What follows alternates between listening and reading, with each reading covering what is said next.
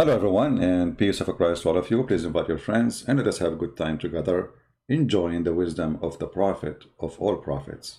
And I'm sure you know who is he. His first letter of his name is Muhammad. You can guess now who is the prophet we are talking about. I just give you the first letter of his name. And actually, I do not need to give you, any letter, because everybody knows, he is the first and the only amazing prophet in the world. He is the one who discovered that the black dog is the devil. And actually, this is proven scientifically. There's scientists from around the world. There's a scientist from Japan, his name Suzuki, Toyota, Honda, Yamu Kamura, Yama Idulai Yama. He confirmed those facts, and he made a study about black dogs, and he found that the black dogs, they are literally the devil, as the Prophet Muhammad, he said. Now, for sure, there's a connection, according to the Prophet Muhammad, peace upon him, between the color of the dog and the dog. The dog is a dog at the end of the day, remember that. But what makes him the devil, that he's black. So Prophet Muhammad is not racist. No. He is not. It's not about racism. He is just reporting for us a fact. So Muhammad is a prophet, and how he knew? Think about it. Actually, you should not think, because if we're talking about Muhammad, we are not even allowed to think. The second you start thinking, they will kill you. They will. Yeah. So anyway, Prophet Muhammad is an amazing prophet. I'm going to open my Skype to any Muslim who like to show us any prophecy from such a prophet, which is not laughable and stupid and dummy. Look how easy my challenge is. I challenge you to show me one prophecy Muhammad, he said, is not laughable, stupid and dummy. You should be able to find a lot, man. He's a prophet. This guy, he spent his life talking. He never stopped talking. He's like a radio station. In the morning he's talking. At night, even when he's sleeping, he's talking. Let us log into our Skype. And please, only Muslims can call. If you are a Christian and you call me, I will hang up on you, because we will give time to the Muhammadan to present their case, which is horrible. Do we have any Muhammadan who would like to give us a call? My Skype is open. And actually, I'm thinking to change this account, Debate TV, because I open it, it's scary. I have thousands of people text me, and I don't know if those people are expecting me to answer back. I'm not sure. Maybe some people think they are the only one who texts me in this earth. We will see what we will do. So, do we have any Muslim who would like to call us and give us a prophecy about his prophet, which is not laughable? Anyone?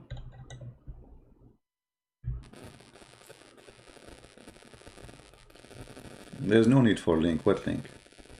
Debate TV. Anyone would like to call us?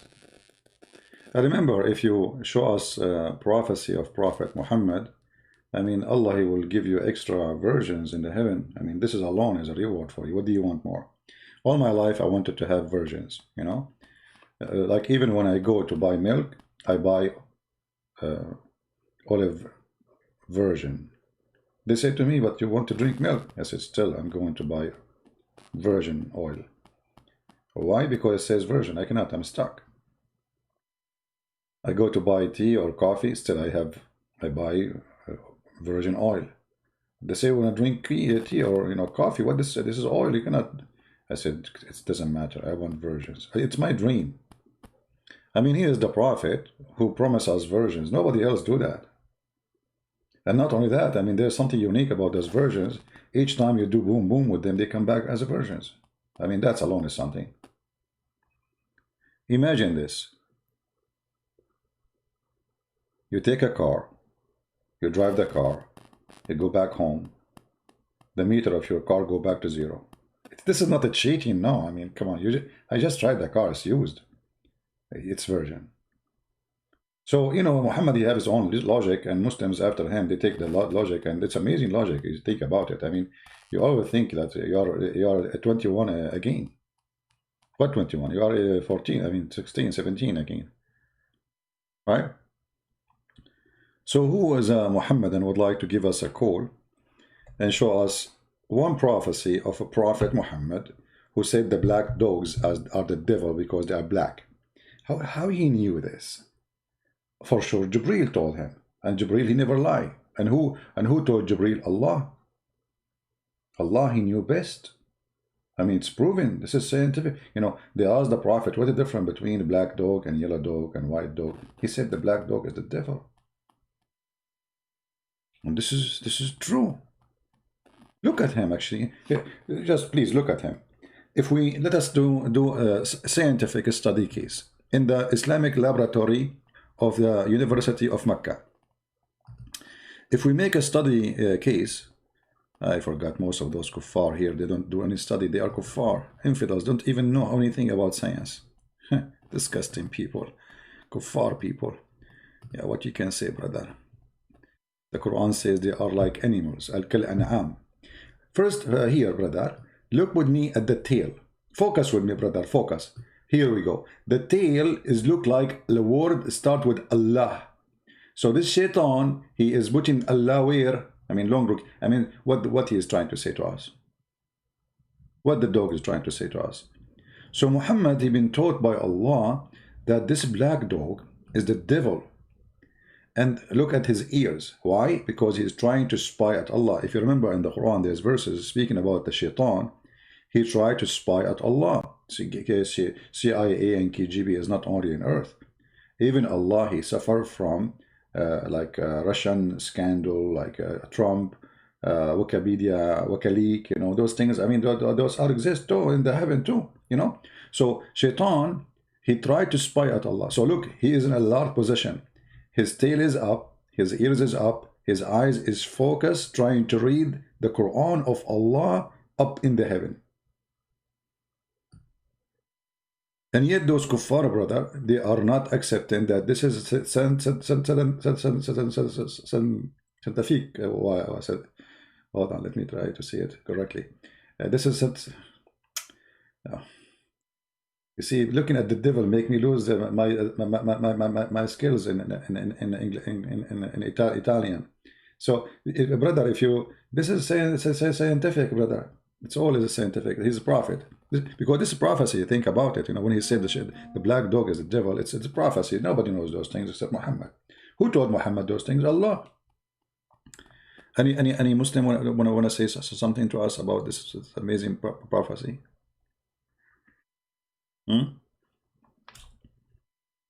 Anyone?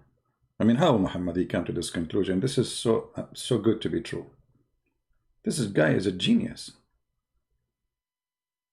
Anyone?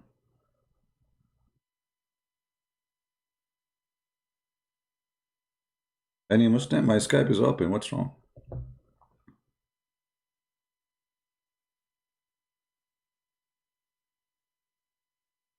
Any Muslim? Okay. I don't see any text from any Muslim. We have a caller. Hold on. We missed his call actually.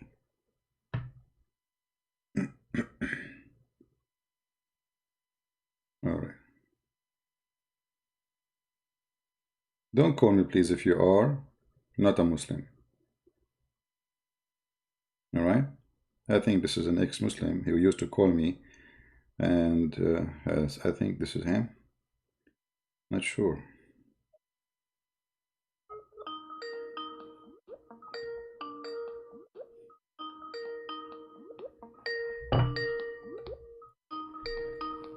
We are calling him back.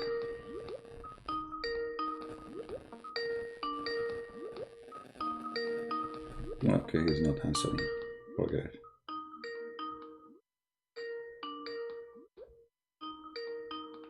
I mean, this Skype is really weird. But I don't even see the call. What is the call? I'm making the call, but now it's not doesn't show. I think Skype's stuck. Stupid program.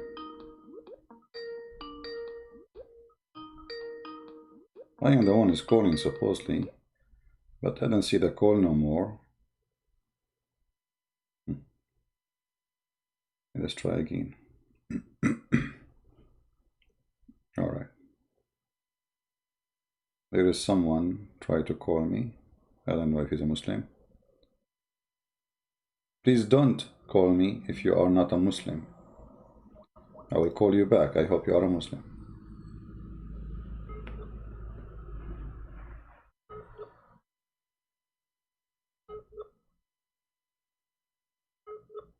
Okay, it's not working. Do we have any Muslim who would like to call us and show us how Muhammad is a prophet? What is the sign for a prophet in Islam? Like, what make you qualified to be a prophet?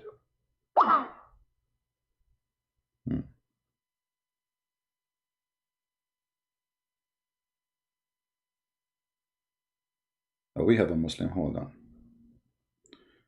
All right. Hello? Please mute YouTube. Hey, yes. Yes, Mr. Hussein. How are you, Mr. Hussein? You are live on air with us. Go ahead. Yes, okay. I'm a Muslim. That's wonderful. What do you like to say to us? What makes Muhammad a prophet? Because, Muhammad revealed the Quran, and Quran is a book of miracles and science and knowledge for all humanity. I like that. Can you give us an example? Yes. Do you know about prophecies about embryology?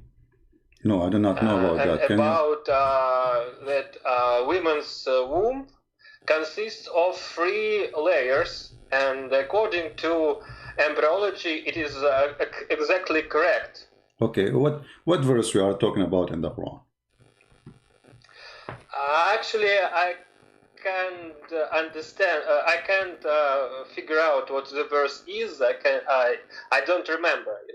Okay. But well, okay. Okay. Then it is in Quran. No problem. So let me help you. I believe that this book is from God. All right. I will help you, my friend.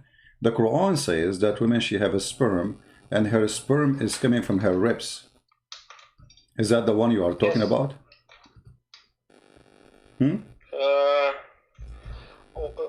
Where does it say that? In the Quran. Actually, yes, I heard from some non-Muslim,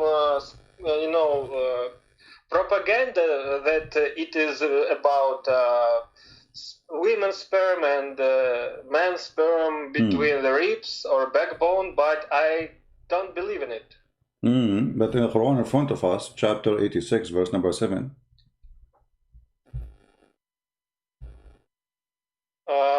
Can you read it? Because I'm illiterate. I do not know how to read, but this is what makes me qualified to be a prophet. You see, if I say I can read, then people will not accept me as a prophet. I want to be like Muhammad. He didn't know how to read, but yet he's a prophet. So anyway, so what about you read it for us? Chapter 86, verse number 7. You can read verse number 6 and 7. You can read as many verses you want, just because we don't want to say he is misquoting or something. Read verses before it and after. One second. I will try to open my YouTube and to read it, okay? No problem. If you show it in your screen. No problem. I'm showing it in the screen right now. Proceeding from between the backbone and the ribs. Yeah, that's amazing, my friend. How the prophet knew that? So here we go, the backbone. The backbone of the man. He is created from a drop emitted, proceeding from between the backbone and the ribs. Surely Allah is able to bring him back to life. Alhamdulillah. Alhamdulillah. Okay, what does that mean now? Especially when you say Alhamdulillah, what does that mean? Alhamdulillah in the name of Allah. No, Alhamdulillah doesn't mean in the name of Allah. Alhamdulillah means thanks to Allah. Since when Alhamdulillah mean in the name of Allah? You're funny, my friend. Yes, that was my fault. Yes. Okay, it's your fault. Yes. No problem. Jibreel, he fixed you. It's the one who told me to tell you that is Jibreel. So now, what kind of a prophet he prophesy that women, she have a sperm coming from her ribs, and man have a sperm coming from his backbone. Do you know the song? It says like it's a very famous song. It says, backbone, backbone, what you gonna do? What you gonna do when I come for you? I mean, the Prophet Muhammad, he knew this. How he knew that the sperm of man coming from the backbone? Okay, this is discovery. Good joke.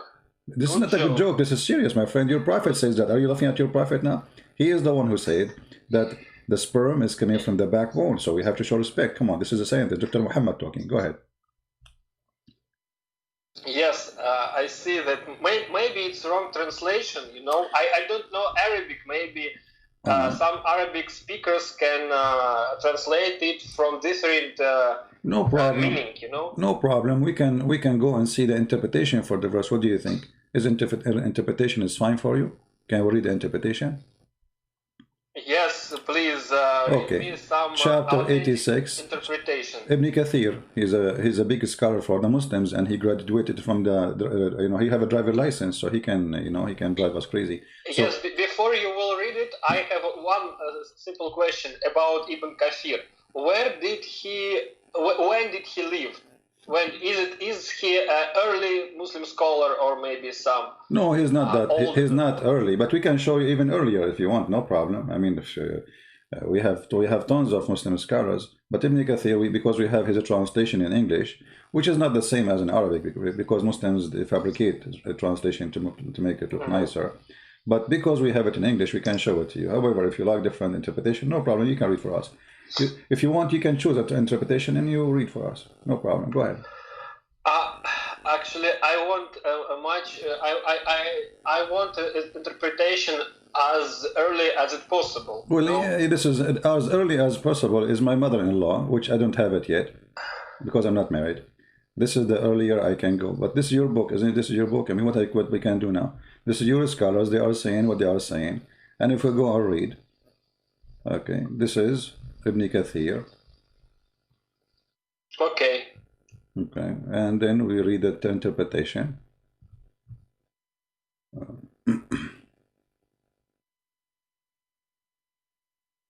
By the way, by the way, are you so kind? I heard your voice maybe in past year, and you were a little bit, angry. No, if a person speak to me, if a person speak to me kindly, I speak to him kindly. If a person want to play games with me, I spank him with no mercy. That's as simple as that. Okay, now this is Ibn Kathir. As simple as that. This is Ibn Kathir, as simple as that, So it says here, فَلْيَنْظُرُ الْإِنسَانَ مِمَّا خُلِقَ. Let us see what the man he is created from. And okay, he continues saying, خُلِقَ مِنْ مَاءٍ دَافِقٍ. He created from water gushing forth, meaning the sexual fluid that come bursting forth from the man and the women. Thus the child proceeded from both of them. Wonderful. So the child is created by a bursting liquid, which is stupid to say because women liquid have nothing to do with the creation of the baby. They have an egg proceeding from between the backbone and the ribs, meaning the backbone and of the man and the ribs of the woman. Do you see it? Which is referring to her chest. So what do you say now?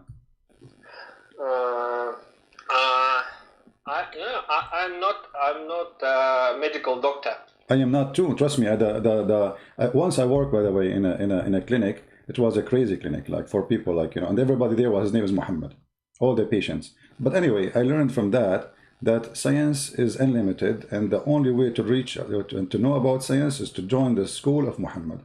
And there I learned that women, they have a sperm coming from the upper side of their chest, which is the location of their necklace. Well, this is why I'm still single. I mean, you don't want to go to the bedroom, your wife should take off her clothes, and instead of seeing breast, you see testicles. I mean, this is scary. What do you think? Yes, this is, I think that this is wrong. This is wrong. So why Muhammad is a prophet for you? Then you just admitted that Muhammad is lying. You just said, everybody heard you. Thank you very much. Actually, I think I thought a couple of times about why Jibril cleaned his breast twicely, yes? According to Hadith or according to Sirah.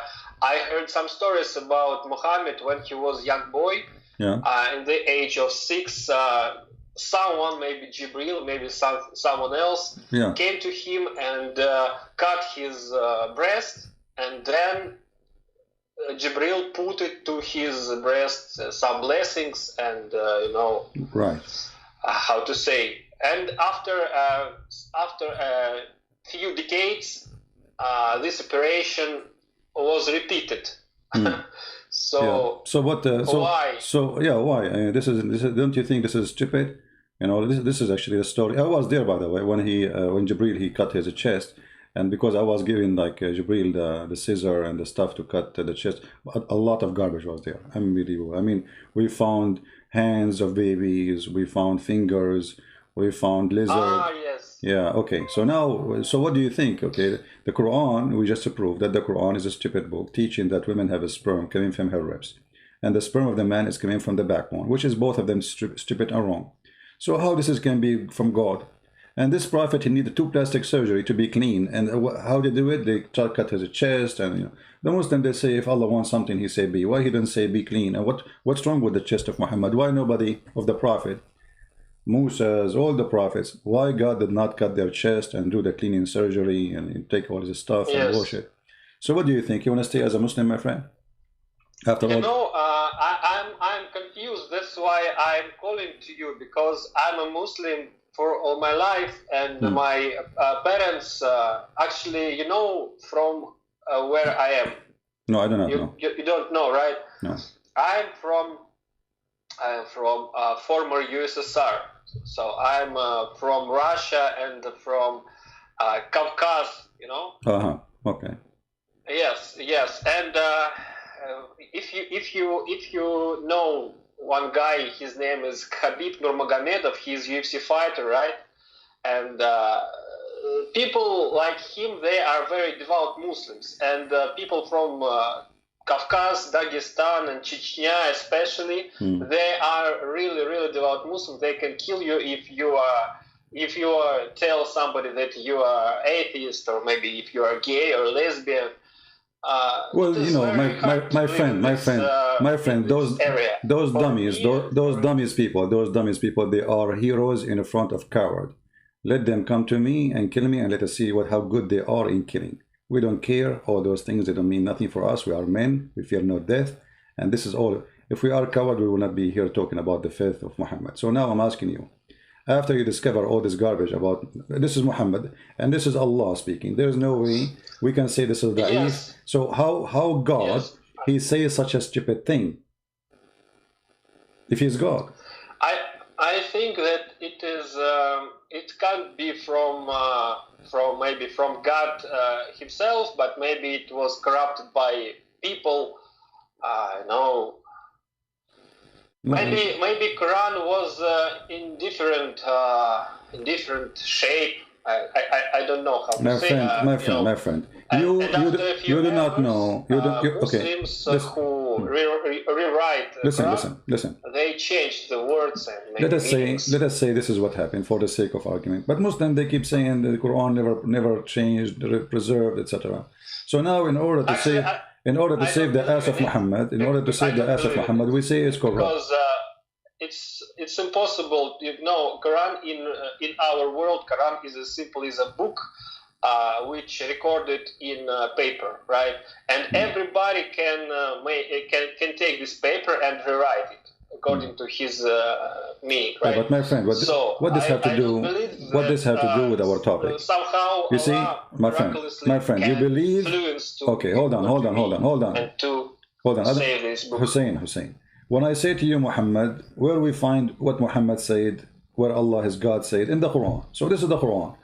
And now, if you want to say to me, the Quran obviously is corrupted. So why you are following a corrupted teaching, and you call yourself a Muslim? Because in either way, you just say that the Quran obviously it's corrupt. But for me, you cannot corrupt the corrupt twice. Muhammad, he himself is a fraud. Muhammad himself, he said tens of things which is stupid. I mean, hilarious.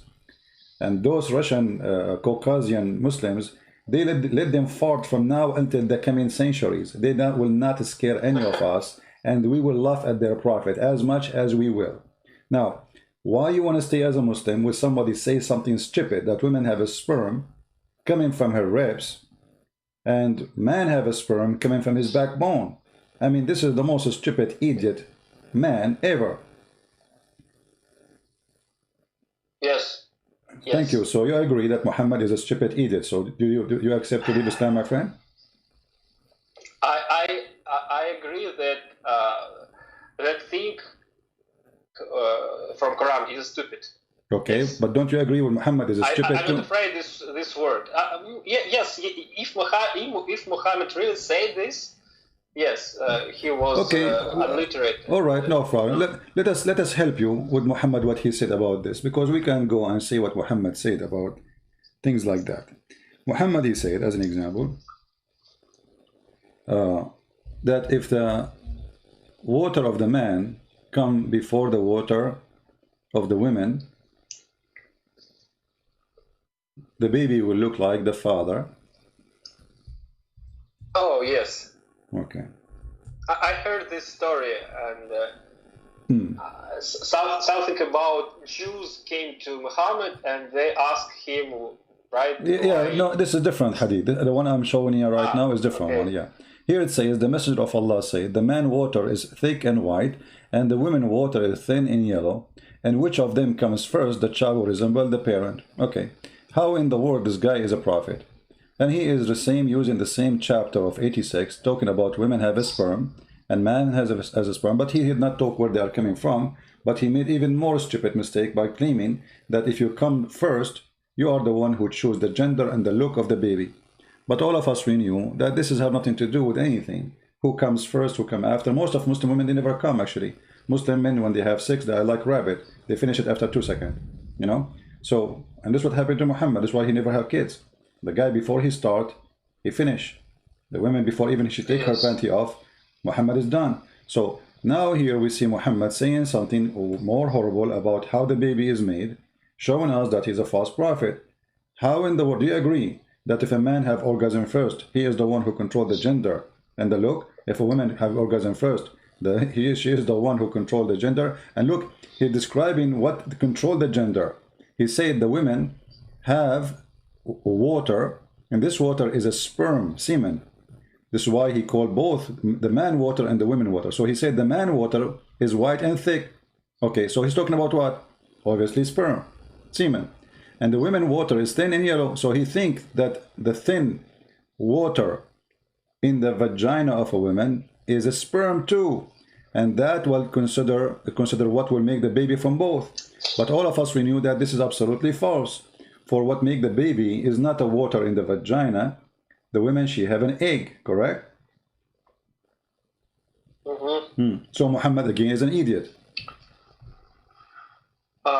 But you know, yes, it looks like it was wrong, but I don't know. We have another hadith about great things about Muhammad, about his kindness, about he split the moon, and Muhammad he split the moon. Muhammad, okay, hold on, my friend Hussein. Things about Muhammad. Hussein. Muhammad's.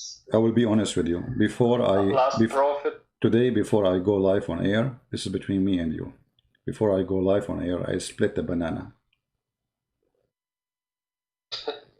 What split the moon? I mean, the moon is there. Do you see the moon is split? I mean, this is the most funny joke ever. I mean, how in the world even we can say such a thing? If the moon is there, do you see two pieces?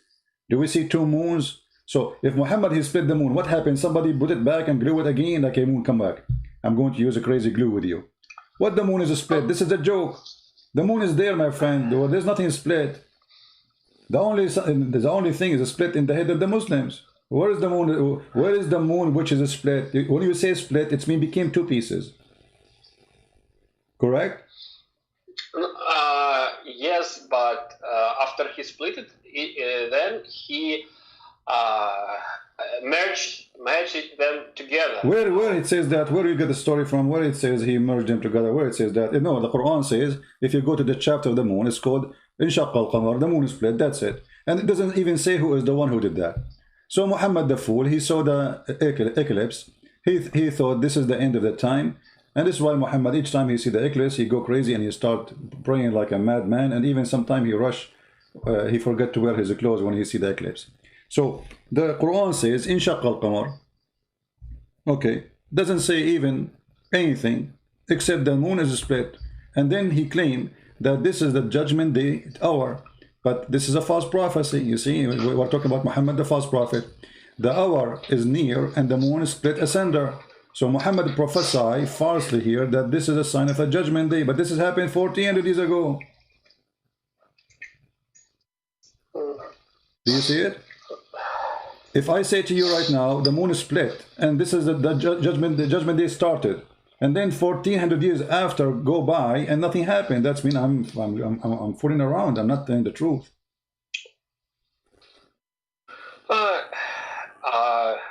Yes, but no, Christians also have some contradictions, some strange thing. My friend. Let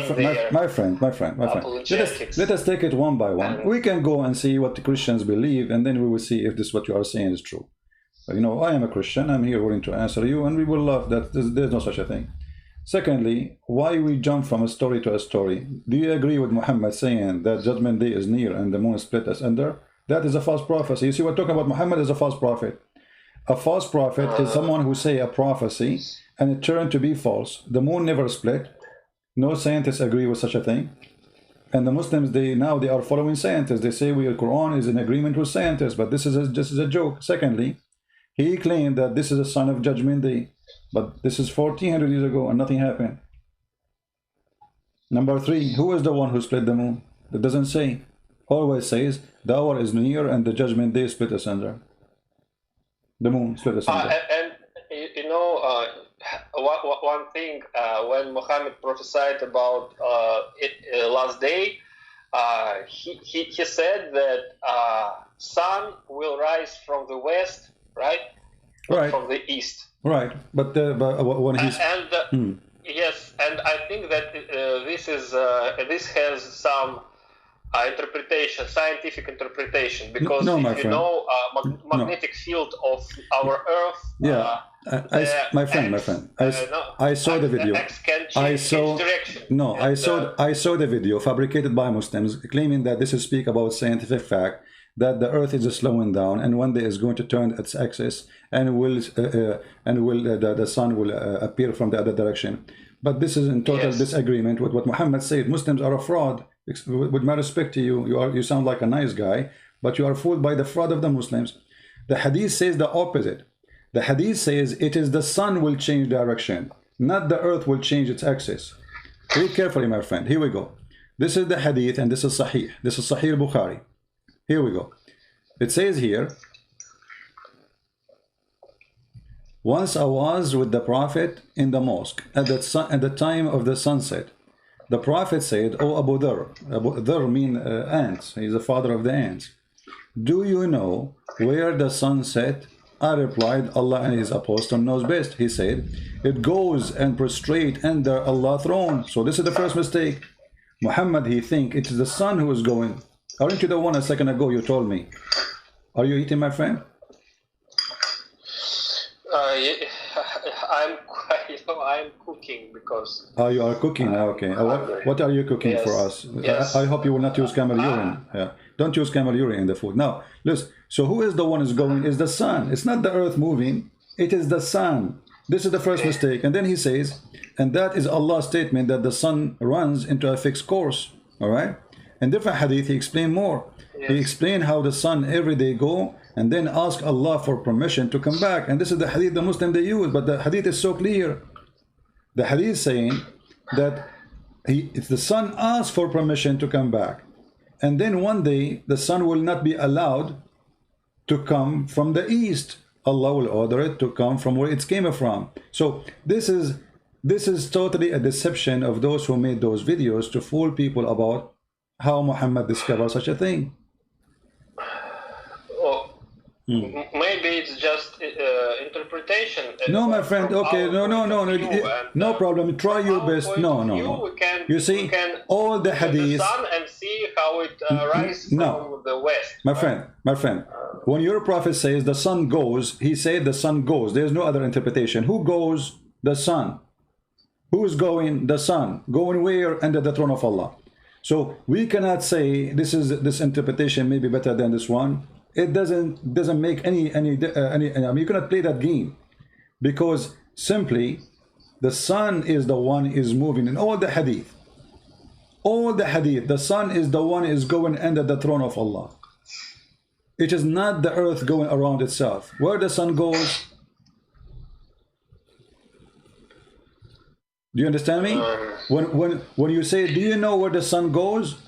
What about Muhammad saying that the sun set in the murky water? In the muddy hot water.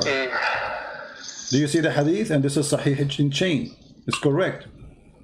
They asked him, he said, do you know where the sun goes? So again, Muhammad confirming that the one who goes is the sun. It's not the earth going around itself, it's the sun going from point A to point B, and point A is the east, point B is the throne of Allah, and then ask for permission, and under the throne of Allah there is a hot muddy spring of water. Do you see it? Yes. Okay, so how this can be from God? What do you think?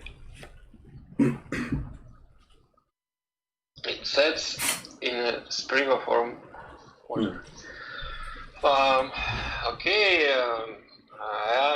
you know, we here in Russia, we don't discuss those things in mosques, and it's I don't know how to explain. It's maybe not forbidden, but just I don't know. My friend, me and Putin, talk about no problem. But me and Vladimir Putin, we speak every day about the Quran, and he die laughing. He call me every day before he go to bed. He say, "Can you, Christian Prince? Can you please help me? Give me a joke because I want to relax from all the hard work I do." So I tell him a joke from Muhammad, and he die laughing. And the other day we stopped talking together on the phone because almost he have heart attack from laughing. Look at this. I mean, this is laughable. This is the most stupid statement ever. How this guy can be a prophet of God?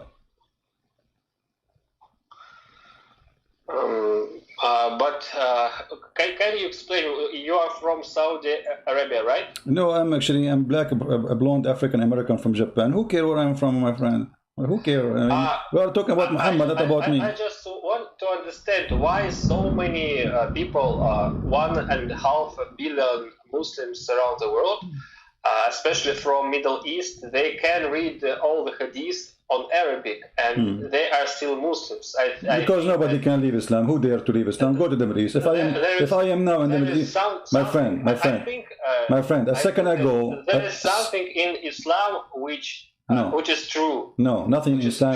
Nothing in Islam is true. You just told me that in Russia we have Muslims can kill you if you say something about Muhammad. Correct? This is exactly why there's people that are still Muslims. Give them a freedom, people will leave Islam. So terrorism is the reason for Muslims to stay as Muslims. Give them freedom, you will see most of them, they will leave Islam. Actually, the biggest mullah of Muslims today exists. His name is Al-Qaradawi. He said, if not the sword, Islam is gone long time ago. He said that. If not the sword, Islam is gone, history, from long time ago. And the sword will go, and here we go. The internet destroyed the sword of Muslims, and they cannot do anything with it. And we are laughing at Muhammad. What they can do about it? Nothing. So they are not the super nations anymore. They are not the most powerful. They are a bunch of small nations. Even the big ones are small because they are big population, but they are small in power. So they can say whatever they want. Who can stop us? Yes. Who can stop the truth? This is the truth. We are reading their books. We are not fabricating things. We are not making fun of Muhammad because we are just being idiots. We are laughing at what he said. We are not laughing at somebody or someone he did not say something funny and laughable. This is what he said. Why Muslims? They still Muslims. Who said they are still Muslims? Here we go. You are calling me and you will leave Islam. Maybe in 2 minutes or 5 minutes or 10 minutes from now, I can tell you are out of Islam already. Aren't you? Maybe I'm not. No, I think maybe I'm not a Salafi or I'm not a I don't care if you are a Salafi or not. Do you accept? Do you accept? There are a lot of different kinds of Muslims, Sufis and Who care? Who care, my friend? Who care? Who care? Who care? Who care? Who care? Who care? Who care? Who care? We just showed you. I can't agree with some of hadith, but no, we showed you from the Quran. I agree with Islamic point of view that God is one. God is not human. So hold on. Who said that God is one and God is not a human? Where in Islam it says that? Everything in Islam said about one God, one Allah. Okay, but Allah, he keeps saying we, and then he said in the Quran, if you want to take a partner, we will take it from ourselves. If Allah is one, he will take a partner, he will take it from ourselves. How he can be one? Maybe Allah, when he says we, he means himself. Okay, but he want to take a partner now. So he want to take partner from himself. He want to have sex with himself. In the Quran, chapter 21, verse number 17, speaking about taking a wife, a partner. So if we want to take a partner, we will take it from ourselves. How he is one, yet he will take a partner from ourselves. And Muslims, in order to fix this issue, they have all a kind of false translation, but the Arabic is there and the interpretation is there. Even Islamic interpretation agree that this is about Allah taking partners, having sex with the whore. So if the whore is not from God kind, why he called from ourselves? Read carefully. Had we intended to take a pastime, i.e. a wife or a son, etc., we could surely take it from us.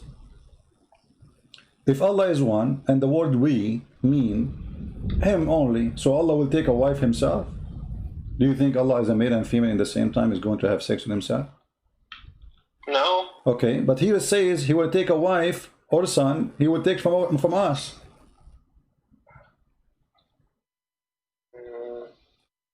Maybe it means that everything was created by Allah, and male and female was created by him, and as a creation. I will go with you.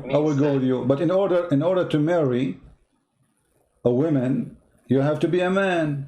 I mean, we have God, we have a woman, so you have to be from the same kind. You want to have a son. You see,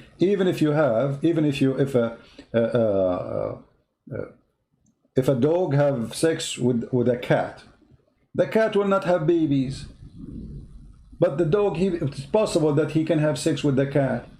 But still the cat will not provide babies. So in order to have babies, you have to be from the same kind. So now Allah is saying, if you want to take a wife, he did not say a wife, I will take it from a human or my creation. He said us. Us. The second you say us, it means we are from the same kind, the same equality. You see, if somebody says who is here is an Arab, I say me and my cousins, etc. I say us. That means we are the one who qualify to be from one kind. So you don't say us unless it is the same kind. If I say who is Russian, you say to me us, correct? I am not Russian, you are Russian. Okay. So in order to have the title as us, you have to be from the same quality and the same kind. So when Allah, he says, if I want to take a partner, we'll take it from us. So us but you are one.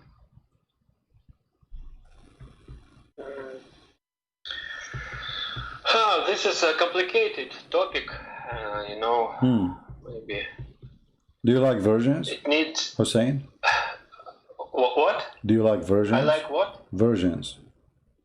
Virgins? Yeah. Yeah. You like versions, don't you? It's a really confused question.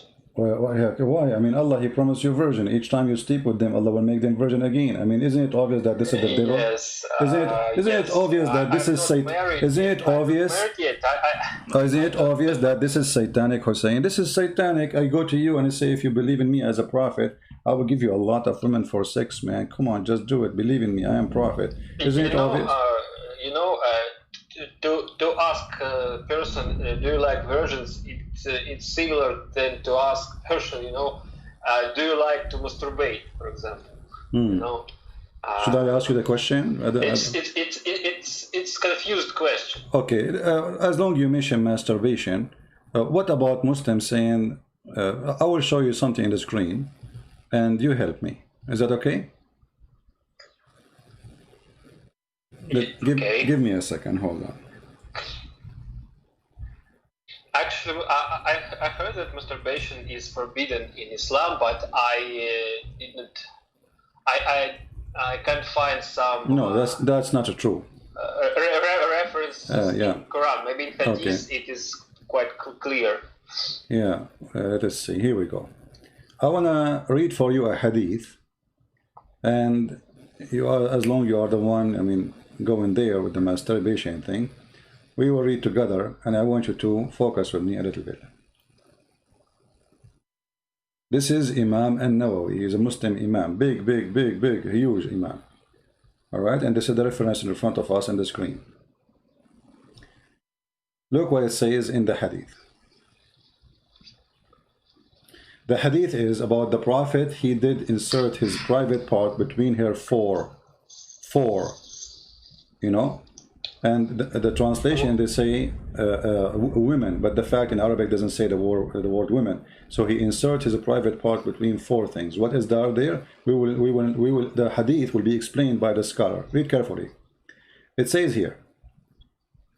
In another narration, the word shi'abuha used to scholar that disagreed about intended meaning of the word shi'abuha. Anyway, let us go skip a little bit so we can show you what Islam is about. Here, our companions have said that if the penal head has penetrated a woman anus, or a man anus, or an animal vagina, or it is anus, it is necessary to wash. This is religion?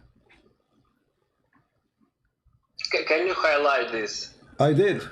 Let me see if I can make it bigger. Hold on. Our companions have said that if the penal head has penetrated a woman's anus, or a man's anus, or an animal vagina, or its anus, oh, it's lost. Okay. Then it is necessary to wash, whether the one being penetrated is alive or dead. What kind of religion this religion is? And then it says here, the one being penetrated, alive or dead, which means Muslims, they have sex with dead human and dead animals. And then young or old, whether it was done intentionally or accidentally. I mean, how you have sex with animal incidentally? How you enter a private part of a man inside an anus of a man accidentally? I mean, this is a joke, isn't it? So this is Islam. And later you will see here, I mean, you can read the whole hadith. It says here, hold on, let's read. No, they do. This is your scholar telling you about what you should do. Go read the book of Ibn Taymiyyah. He explained to you how to have sex with watermelon. What are you talking about? If a woman insert in her vagina an animal penis, she must wash. And if she inserted detached penis, zakaran maqtu'an, which means a cut off penis, she have to wash. And several male severed male member, a material aid perhaps. There are two opinions about that. There's two opinions. And what is the discussion if she have to wash or not? I mean, look at this discussion religion. It's not about the moral behavior. It's about, I mean, we are talking about animal penis. We are not talking about sex toy. We are talking about she go and cut a penis of an animal, and now she is using it as a sex toy. What is the problem? Should she wash or not? Read it. How this can be from God? What kind of religion is the one discussing such a thing? This should be forbidden anyway. This is disgusting. A woman, she is cutting the penis of an animal and she is using it as a sex toy. And now the discussion is, shall she wash or not? I don't practice this, and I think that Muslims in entire world don't practice it. No, my friend, you are wrong. Go and search. Go and search with sex with donkeys, sex with the cows, sex with Muslim. They practice all those things. And the hadith here is about your prophet inserting his private part between her four legs. The Muslim, they try to fool us, says this is not about an animal, this is about a woman. But nowhere it says the word women. And if it's about women, why the scholar here explaining about having sex with animals?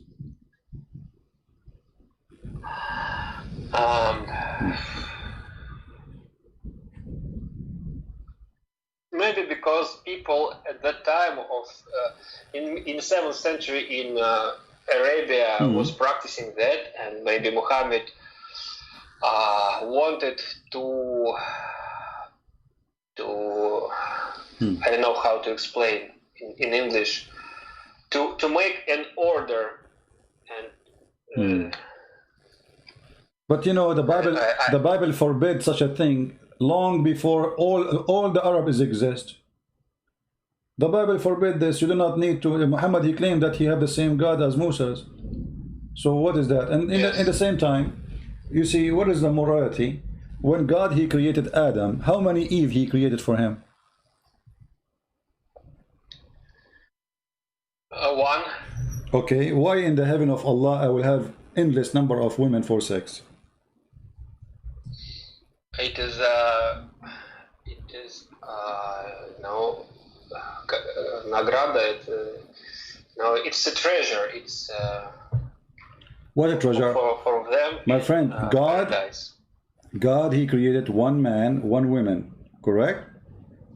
Yes. And this was heaven. Okay, why in heaven of Allah, if it's the same heaven of the God of Abraham, why in the heaven of Allah we will have endless numbers of women for sex? We never heard of them. We don't even know who they are. Yes, because if for Adam she was not a gift for him, but many women for believers is a gift from Allah. You know. Who said here? What gift? When women, she is a gift, like you receive a gift in Amazon. What gift? Woman is a human being, my friend. What gift? Is your, with my respect to your mother, are you saying your mother, with my respect to your mother, are you saying your mother is a gift and your father, he received her in Amazon because he paid some money? What gift? No. Okay, no, so no. if when I talk about love, in paradise, who is they are not human beings, right? No, they are. No, they are. Creatures. No, they are a human because simply they have a private part of a woman. They have eyes of a woman. They have a look of a woman, and they are women. Who said to you they are not a human being?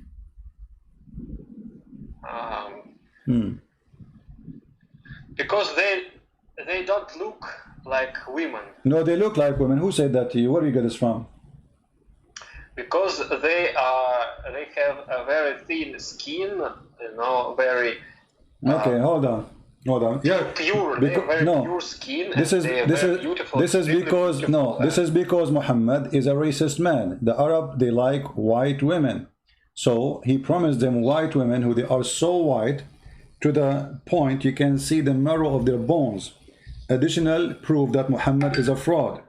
Why I need to have a woman? I can see the marrow of her bones. Why? Because simply I'm an Arab, and Arab, they like white women. The whiter they are, the more beautiful they are for the Arab.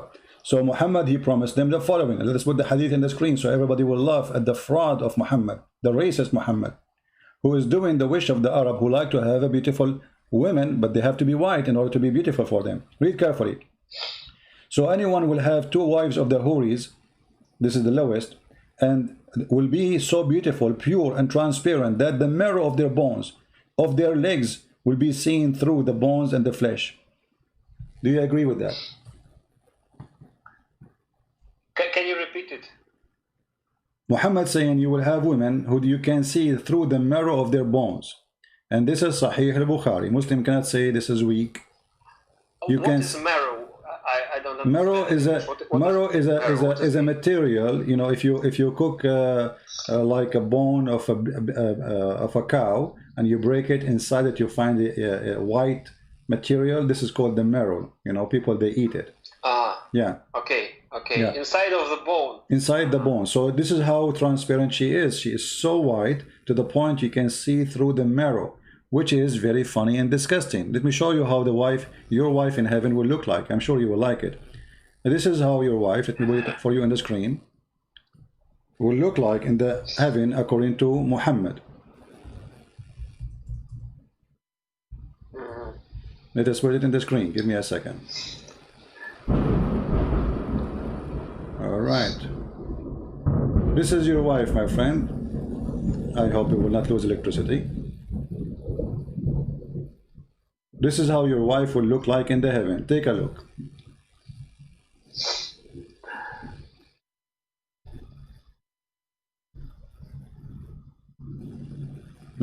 What do you think? I can see anything on my screen. Maybe it's some delay. Maybe, yeah. Yes. Yeah. So this is what Muhammad, he promised you in the heaven. Is that a promise of God or a promise of an idiot? This is what he said. The hadith says, we show to you, you can see through the marrow of their bones. This is what you will see. To be honest with you, I'm getting so excited now. I'm single, you know, and I cannot resist this temptation. I mean, this is so beautiful. Especially when look at those positions, man. Look at those men. I mean, come on, look at it. You're single, I'm single, you know, nobody's listening. Look at this. This is so beautiful, brother. Unbelievable. Look at this. Oh man, this is so crazy. This is so good. Oh boy, look at this one. Oh boy, I cannot. This is too much. I got to go. Yeah. So what do you think? This is a promise of God or a promise of a crazy man? Where did you get it from? These pictures? By Allah, He sent it to me with Jibreel.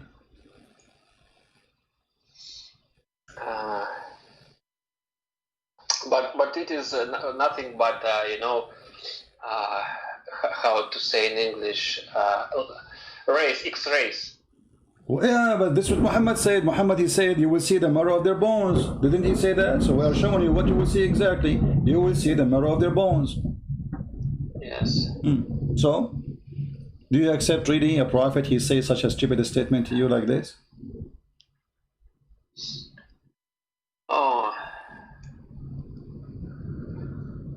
It's difficult for me to get it, to understand this. No, it's not difficult, my friend. You are trying to avoid to say this is stupid. I cannot believe in this garbage. I want to leave Islam.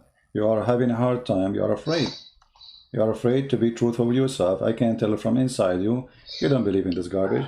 And you are out of Islam already, but you are afraid to say I'm out.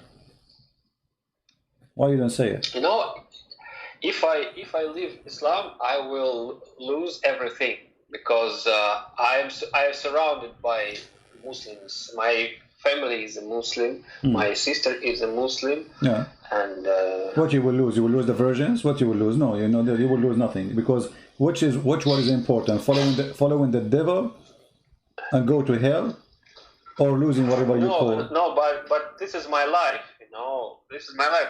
No, you have no. My friend, my friend, right now. She was a very devout person, and she told me that this is our. We have to be a Muslims. We have. This is our how to say dolg in Russian. It means dolg. It's our destiny, right? But still that will not change any fact that you agree that Muhammad is a liar. So you are saying to me because you have a girlfriend, you don't want to lose your girlfriend just because you know that Muhammad is a liar. Just because of a girlfriend, you will accept Muhammad a prophet. I'm not going to change my belief following a false prophet because of a woman, no matter who this woman is. Even if she was my mother, my sister, my wife, who cares? I will never do such a thing. I am not for sale for the devil. This guy is the devil. There's a Muslim, he just said, you need to learn. Guys, look what this Muslim, he said to me. Christian Prince, you need to learn before you read the Quran what is metaphorical. My friend, he said you will see the bones of the women. This is metaphorical. You will see the marrow of it's inside the bones. This is metaphorical. Anything is embarrassing for the Muhammadan. They say it's metaphorical. The woman, she have a sperm coming from her ribs. It's metaphorical. The man have a sperm coming from the backbone. It's a metaphorical. The man will have a penis, endless penis. It's metaphorical. Metaphorical for what? When Allah, He promised you an endless penis, this is metaphorical for what? Internet. Cable. What metaphorical? And who is the one agree with you that this is metaphorical? Even the Muslim, not a single Muslim agree that this is metaphorical. So why you are fabricating a story? Potato. You know, I think that if Islam is wrong, if Islam is from Satan, why God can't destroy this? It's already destroyed. Here we go. God is using, my friend. No, you are wrong. Islam is destroyed from the beginning, my friend. Islam. Don't you see all the caliphate? They killed each other. Don't you see that the Muslims now are killing each other? Don't you see that there's not a single Muslim agree with the other Muslims, and each one of them call the other one kafir? Don't you see Iran when I attack Turkey, Turkey when I attack Syria, Turkey when I attack Egypt, Egypt when I attack Turkey? Don't you see that the Muslims, even your prophet, even your false prophet, look what he said. My nation will be 73 sects. Only one of them will go to heaven. Correct? I don't know. What do you mean you don't know? Well, I know. Here we go. This is your false prophet saying, my nation will be 73 sects. That is what the hadith in the screen. Actually, CP, I have no time. I have to go because my mom. Yeah, but you will not leave it. You will not, come, my friend. Come and I can't. No problem. No problem. Anymore. I have only five minutes. No problem. Okay. So why you don't denounce Islam before you leave, my friend? Why you don't accept? You already said. I need to make. I need to make a research about. Already you agreed. Already I showed you the Quran. Already you agreed that the Quran is stupid when he says the women have a sperm coming from their ribs. The man have a sperm coming from his backbone. You agree that the Quran is a stupid book. So are you already... This is not the whole Quran. Doesn't matter. If some of the Quran is stupid, if some of the Quran is stupid, obviously the author is stupid too. Doesn't matter who was the rest. And who said not the rest of the Quran? Oh, the rest of the Quran is stupid. But you're saying you have no time. Otherwise, I can show you from the first page of the Quran to the last page of the Quran that this is the most stupid book. I advise you now, before you leave, to say and agree that the Quran is a book of a fraud. And you did. You said this is a lie. This can't be true. So why you don't say Quran is a fraud?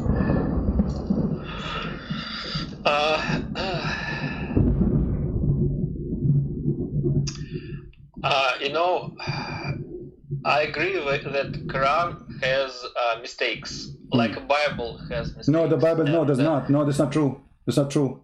You see, first of all, the Bible is written by a man, which means there is opinion of a man and there is God words. If God words is wrong, that will be a different story. But if I say something and what I say, if you go in the Bible, you see that Satan, he speak. Bad people, they speak. Bad people, they do things. The Bible is a book of history reporting what people said and did. So you cannot say the same. In the Quran, every word in the Quran, according to Muslims, is said by Allah only. No other person involved. Even the angel, he is not even speaking there. Even the angel, he say what Allah told him. So when we go in the Bible, we see that David said, but David is a man, not God. We go in the Bible, we see that this person said, this guy, his name is etc. said, this guy, his name is etc. said, this guy, his name is etc. he did. It's not God talking. We call the book of God because it's teaching us about God, but this book contains history, stories of men and women who did things have connection with the establishment of the Jewish belief. So you are mistakenly mixing things up. The Quran, all of it, supposedly word by word, letter by letter, even the dots in the Quran, there's no dots actually, is made by Allah. So when we find a stupid mistake in the Quran, and not one, we find thousands, and then you want to say to me, same as the Bible, that's not honest from you. So if I am you, as long as you agree that the Quran is full of stupidity, you are following a stupid God. So why you don't denounce Allah and accept the truth? Because I have only one chance to accept Islam and only one chance to leave Islam, right?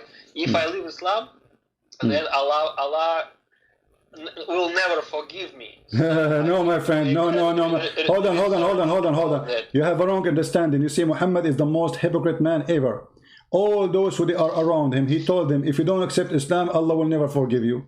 And then they did not accept Islam. And then after that, they accept Islam. And then some of them, they even leave Islam. And he said, those who leave Islam, they let them die and they are kafir. And then they came back to Islam when he became victorious. And now they are great names in the history of Islam. Muhammad, he made them prince and princess to rule countries. So Muhammad is the biggest fraud in history. And why you are worried about the dead man? Aren't you worried about the living Jesus? Christ is alive, my friend. He is going to come in the judgment day. Even in the stupid Muhammad story book, he admitted that Jesus is coming back. So in the judgment day, you will not stand in the front of the fraud Muhammad. You will stand in the front of the living God, the Messiah. Aren't you afraid from that day? I have to go now. You are scared. You are scared to say the truth. You already admit that Quran is a stupid book. Why you don't say it? Why you don't say Islam obviously is a fraud? You admitted that the Quran is a stupid book. CP, if I will confess that Islam is a book not from God, I want to do this on my own, you know. I'm not forcing you. I'm not forcing you. I'm just discussing with you. Did I force you? I'm just asking you. You just admitted and agreed that the Quran is a book of mistakes and error and stupidity. So it cannot be a book of God. So why you want to follow a book which is not obviously the book of God? It seems so. Yes, I agree. It seems so, but if we, my friend, you did not need to say anything more. That's it. You left Islam. You just said. It seems so. It seems that the Quran is a fraud. So you are out of Islam already. I mean, you don't want to say the word "I am out of Islam," but you just said so. You said "seems so." Yes, according to you, Christian Prince, it seems so. But no, not according to me. No, it's not according to me. No, don't change the word. Don't change the word. You are the one who said it seems so. I said to you. I said, Hussein. I said. Quran is a book full of errors and mistakes, and you agree with that. And then you said it seems so. This is your opinion, not my opinion. So not according to me. This is according to your understanding, and you agreed with it. So you said it seems so. So the Quran is a book of errors and mistake and fraud. It seems so, and you confirmed that. So you are out of Islam.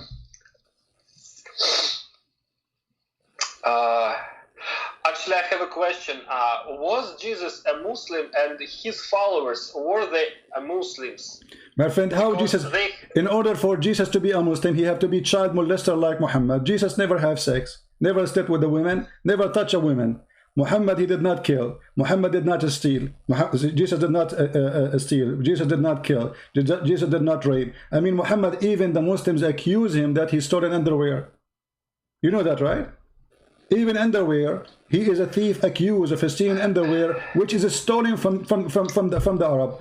This is a prophet. He attacked people in the street and he steal their clothing, and the Quran confirmed that. So how you can say Jesus was a Muslim? Why? He was a thief, he was a gang, he was a caravan rider, he was a pirate, he was a rapist, he was a child molester. How he can be to be a Muslim prophet? You have to have the qualification. And what the qualification? Number one, you have to be a person who have no dignity. Muhammad, he go to the house of his own wife, and his own son wife, and he flirt with the wife in the house of the son. This is not even a friend. What do you think, Hussein, if your father, he come to your house and he flirt with your wife? He said to her, "Oh, you are so sexy. I like you." Huh? What do you think about your father if he do that? With my respect to your father. My father is a nice person. Okay, but that's not the question. What do you think if your father, I'm not saying he is a bad person. I'm saying if. And I know your dad is not a bad person. I'm saying, what do you think if a person, your father or my father or anyone, he come to the house and he flirt with his own son wife? Do you think he is a good person or he is a piece of garbage? No, I think that a lot of Muslims in modern world, they are different from Muhammad, right? Okay, so you are saying to me, Muslims are better than Muhammad. Guys, he just said Muslims are better than Muhammad. Look at this. So why you follow Muhammad? Okay, all Muslims are better than Muhammad. So Muhammad is a piece of garbage, and you admit it. But Muhammad was a merciful person, and he was a merciful to the point he go to your house and he flirt with your wife. This is mercy. This is horrible. This will destroy you. This will hurt you. This will hurt your feeling. You are a human being, A father, he come to your house and he do cheat on you with your wife. That is a merciful behavior. Can you imagine how much pain the husband he went through?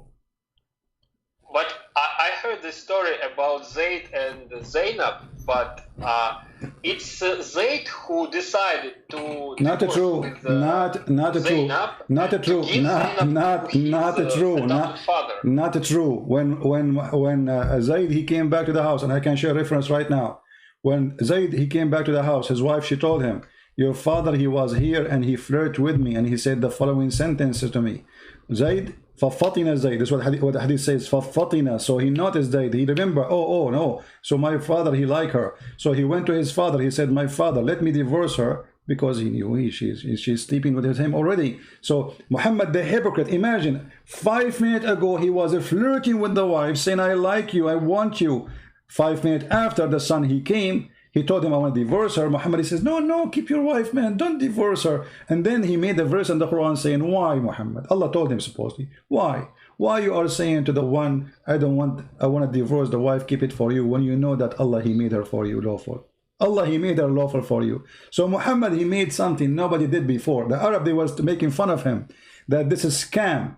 He claimed to be a prophet, yet he wanna have sex with his own son, wife, and he did.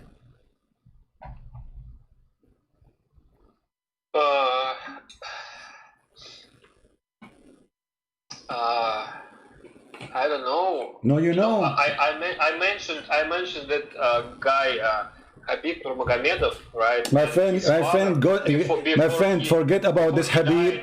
My friend, forget about this Habib. This guy is a donkey. I don't have respect for him. I don't have respect even for all those who play boxing, because obviously they are a bunch of donkeys. What boxing? I mean, we can get a donkey. He can kick you in your bum and you die. Donkey. He have more powerful than your hand. What does have to do with our topic? I mean, why in the world we insert a topic about a guy, he is a boxer or a fighter, which means he have no brain? Because if he have a brain, he will be having a school, he will be successful in something. But going and beating people up, that will not make you really anything good to me. That will make you an idiot. To make it a profession for you, it means you are not successful in school, you have no brain, the only thing you do is to kick and kill.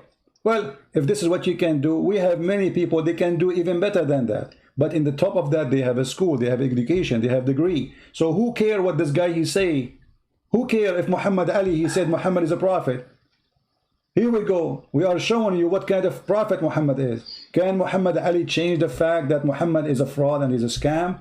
So don't bring stupidity to my topic, my friend. At least when you mention a name, mention the name of somebody you have little respect for him. I don't respect those people. They are drug dealers. All those you speak about them. Qadarov, hold on. All those who they live in Russia, those Muslims from Chechnya, all the country work in drugs. All of them, they are gang leaders. Oh, you know it. Drugs, weapon. This is what they do for a living. So when you mention to me those people to prove Islam to me, and you are the one who said to me, the Muslims here, we are very aggressive. If you say something against Muhammad, we kill you, right? That is additional proof that they are not in the level of civil people to be even considered. For they are following a savage prophet, for they are savage themselves. So you want to be a savage like them?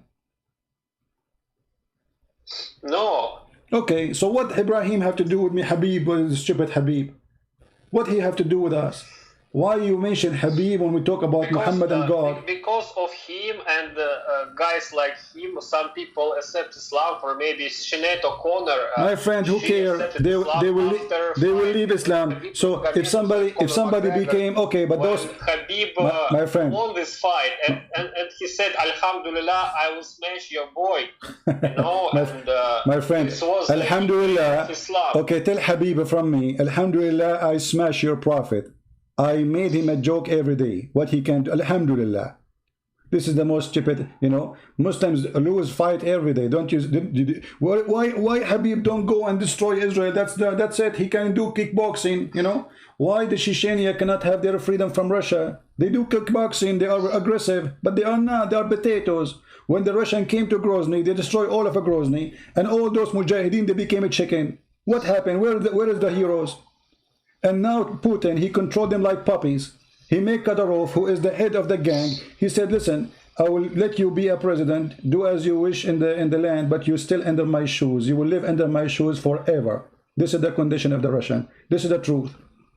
Those people who want to have Islamic State and they want to say for the sake of Allah, what happened? Now they are living under the kuffar. The president of Russia is Putin. Kadyrov is just a donkey for Putin. He rides him as he wish to control the people. All of us, we knew this. But what does this have to do with our topic? We just showed you that Muhammad is a fraud. What people say, what I say, what he say, it's not about me, it's not about you. It's about what is in front of us in the screen. Muhammad obviously is a fraud.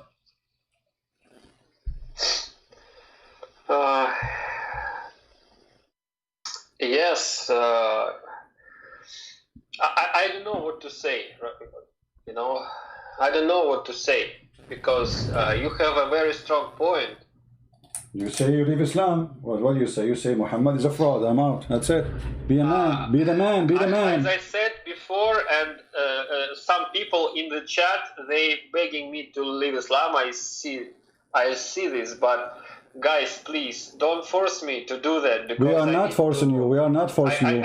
We are not forcing you, my friend. Take time. We are not forcing you. We are saying be a man. You already left Islam. Actually, you agree that the Quran full of stupid things.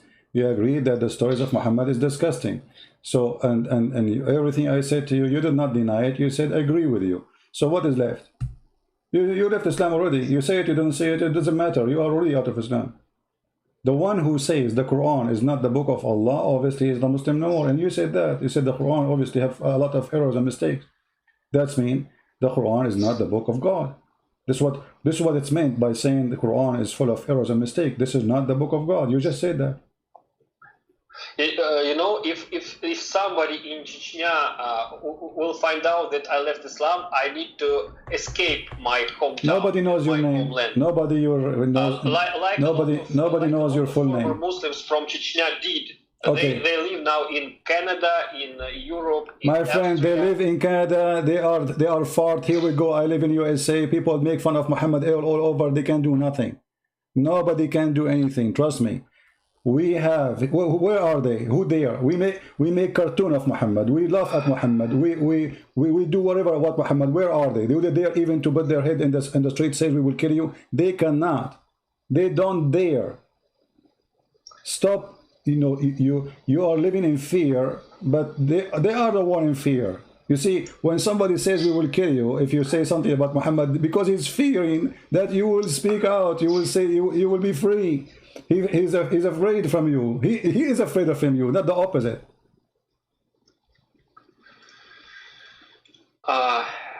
Did you heard about Ramzan Kadyrov? He's the head of our republic. No, I did not hear about such a guy. It's very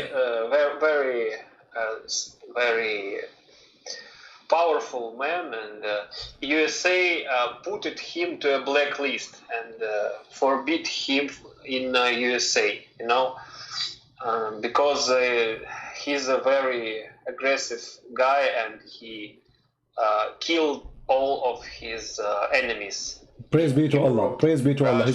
He's practicing Islam. He's a good guy. Praise be to Allah. My friend, who care about this shit? Excuse my language.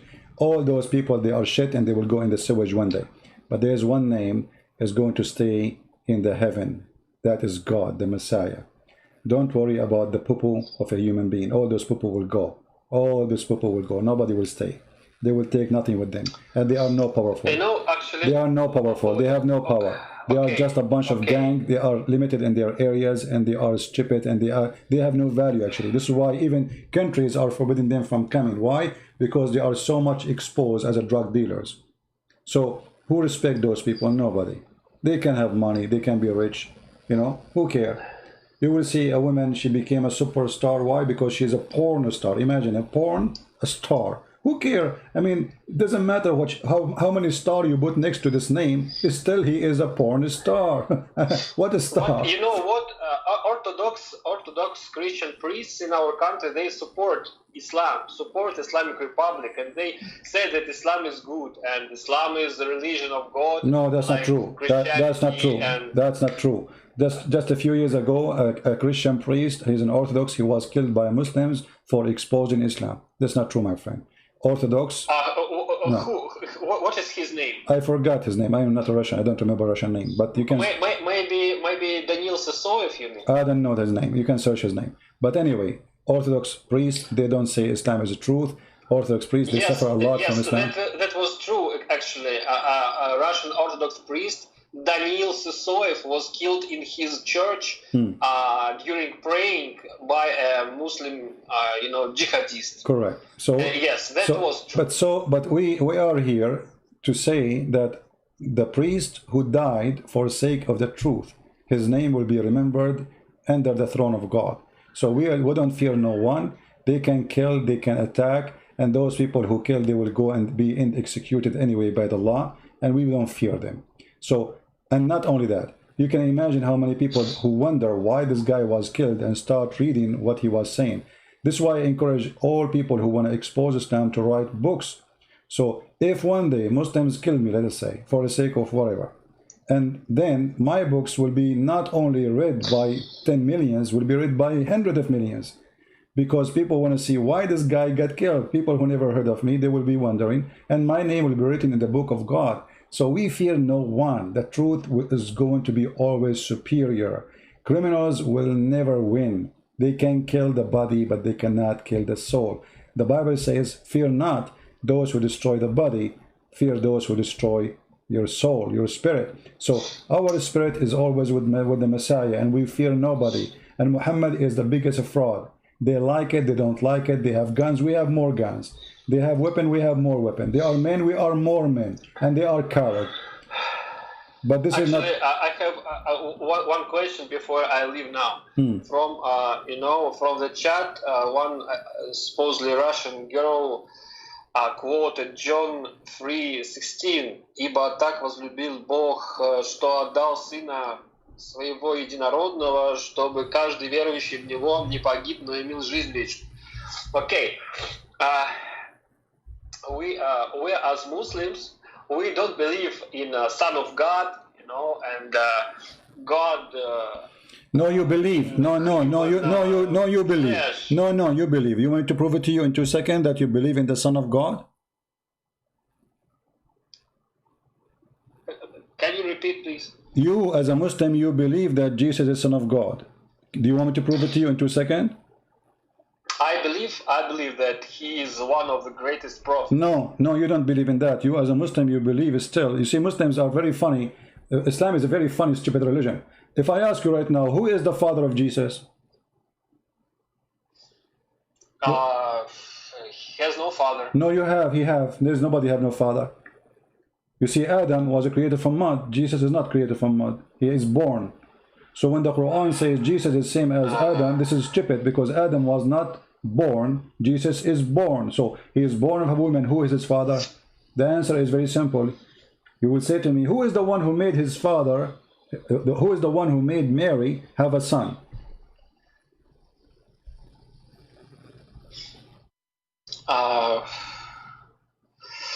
If I sleep with the women, I made her have a son. Is that correct? Yes. Okay. Yes. Who is the one who made Mary have a son?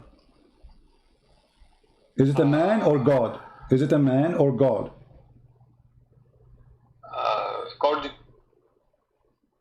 According to your beliefs. No, according to your belief. No, I'm not talking about my belief now. I'm talking about your belief. According to your belief, who is the one who made Mary have a son? Man or God? Allah. Allah. So who is the father of Jesus?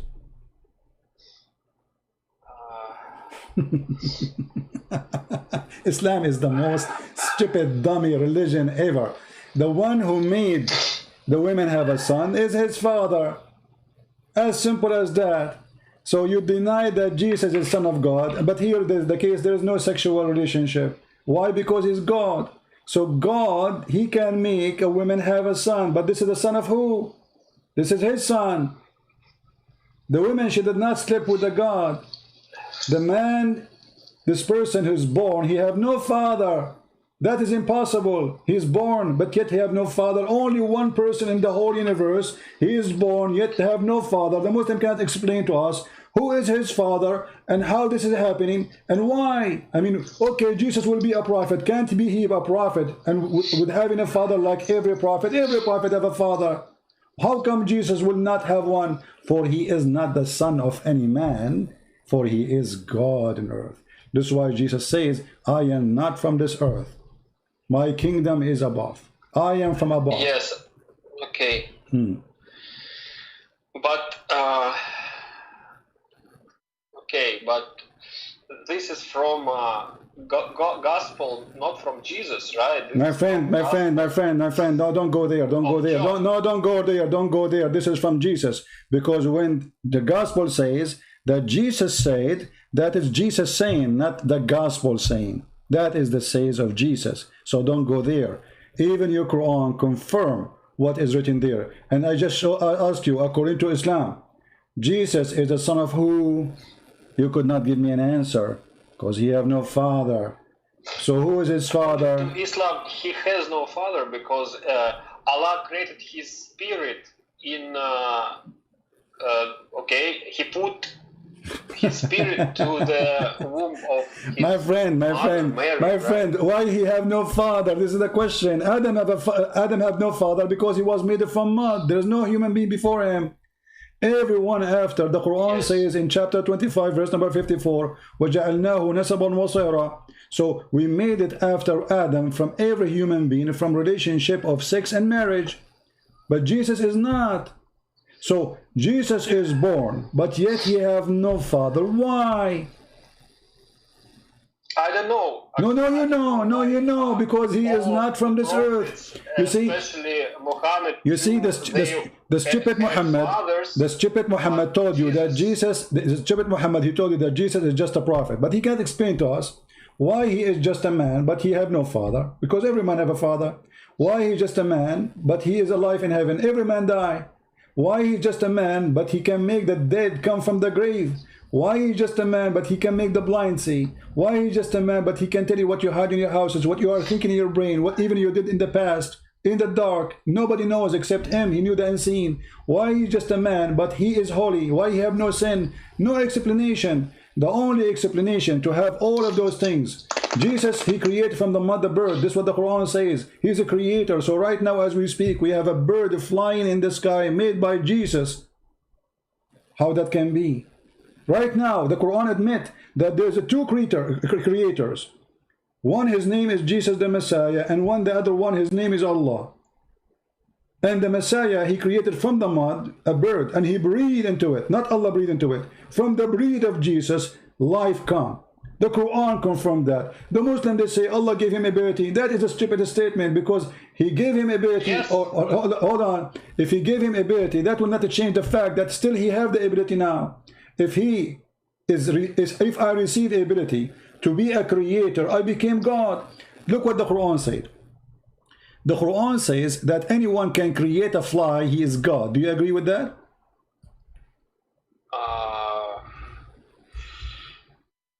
Can you show me the reference? No problem. This is the reference. This is your Quran saying, you are worshipping God, they cannot even create a fly. Chapter 22, verse number 73. So what is the reason to worship somebody? If he can create a fly, the Quran confirmed that Jesus can create not only a fly, he can create birds. Fly don't have a spirit, they are just the creatures programmed. Jesus, in the Quran, he gave a soul to the bird.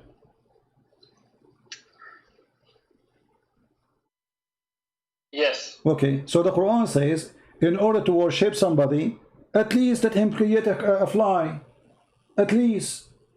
Okay, can they create a fly?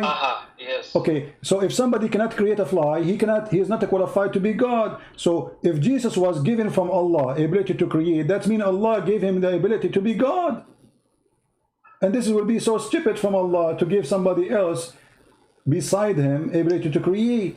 I mean, what the point of this is just to show us that Jesus is a prophet. Well, already he made the blind see. Already he can tell you what you had in your houses. Already he made the one who is dead alive. He is a resurrector. Why I need to give him more power to make him even creator? What that will do? Don't Allah knew if he gave him all this power, the Christian, they will think he is God. So if you think about it, the Christian believe in Jesus, that he is God, because of the stupid Allah. Why? Because the stupid Allah, according to the Quran, gave him all this power, to the point those Christians became so confused how this guy can be a man, yet he can do what God can do. Obviously, he is God. So if the Christians mistakenly worship Jesus by mistake as God, the fault is the fault of the stupid God of Islam, because he is the one who gave him the power according to Muslims. However, this is a stupid claim, because there is no proof that Allah himself can create a fly. It's just a stupid book written. I can say right now, I am the one who gave Jesus the power to create a bird. I am the one who gave Jesus the power to resurrect people. But this is a claim. People will laugh at me, and the Quran is a laughable book. The God of Islam, if he is the one who gave Jesus what he have, he should know even how the baby is created. We just showed you that this stupid book believe that man have a sperm coming from the backbone and women have a sperm coming from the ribs. Actually, did you saw a video about scientific miracles? My friend, I have a book. I have two books. Maybe, I have two books exposing maybe 50, maybe 100 of miracles. All of them, they are false. Different ways. No, History, no. Not even a single one of them is true. And I challenge any Muslim beside you to show me one of them is true. All of them, they are fraud. I have two books. They are nothing but exposing those lies. Deception of Allah and Quran and Science in Depth. Go read them and die laughing. Actually, in case you do not know, I have my book translated into the Russian language. You should go and search it in Google, and or maybe the admin can post for you the Russian copy, and you can download it in Russian for free as a gift from me for all Russian people. And tell your friends about it, and you will die laughing at the stupidity and the lies they have. Okay, I need to go now. But you left Islam already. I'm so happy for you.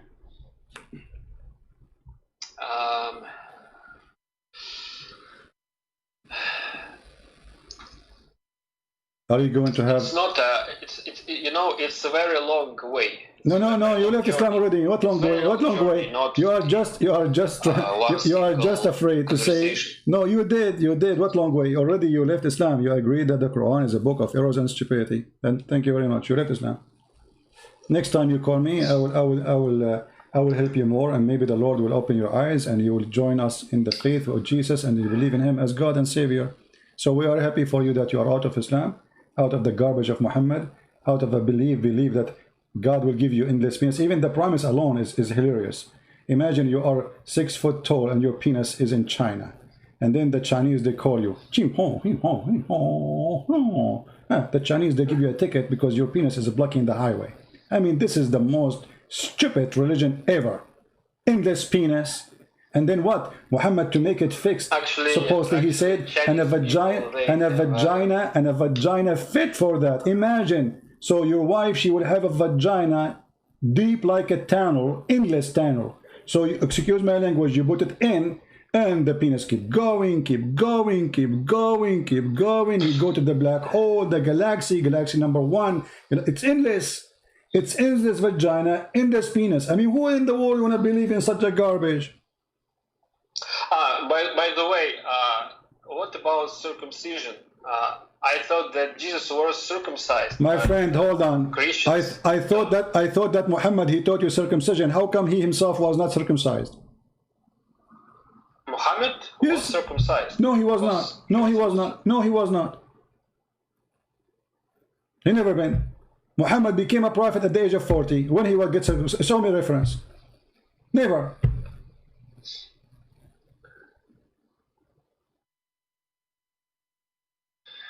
Okay, I have to go now. Okay, go and circumcise and let me know what will happen. Can I call you later, maybe tomorrow? My friend, anytime I am live on air, you are welcome to call me. God bless you, and we pray for you, and we are happy for you that you are out of the cult of Muhammad. Take care. Thank you. Bye-bye. Take care.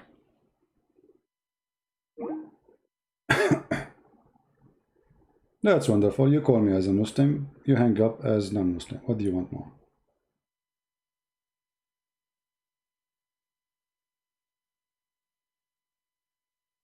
Who's next?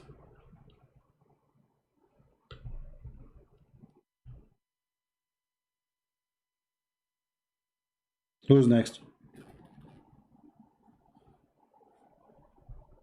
How many millions will leave Islam after reading my books, which translated to all languages for free? You know, I receive a message, somebody says to me, Christian Prince, don't you need to support yourself? I mean, you give all those books for free. For sure I need to support myself, but my friend, helping people is more important, and the Lord will provide. The Lord will provide. The Lord will never leave you alone. You worry about the money, the Lord will send you good ones who help you. Which one is more important? To make money, put it in your pocket, or to help millions of people who they cannot get those books? Hundreds of millions in Indonesia, they are thirsty for the truth. It is for free, and the Lord will pay me in his own way, and he never ever left me alone. So help them, those who need help. Poor Muslims, they've been fooled, they've been lied to. And I will make more and more books if the Lord, he gave me life to live. Actually, I'm waiting for this stupid corona to stop. Have mercy on us, so I can go somewhere and just like a place there's nobody to talk to, no good internet. I need internet still, but I don't want a good internet, because if I have a good internet, I will be tempted to go live. You know what I mean? So I want to take like a vacation, not a vacation, just to write, because you know, when I was writing the book Sex and Allah, it took me a lot of time. But when I took 1 month, actually a month and about 6 weeks, I was able to finish the book in about maybe 29 days from my travel time. The place was so beautiful, very quiet, just in the beach, you know. I got a very, very amazing deal. I stayed there, the place have nobody. Every day in the morning, I wake up, start working on my book, and almost by noontime, I stop working because it gets so hot. So you need sometimes a special atmosphere to be able to write. Writing is not, you cannot force yourself to write. You know, ideas, they come by themselves one after one. So the Lord will bless us with more books, and more books will be published for free. I'm trying to publish the new book in Polish for free for Polish people. I hope very soon. I'm just getting too much busy every day, and we will do more.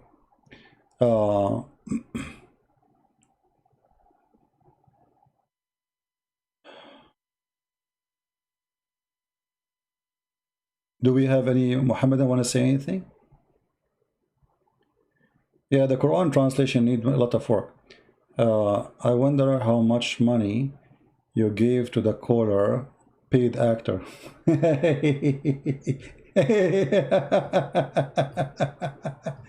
Hey, Abdul, let me tell you something.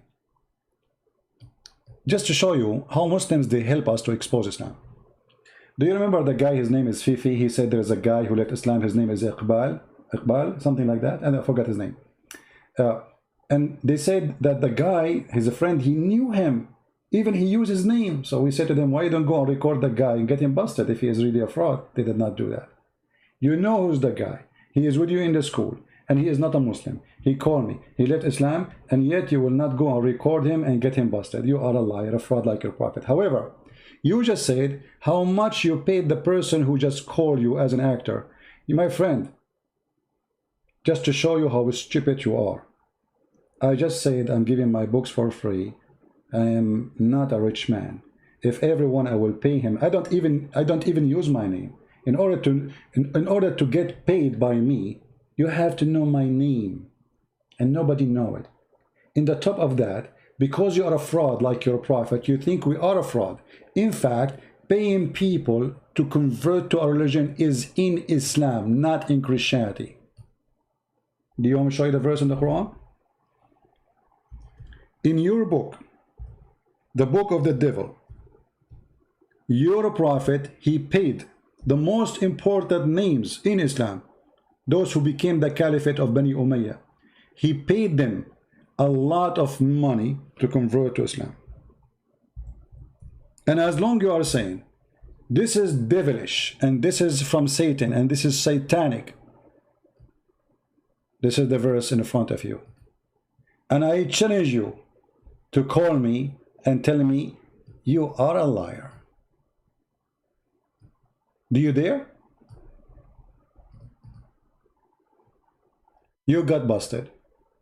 In your Quran, Allah, he ordered Muhammad to pay people to convert to Islam.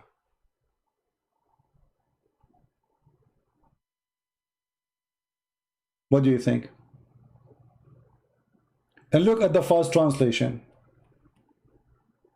And those he employed to collect the fund. What is that? Where it says that? Fund? It's a fund coming from the Christian and the Jews. If we go and read the interpretation for this, you will see the following. Let us go and see. Chapter 9, verse number 60. Laugh with me. This is Ibn Kathir. You're a prophet, he paid them gold and silver to convert to Islam. Shame on you, Muhammad. Verse number 60 again. Here we go. In front of your eyes. The fraud Muhammad paying people money to convert to Islam because they were not convinced. And they are evil like him. He knew what they like. Money. Here we go.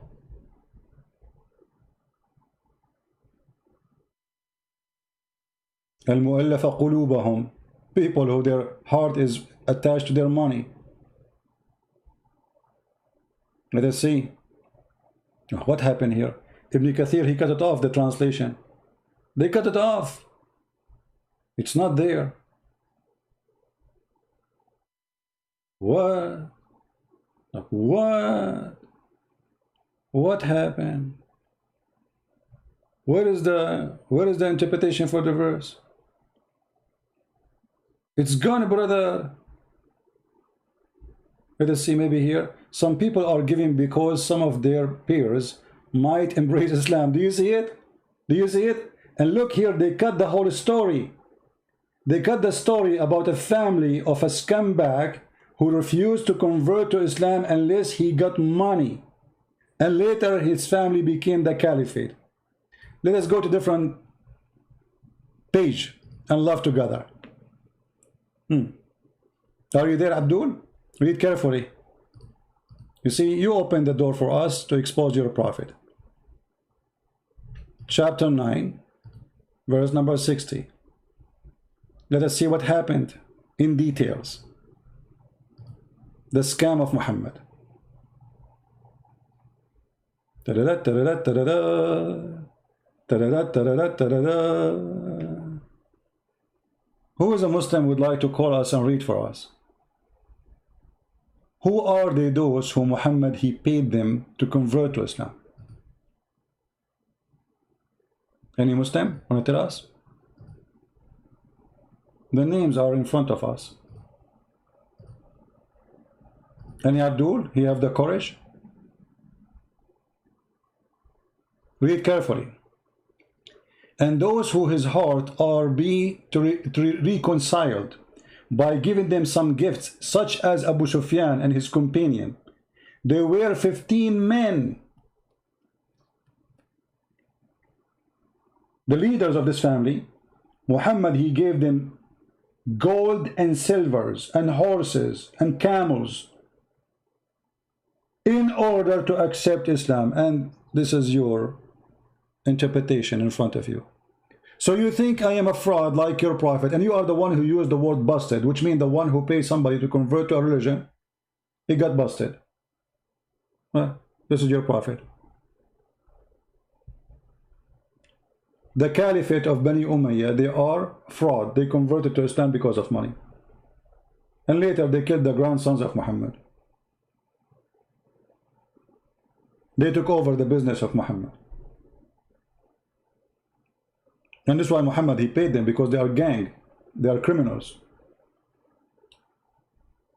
He said to himself, I cannot spread Islam if I don't, unless then those people are opposing me. Let me pay the. I cannot win war against them. Allah cannot win war against them. Let us buy them.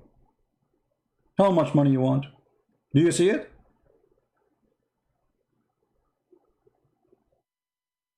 What happened to this guy who's talking about paying people to leave Islam? 15 men in one day accepted Islam because of money. The Quran in front of you.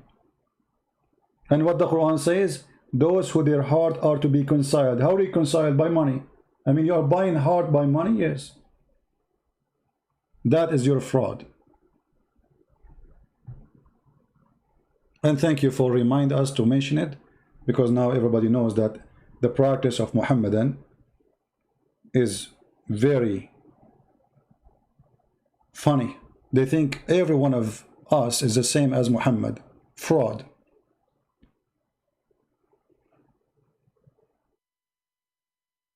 Who's next?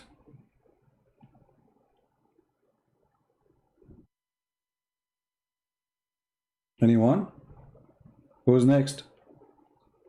And why you don't call me? Okay, this guy maybe is a fraud. You are the real Muslim. Call me. Maybe you can do better. And then after you leave Islam, you will accuse yourself that you get paid by me. What do you think, guys? Call me and let us see if you will leave Islam or not. Because anyone leave Islam is a fraud. You are the only Muslim here. Call me, potato. Be the man. You see, all those cowards, they say, hey, Christian Prince, we can debate him face to face, but they will not call me. Why? Because they're potatoes. They knew they are no match.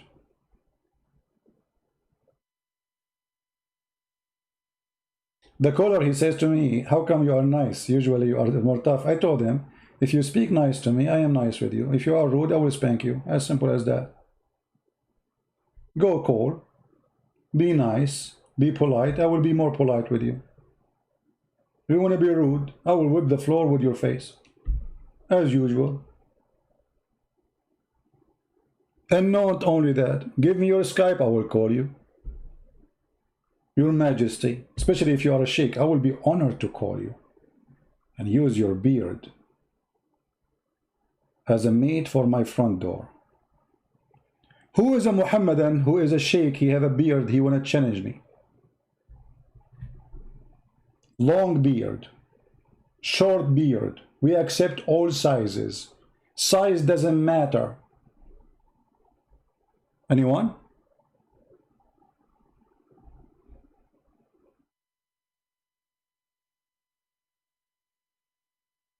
Anyone?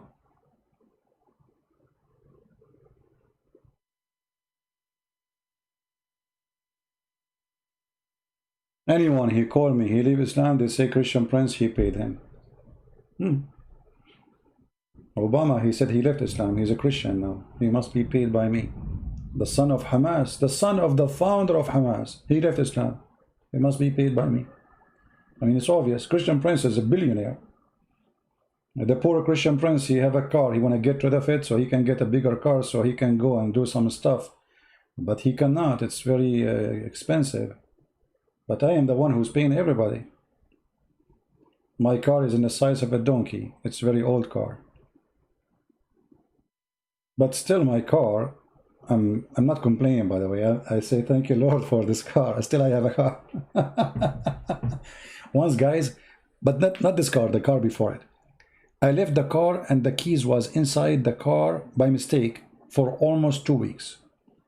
And the window is open. Nobody stole it. This is the benefit of having a car like this. Nobody will touch it.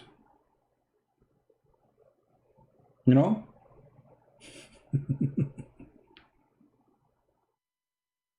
Yet I am the one who is paying all the Muslims money to leave Islam.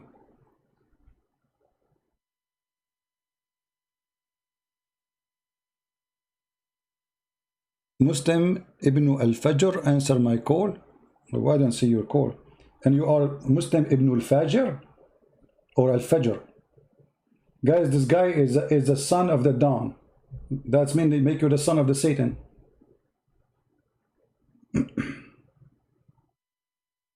All right, we have a caller. Hello?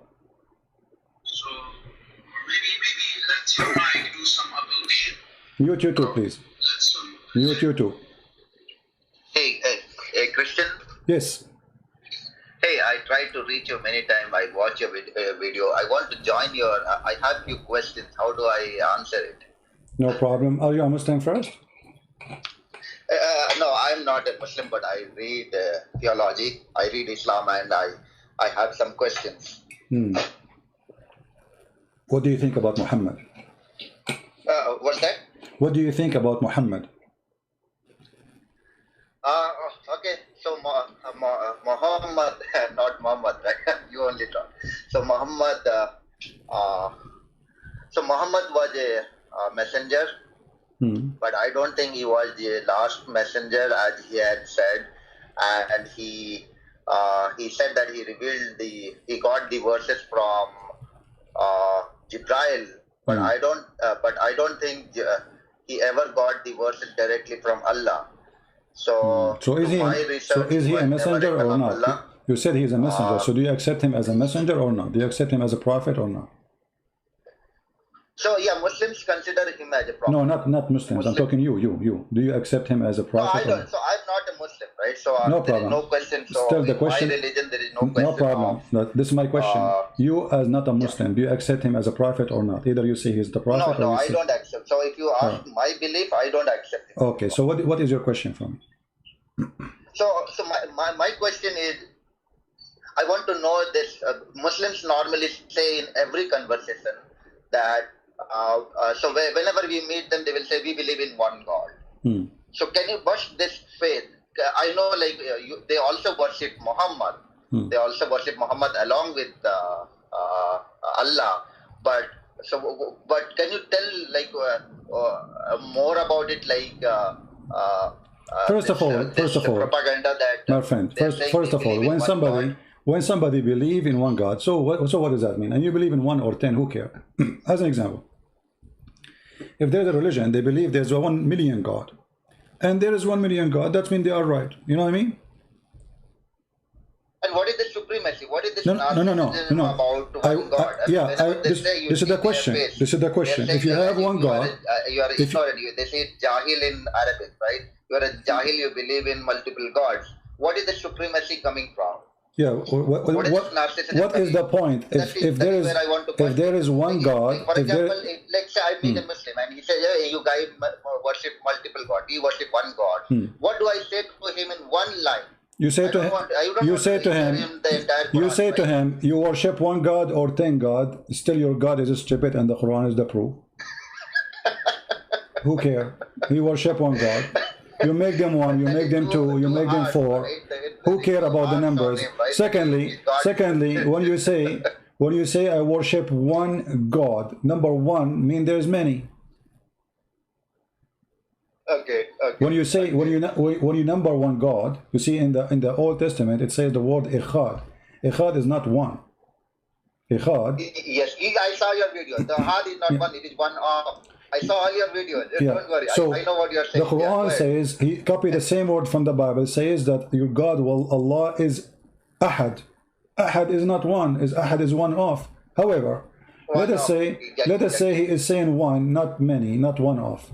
Still, that will not change anything. You have one stupid idiot God. What kind of God? He says the baby is created from a sperm of a man coming from the backbone and a sperm of a woman coming from the ribs. So he's one idiot God. What kind of God? He says the sun set in the murky water. What kind of God? He says that if the man have orgasm first, the baby will be a boy. If the women have orgasm first, the baby will be a girl.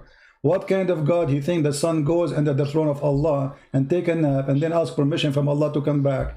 What kind of God? He thinks that the hail is coming from mountains in heaven and Allah break it by a hammer and he send it down on us. So he is one idiot God. So you have one God, you have 10 God. Who care? The numbers don't mean anything for me.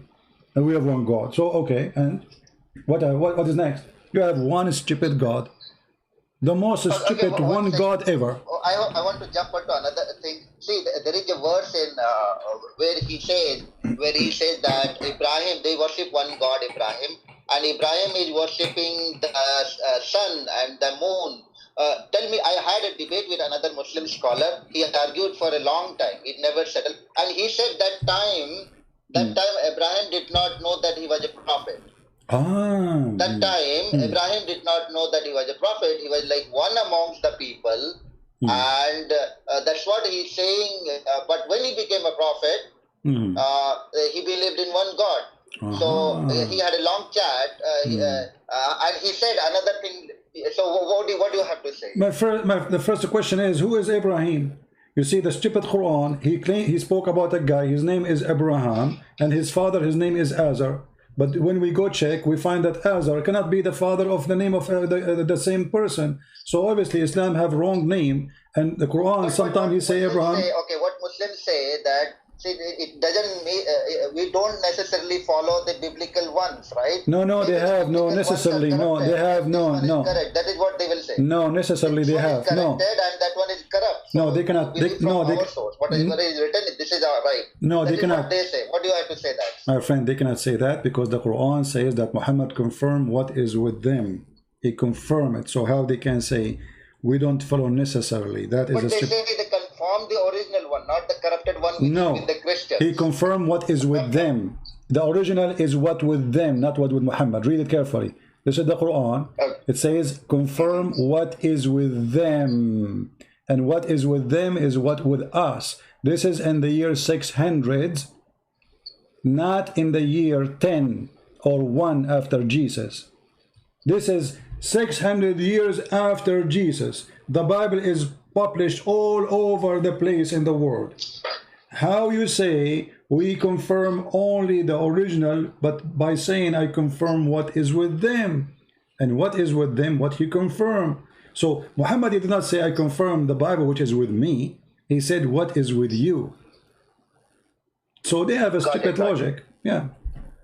So go back to that Ibrahim verse, like when he said that time he was not a prophet. Can you establish that time when the verse was revealed, he was a prophet at that time? My friend, he was a prophet or not. The Quran is a stupid book, because if you read the story of Abraham, you will see Abraham worshipping the sun, calling it Akbar. This is the God of Islam, Allah and Akbar. Allah is the moon God, the sun is God Akbar. So فلما رأى الشمس باذغة قال هذا ربي هذا أكبر. So when he saw the sun rising up, he said, this is my God, this is Akbar. Question to the Muslims, why he called the sun Akbar? The Muslim, they say, the translation, they say greater. That's a lie. Akbar does not mean greater in Arabic. Akbar means bigger. Akbar is the name of the God of the sun. The same as the moon God have a name. It is Allah, which means Godlah. Akbar is the name of, which is sun, is very powerful. The Arab, they hate Akbar. They love the moon God. For the Akbar, the sun, burn their grass, make the desert more horrible, bring death to their animals, while the light of the sun, of the moon, make it nice, quiet, easy to live. They spend their night sitting outside, watching the moon and the stars, romantic. People who live in Europe, they love the sun, they worship the sun as God. People who live in Arabia, they worship the moon as God. Why? Because those who live in Europe, they wish to see the sun, for they live in the cold country. Here, if you read the story of Abraham, it says that Allah, he saw Ibrahim, the kingdom of the heaven and the earth. Okay, how he show him that? Let us read and love good together. When the night covered him over the darkness, he saw a star. The fact, it doesn't say a star, it says Kawkab. Kawkab is a planet. He said, this is my Lord. But when it is set, he said, I like not those who said. This is the most stupid logic ever. Why? Because he worshipped the star, because the star go up, and he refused to worship the star because the star go down. Why? Abraham, he never saw that the star go up and go down, which means disappear. This is the first time he opened the curtain, the first night ever in his life. Abraham now is a man. So he saw the star. He never saw the star before. He never noticed that the star disappeared in daytime. That is the most stupid verse of the Quran in the logic of Muhammad. And then the star disappeared. Then he saw the moon. Then when he saw the moon rising up, he said, this is my Lord. But then he said, unless my Lord guide me, I shall surely be among the erring people. You are already among the erring people. You are worshipping stars, worshipping the moon. And then it says, when supposedly now this is when ask Allah to guide him. Look what happened after asking Allah to guide him. He worshipped the sun. When he saw the sun rising up, he said, "This is my Lord. This is Akbar." But when it said, he said, "Oh my people, I am indeed free from all what you join." So Abraham, he stopped worshipping the sun because the sun set. Why Abraham? He never noticed before that the sun set. Got it. He just discovered it. He just discovered the stupidity. So help me another thing. So the current Quran is the Cairo version, that Husseini Quran, right? And it is the Hafs recitation. And I saw your video, so let's not tell him again and again that you said that he was a liar as far as the weak hadith he had produced. Okay. Okay. Now my question is like this Hafs version. So is it the Uthmanic? How can you prove that this is not the Uthmanic Quran? First of all, no, hold on. Quran. You see, he was born 100 years my friend. After like 790. My friend. But is there a possibility that he was reciting the same Uthmanic Quran, my friend, which was compiled 15 years after Prophet Muhammad died? You are from India, right? Yeah, I'm from India. Okay. I want you to talk. Trying to learn out of my own. My friend, I want you to talk less and listen more, please. Listen carefully. You just said. You just said the Muslim believe the Quran is the recitation of Hafs, correct? Yes. Okay. What the word recitation mean? What does word recitation mean? Yeah, recitation means you recite it, right? Okay, like so it's not a book, correct? It's not recite it through your mouth. So it's not a book. It's not a book. But okay. They say like they. Hold on. I just told you, please listen. Recitation of Hafs is what the Muslim follow today. Where is the book of Uthman? Because Hafs exists 200 years after Muhammad, and now still we are talking about recitation. So where is the book? Recitation. 200 years after Muhammad, we don't have a book. We have recitation of a guy, his name is Hafs. So where is the book of Uthman? Okay. So the book of Uthman never exists. Hold on. Devil's advocate their argument. No. Let's say there was a Uthmanic book. They cannot. Let's assume for a moment. My friend. It is exactly the same Quranic. Doesn't matter. Where is the book? No, doesn't matter. Isn't it them? They say Uthman, he burned other Quran and he wrote a Quran. So why we have recitation? We should have a book. Do you understand? Okay. As long he made a book. For a moment, what they say? No. That they are reciting the same book. No, they cannot say that because it says no. You talk much, you say nothing. Listen, my friend. When you say that Uthman, he wrote a book, you do not need recitation. You have the book. The Quran they have today, they say according to. They start with Hafs. According to Hafs. Where is Uthman? Where is the book of Uthman? If we have the book of Uthman, show it to me. We don't have it. So according to our recitation exists 200 years after Muhammad. The Muslim, they say that the book of John written about 60 years after Jesus, and they don't accept it. They accept Muhammad who came 600 years after Jesus. And then they accept Quran by recitation, not by written, which means there's no way a person he can be perfect in every letter, every word to recite something. Why you need recitation unless you have? Where is the book? Show me the book. They don't have the book of Uthman. Not a single page of the book of Uthman exists. Nobody have it. So this is the end of the story. And how can we prove that it doesn't exist? It exists. Show it to me. Here we go. Do you remember just a few years ago in the university in England? There's a Christian priest. Birmingham. Yes, he donated like a documentary, a piece of leather, have Quran in it. The Muslims, they make a big story about, because this is the only page they have. Go back to the time of Muhammad. They don't have anything. And even this page is not the same as the Quran today. And not only that, the page goes back to the date of Muhammad, but not the ink, which means the leather go back even before Muhammad.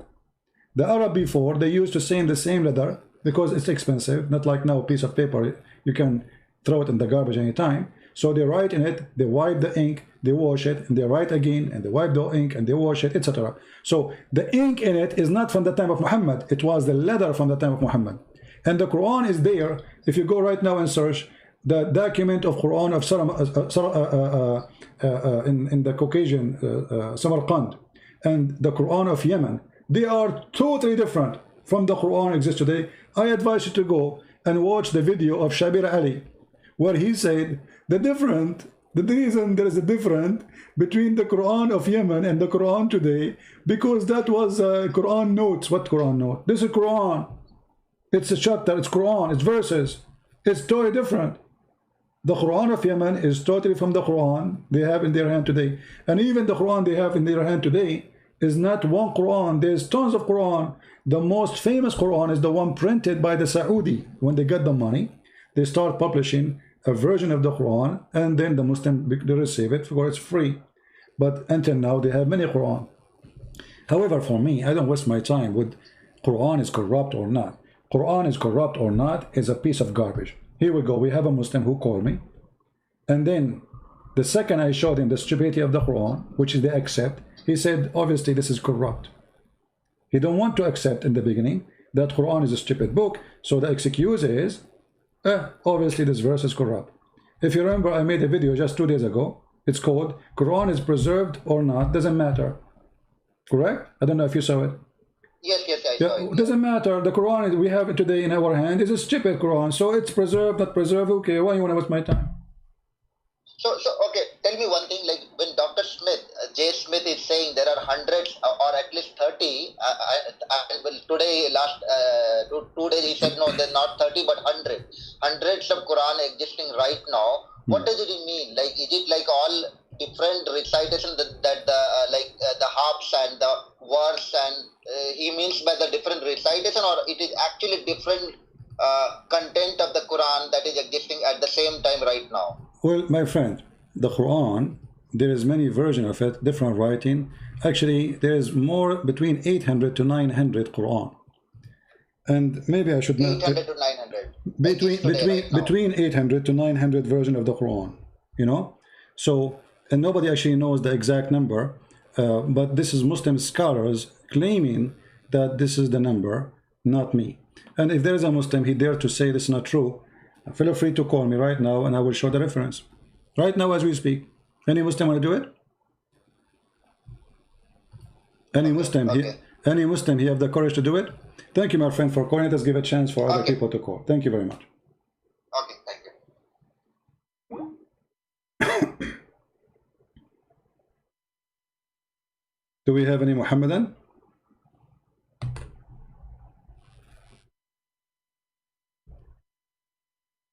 Any Muhammadan?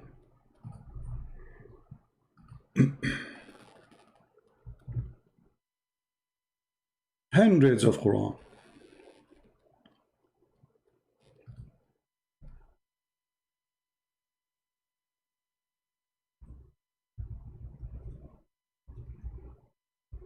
Anyone?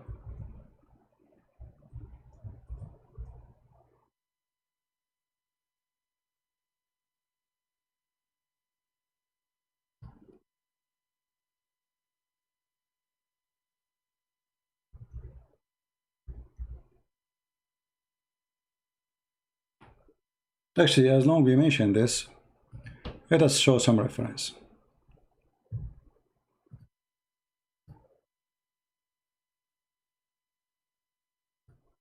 I don't talk about those things because, as I said, I mean, when I want to waste my time proving the Quran, the Muslim they have today is different from the Quran, which was exist in the time of Muhammad, because the time of Muhammad or now is same as the same garbage.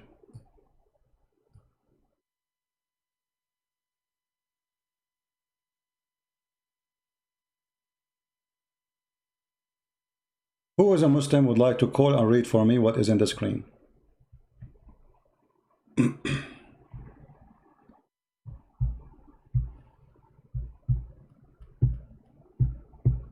Anyone?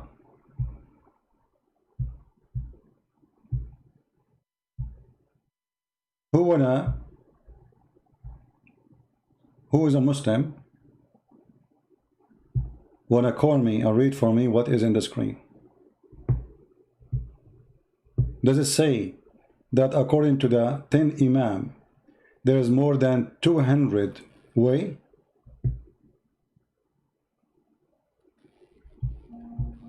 Actually, 980. Let's see if we have a caller.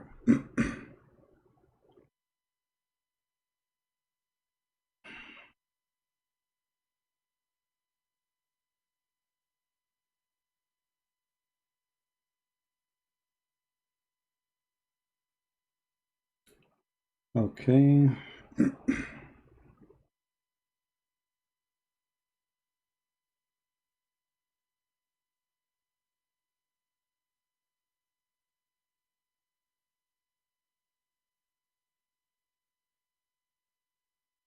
I hope the caller is a Muslim. Hello? Hello? Good city? Yes. Oh. Okay, sorry. All right. Do we have any Muslim who will read for us what is written in the screen? What is the 980 present?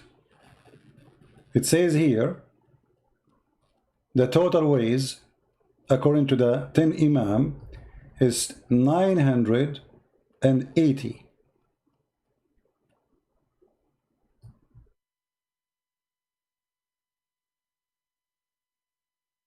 Anyone can tell us? Is that a fabrication?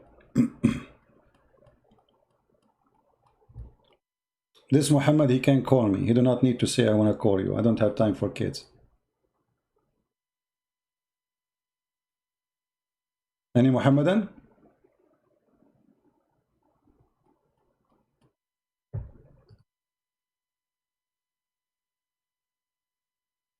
Who is the one who want to read for us what is written in your books?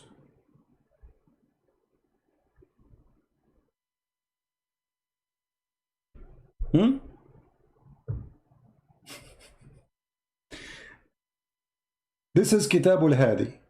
This is one of many books. Page number 63.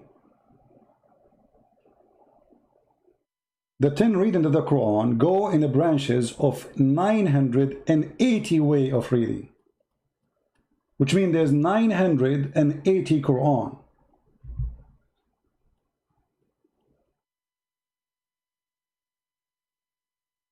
Who want to say I'm lying? manhajussunnah.com. You see, this is a Sunni website.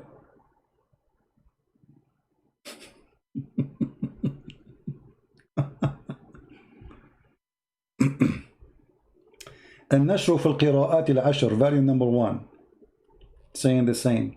I mean, all those are your books.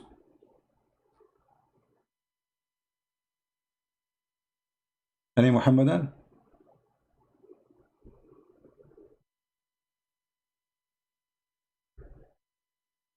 Who want to call us and read? So when a Muslim, they speak about Quran, not to change, and we laugh, you know, this is, I don't waste my time with this. I mean, Quran change or not is still a stupid book. Why do I want to waste my time with it? All those your books. Speaking about hundreds of Quran. The Muslim, they say different reading is different Quran. And the funny here, it says the 10 reading of the Quran, if you see the title, as an example here. But Muhammad, it says Allah, he sent him the Quran in 7 reading. So how we end with 980?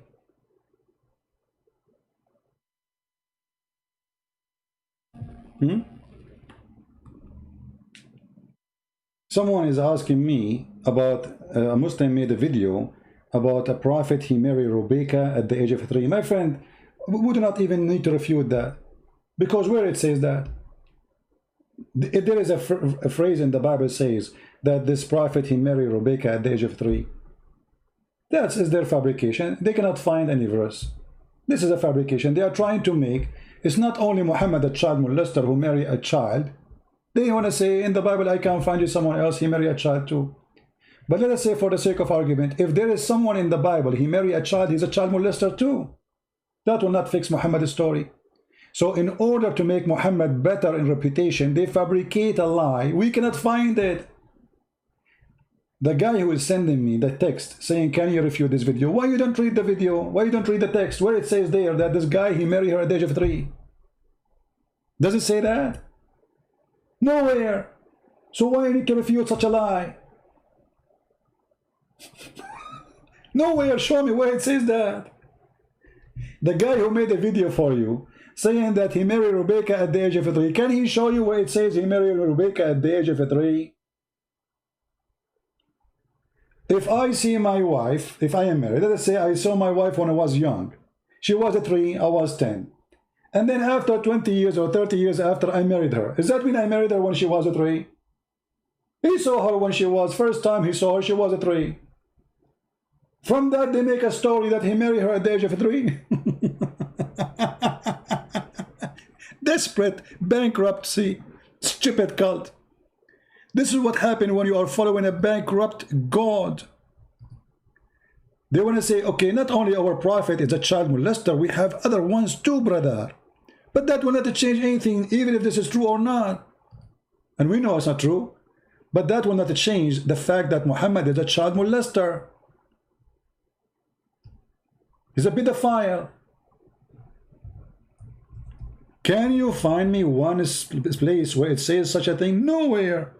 But we can find where Aisha, she said that the prophet, he did marry her at the age of 6. She was his wife officially.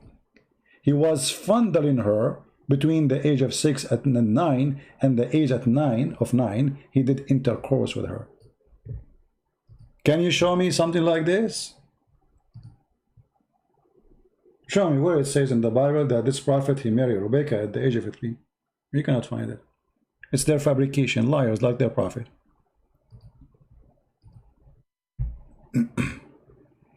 Do we have any Muhammadan want to say anything? Did we have a good time, guys? Praise the Lord. We have a Muslim who left Islam today. I hope next time he call me, he will accept the Messiah as his Lord and Savior. And God is good, my friend.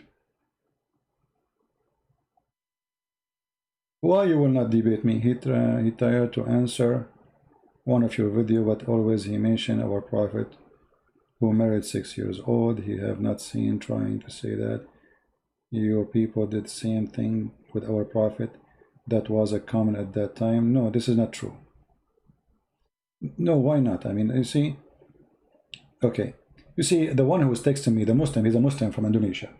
Don't debate me, no problem, but use your logic, be honest. If there is a verse you can give me, it says that this prophet, he married Rebecca at the age of 3. None. So it's a fabrication. In the same time, am I lying? I'm showing you Sahih Bukhari.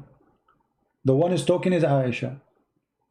So when a Muslim, he made a claim, and you are a Muslim, listening to a Muslim, shouldn't you ask him, what is the reference, what is the proof? There is no proof of such a thing. I saw another Muslim saying that Mary, she did marry at the age of 13. Okay, my friend, I mean, this is the most stupid excuse ever. If this is true, she was 13. Well, she gave birth to Jesus before she get married because she was a virgin. So obviously she is already a woman. She can have children. Because you cannot, I mean, a child will die if she gave birth. So she is young, yes. You know, she is a virgin, yes, but she is not a child.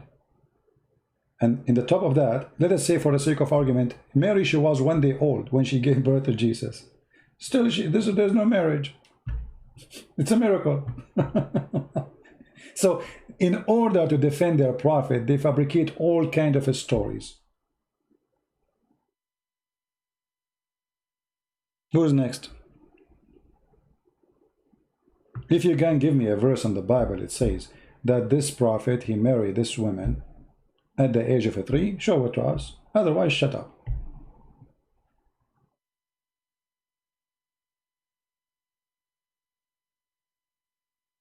Any Abdul? Any Muhammadan? Show us the reference where you can lie to your wife. You can search it yourself, and you know, it says A Muslim, he can lie in three things. Go to Google, type it. A Muslim, he can lie in three things: to his friends, to his family, and to his enemy. Who's left? Who's left? I mean, that's it. You can lie only to those: your friends, your family, and your enemy. Who's left?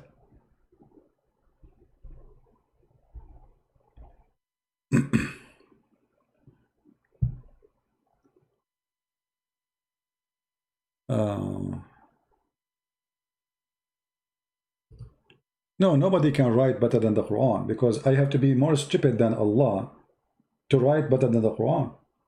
You see, as long as the Quran is the book of stupidity, to write better, you have to be more stupid, because the extreme go in which direction, in how stupid you are. So, in order to be beating Allah with the stupidity, you have to go farther with the stupidity. Like, you have to say, make a verse, instead of saying the sperm is coming from the backbone, you can say, like what Al-Razi said. Actually, there's once a Muslim, his name Fattari, he's a kid, you know. I mean, all of them are kids, regardless of their age. So he want to get Christian Prince busted about where the sperm is coming from. He said, we Muslims, we go by real scholars, scientific scholars, not like those. So if you want to quote for us, quote Al-Razi. Al-Razi said, wonderful, Al-Razi. We went to Al-Razi. Do you know where the sperm is coming from according to the Muslim scholar Al-Razi? Anyone remember? Who remember where the sperm is coming from according to the scientist Al-Razi, who is a Muslim scholar? Anyone remember? From the brain. So this stupid, he made a video, and then when I showed everybody what Al-Razi said, he disappeared. Al-Razi, he accepted Al-Razi. Al-Razi is way more stupid than Allah. Allah, he says the sperm coming from the ribs. Al-Razi go farther and he says the sperm is coming from the brain. Why?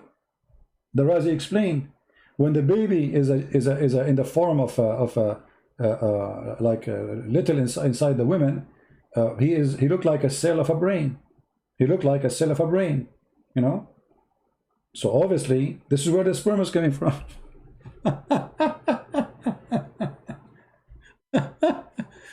Yeah, that's why I say stupidity is amazing.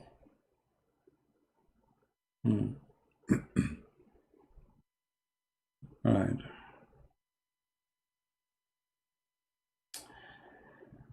Since Isaac was 37 and his mother at his mother's death, he was 37 when Rebecca was born. Since, I mean, anyone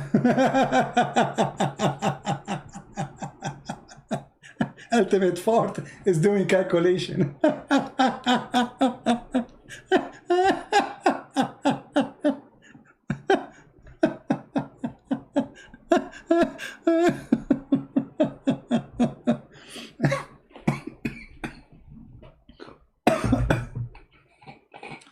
Yeah, let's get some water.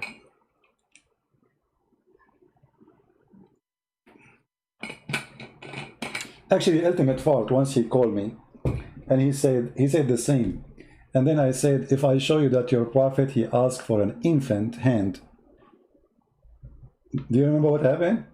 He asked for a woman hand when she was an infant. Infant. فوق الفطيم. All right.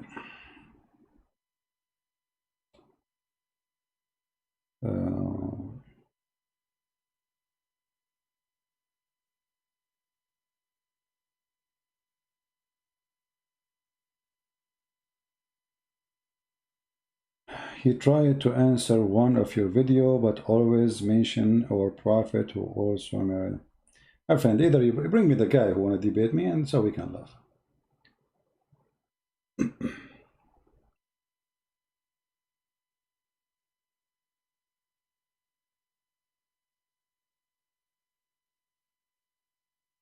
Any Muhammadan?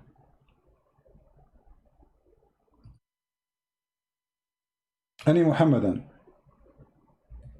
Who's next?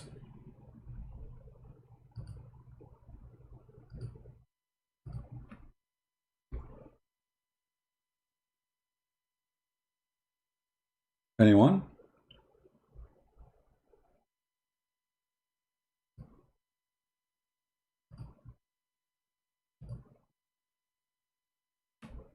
The Muslim, they have an agenda to say to you, our Prophet is not the only one a child molester. That is a very stupid argument. Because still your Prophet is a child molester. He's the only one or not. And all your calculation is funny and we laugh at it. The same as the calculation they do to say that Aisha, she was 18 when Muhammad married her. They do the same game. False calculation. Aisha at the age of 17, when she was going 18, Muhammad was dead.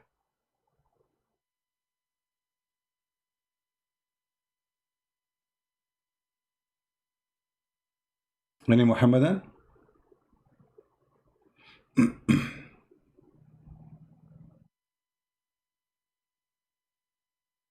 Who is a Muhammadan wanna call us?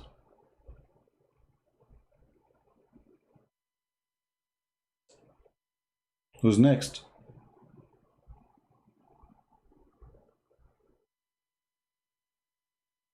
Anyone?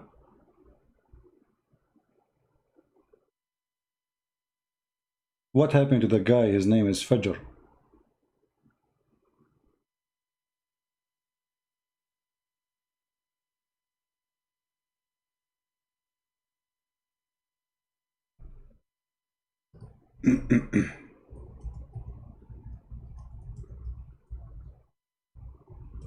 We have a Muslim here.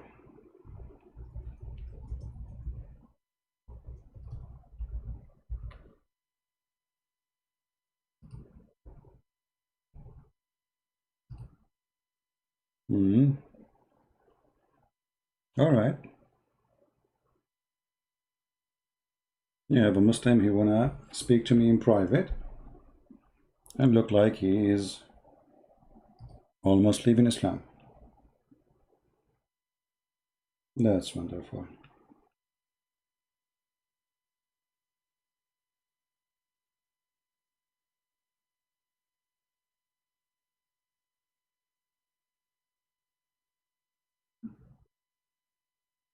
We have the guy who yesterday we spoke to him. Let us see what happened with him.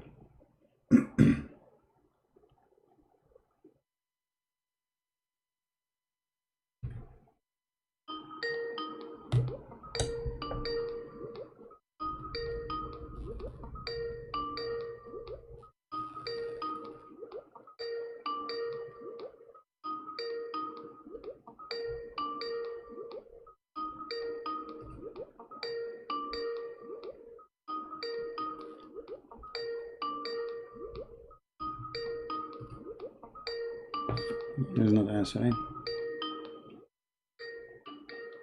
All right. Any Muhammadan? What happened to this girl? She wanted to leave Islam.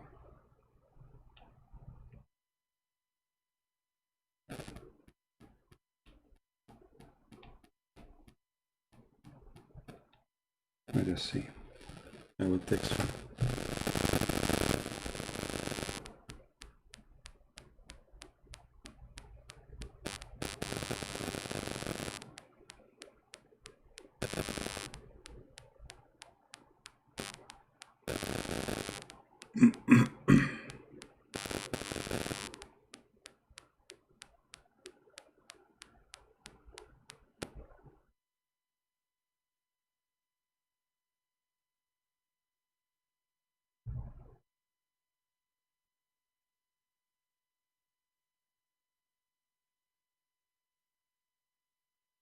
Anyone?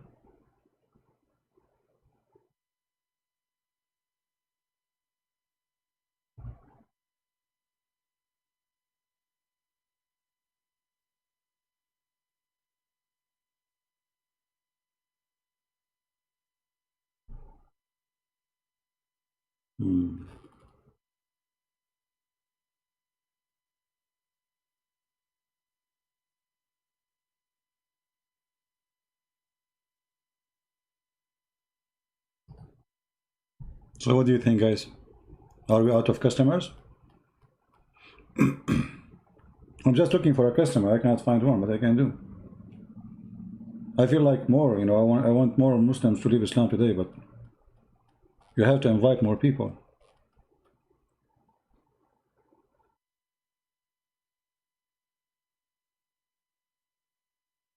Anyone?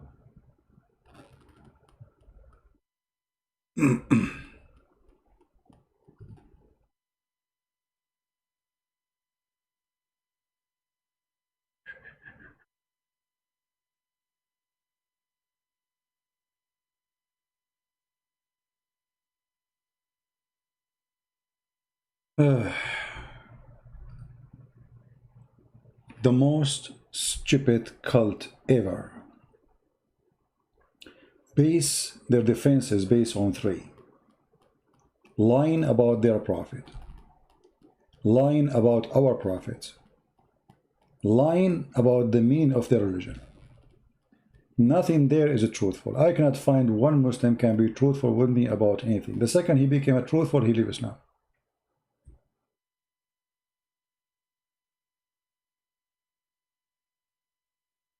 I have to go deeper in the Quran. You have to help me. You see, there's many things I don't speak about.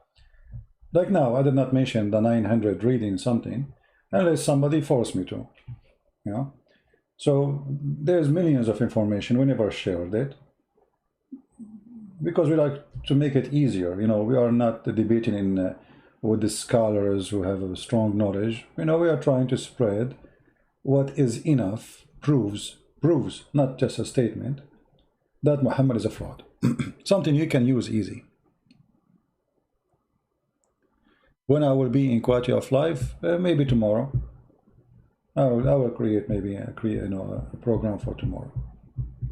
Tomorrow we will be there. God is willing. Send me a topic if you like to talk about a topic for a quality of life tomorrow. Do we have any Muslim want to say? Let us make it simple. You see, I always make it simple for the Muslim. I say how you can prove to us that Muhammad is a prophet, and always they fail. They cannot make Muhammad as a prophet unless they make lies about the Bible, or they fabricate that Muhammad is in the Bible, but yet they say that the Bible is corrupt. There's no proof of Muhammad to be a prophet. You see, the first thing a prophet, he should prophesy. All the prophecy, because when Muhammad speaks about science, this is prophecy. This is something taught to him by God. And then we find that this science is stupid. That means his God is stupid, which means him. Right? You scared of Fifi? Well, I am very scared of all of you, to the point I am the one willing to call Fifi, but Fifi, she will not receive my call. You know what I mean, guys? I am afraid of Fifi, to the point Fifi will not take my call. And I say to Fifi, please call me. You see who's afraid?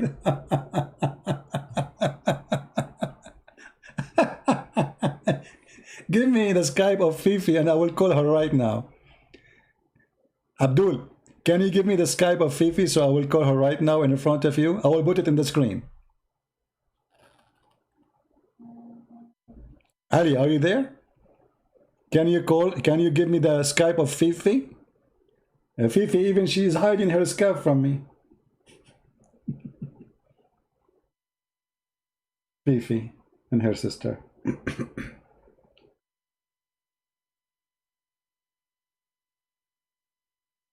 We are afraid from you, my friend. For sure, you are a hero. All of you. Mimi, he promised the Muslim to debate me. We called him. Did you say that? Hang up on him. Where is the debate? Yeah, I said that. Suckle me. Coward. He cut the video of his sister was saying very filthy things about Jesus. Coward, the video editor. He do video editing for everybody. He's like Muhammad. Quran is the editing book of the Bible.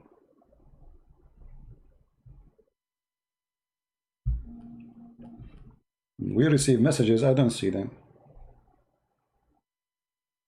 Don't send me messages, please, unless you want to talk. Don't send me hi. Don't send me hello.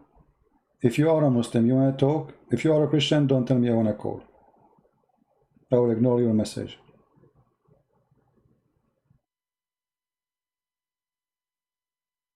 Any Muslim?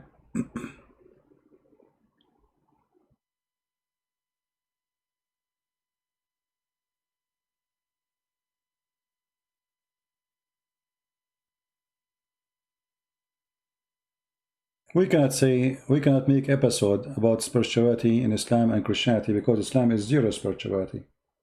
Islam is about ritual, not spiritual. You have to do a duty prior. The second you make it a duty, it is not a spiritual no more. Muslims, they live in fear of God, not in love of God. So when they pray to God, that because of fear, they will be punished if they did not do that. So there's no spirituality. You see, there's a Hindu guy, they call him, we spoke about him the other day, Guru, whatever his name is. He is too much spiritual, and I find his spirituality is empty. However, we cannot compare between him and Muhammad. If you ask me which one can be considered better prophet as a false prophet, because that will not make him a good prophet anyway. But we cannot compare between this guru and Muhammad. This guy is very spiritual, he is peaceful, but he have a lot of garbage between the words. And people, they like, if somebody have a skills of talking, they think he is super smart and intelligent. The fact I find what he say is very stupid. And maybe I should make some videos about him just for the sake of education. But there's a huge difference between somebody want to make you live yourself in a spiritual way and someone want to make you lower yourself to be an animal. Islam wants you to be an animal, a person who think about his penis, his stomach. Why I want to pray to Allah? Because I go to heaven, He will make my penis endless, He will give me a lot of women for sex and all the food I need. That's Islam. Right? A human first, CP, you talk a lot. Well, I am here to talk, my friend, and the stupid you is here to listen. Because if you think I talk a lot and yet you are here, that means you are a donkey. Let me look at this guy. He is saying to me, you talk a lot, and yet he is here. I mean, why you are coming here? Do you see cartoon in the screen? Do you see like a movie? There's no movie. So why you are here? Because you are a donkey. Don't come here again without your parents. Do we have any Abdul want to say anything?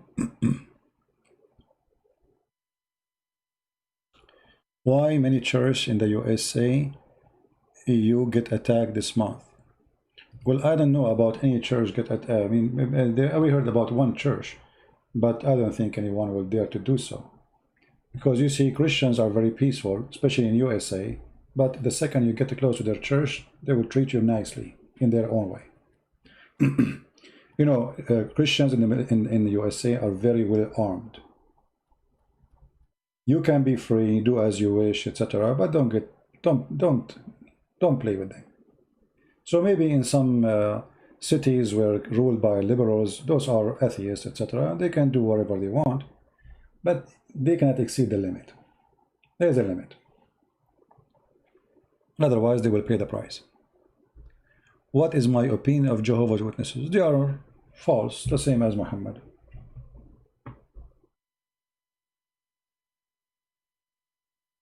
They are false.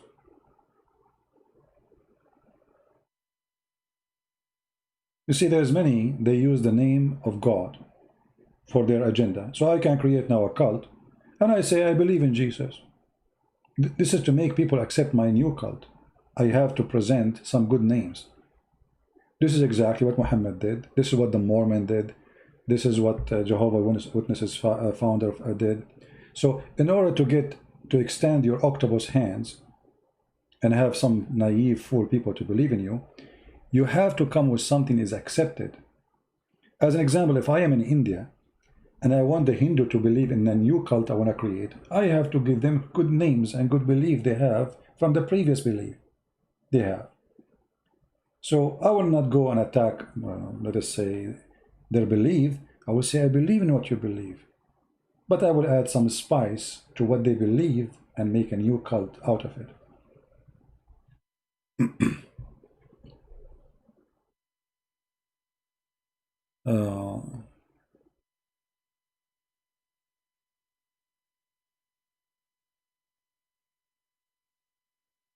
You know, Jehovah's Witnesses, they cannot stand a debate for 2 seconds, the same as Muslims. Last time I was in France, they ran away from me. Twice, actually. The second they notice that you have a person, you are a person who have education in the topic, they run away. There's a video from Amir Stein Center. They say we Christians can learn so much. Well, this is Amir Stein. Obviously, they are a bunch of a fraud. They got paid. They hire those people. It's sponsored by Muslims, obviously. They send you a check. Can you make a nice video, please? You know, give you good money. People, they have no dignity. Everything they say there is a lie. And we made videos about them. We got them busted. My friend, there's many people, they are for sale. Think about it. Very simple. You know that there's some women, they are willing to take off their panty to make a porn, right? Okay, why they do the porn? To make money. You know that there's some men, they are willing to take off their pants and have sex in the front of a camera. Why? Want to make money. So if there's a human being is willing to do that and publish himself having sex with women to millions in purpose, not like somebody secretly record him. No, they are doing it with no shame. So is it a surprise for you that somebody will make a video saying Muhammad is a great prophet to make money? Because if those people, they believe Muhammad is a great prophet, why they don't become Muslims? You know what I mean? If Islam is a wonderful, either Muhammad is a false prophet or not. So if Muhammad is a great man, Islam is a great religion, why you don't become a Muslim? Obviously you are not convinced. So how you are not convinced of what you say to me, yet you say it to me? Because if you are convinced, you will join the religion. Do you understand what I'm saying?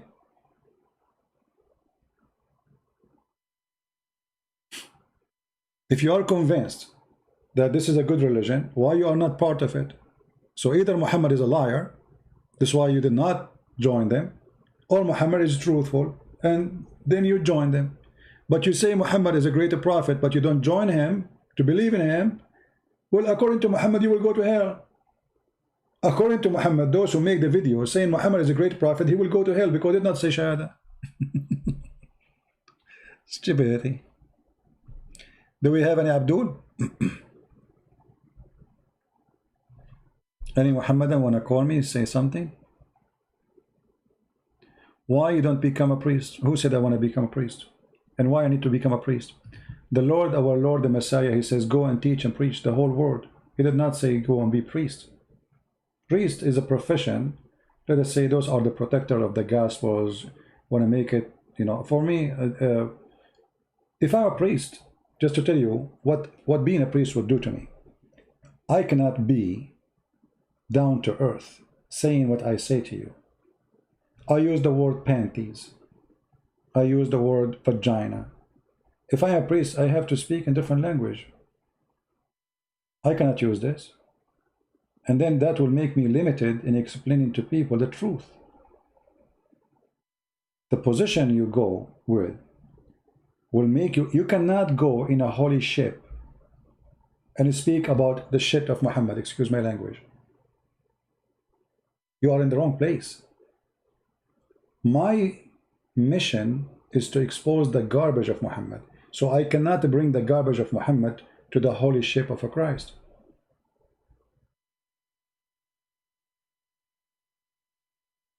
That will be the wrong place. That will be embarrassing. So having a title, just for the sake of the title, you have to respect the title. So if I'm a priest, I cannot even talk for a second about the faith of Muhammad, for he's so filthy to speak about him.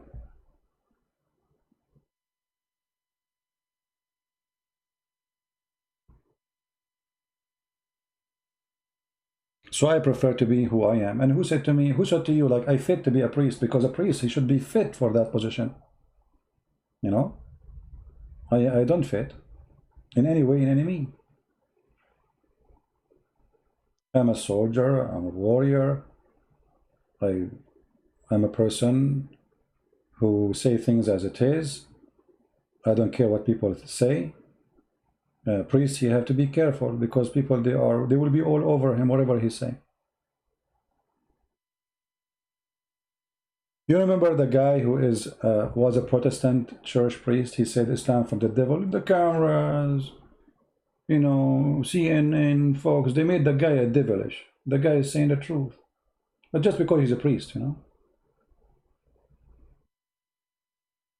And the funny, the Muslim, they post picture of him in McDonald's and they say the punishment of Allah. Look what happened to him after he insulted the Prophet. The guy was volunteering with his church to work in McDonald's for free. They made it that he's working in McDonald's.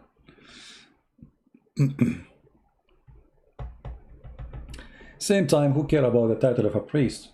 The important is, when the judgment day come, how many people they used to be following the devil Muhammad and they accepted the Christ. So let us say I was a priest and I never been a Muslim or able to help a Muslim to accept Christ. And someone, he never was a priest, but he made millions or thousands or even one accept Christ as God. Which one is more valuable for the Lord? The Bible answers that. Right?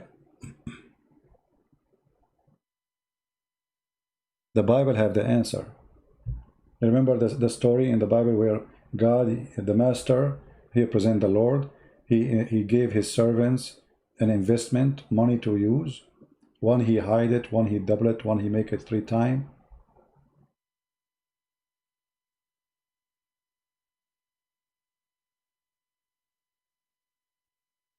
Did you just say it? We are warrior? Yes, I am a warrior. I'm a warrior of Christ. What's wrong with that? And I'm a soldier too. I was in the army. What's wrong with that?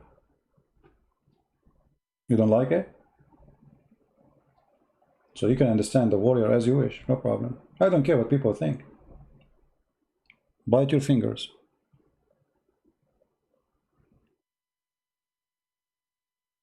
When I will go live again with David Wood and Sam Shamoun, why you need to go live with David Wood and Sam Shamoun? I did it like, you know, they invite me, but it's not necessarily. Actually, I don't prefer the group broadcast. You see, for me, even I say no Christian call, I want Muslims to call me. Why? Because we want you to hear the other side of the story. So either we are being truthful, or it's going to be a monologue, you know, 2 Christians talking, saying things about Islam. This is what the Muslims do.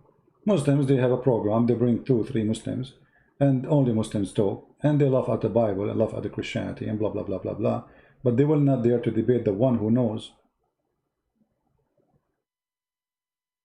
It's just 2 people talking. I don't want to do that. I want Muslims to call me and you listen. Right? You listen what Muslims they say. Live on air. No editing. No pre-recording. I don't know who's calling. I don't care. Right? And by doing that, you learn, all of you learn how to debate Muslims. You learn their logic. You learn how they lie. You learn when a Muslim is a truthful, who is not. So this is a living school of education, of debate. We Christians, we need it from a long time ago. You see, the reason, like when Didat was in his time, he was debating Christians because nobody taught the Christians about Islam. Nobody. Internet was not like now, you know. I remember during the time of Didat, I used to have internet, which is DSL.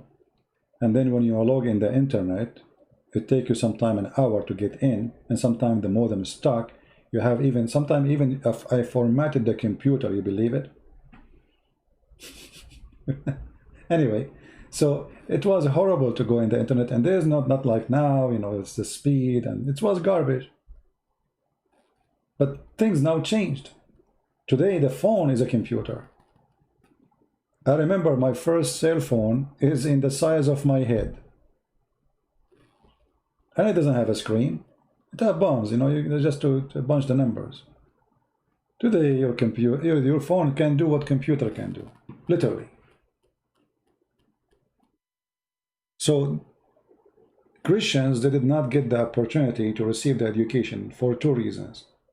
There's no teachers and there's no tools, which mean Christians and churches, they were busy just praying for their Lord. They never mention Islam. Until now, most of the churches, they never mention any other cults. So a Christian, he go to the church, he learned nothing about other cults. So when he faced the other cults, he will be confused how to answer them.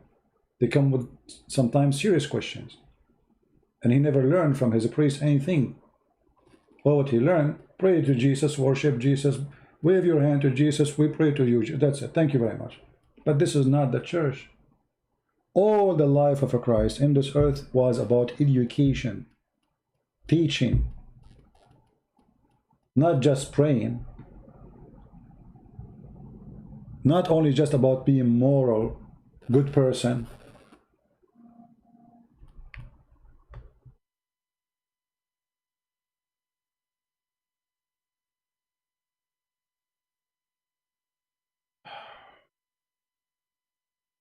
Please don't call me, text me if you are a Christian.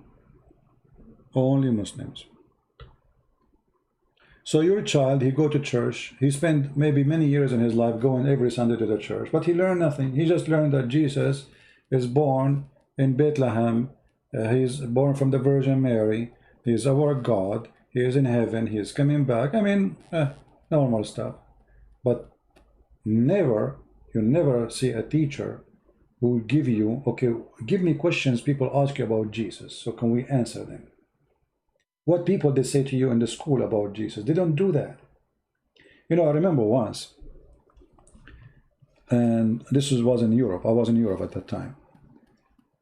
I went to a church, and then the priest, he came to me. He says, can I ask you a favor? I said, sure. He said that we have a lady who sat with the children during the service. She is not coming today. And I'm thinking maybe you can do, because those kids are really crazy. And it's not easy to control them. So maybe you can sit with them. I said, sure, no problem. So those kids, they make a lot of noise. They are bored. I mean, you don't blame them. Their parents is in the church. And now you are jailing them in a room until the service is finished. The service is finished, and then the parents, they came to take their kids. They were looking from behind the windows and the door, and their kids are sitting in the floor, and everybody is so, I mean, that's it. It's like they are not living in this earth. And I was telling them a story. And then their parents, they said, let us go, let's go. They said, no, we don't want to go home.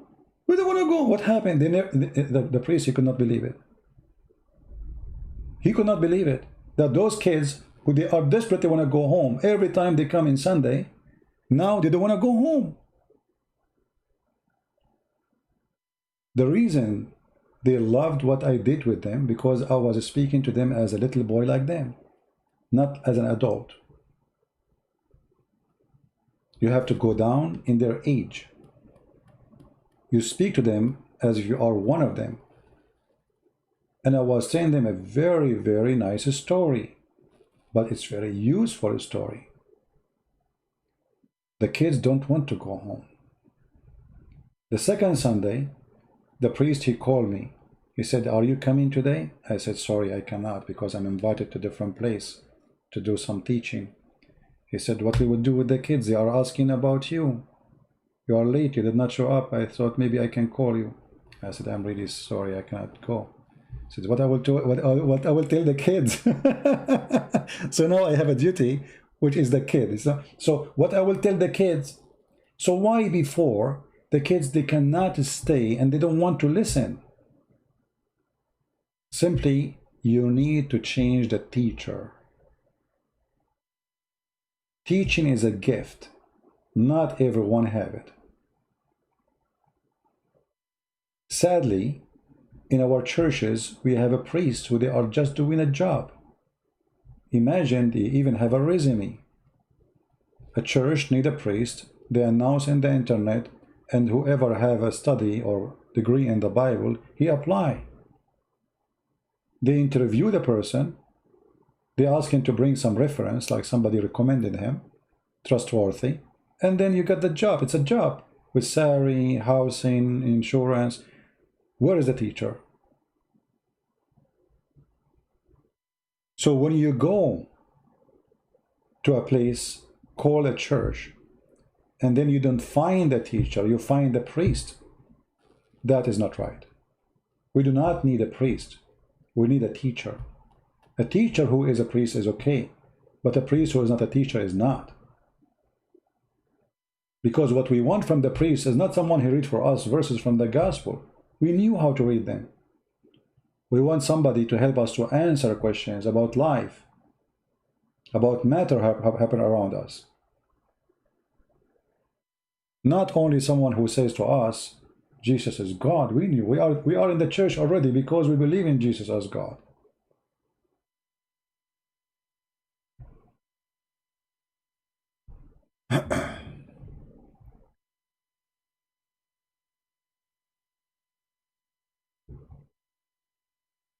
Well, Eva, your daughter was dating a Muslim.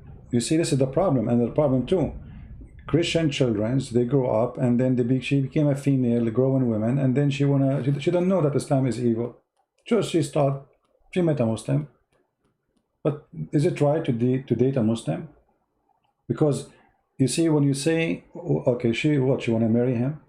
You marry a person who believes in everything opposing Christianity, and he believes even that his God ordered them to kill the Christians. So it's not the fault of your daughter. This is the fault of the parents who did not teach their children until it's too late, maybe.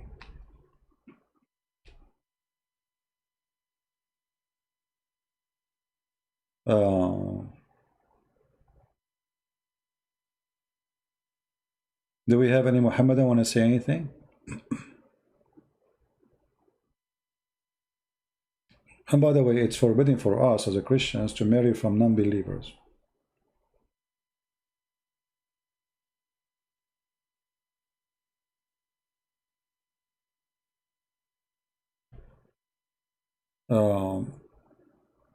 When you want to come to Indonesia so we can do fishing? Well, my friend, I'm afraid if I go to Indonesia, even if I go, I cannot tell you. Because I'm sure millions will be waiting for me. You can imagine how much love they have for me there now. You know?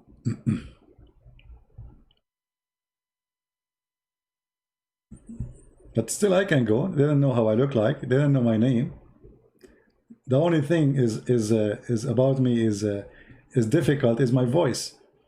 You know, my voice is easy to recognize.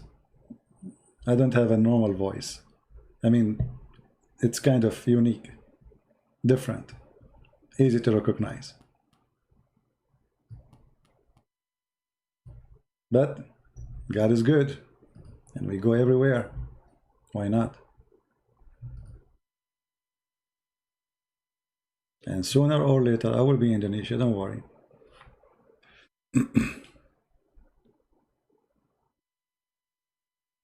Yeah, this is the problem, you know, with the voice thing. Like once I was doing a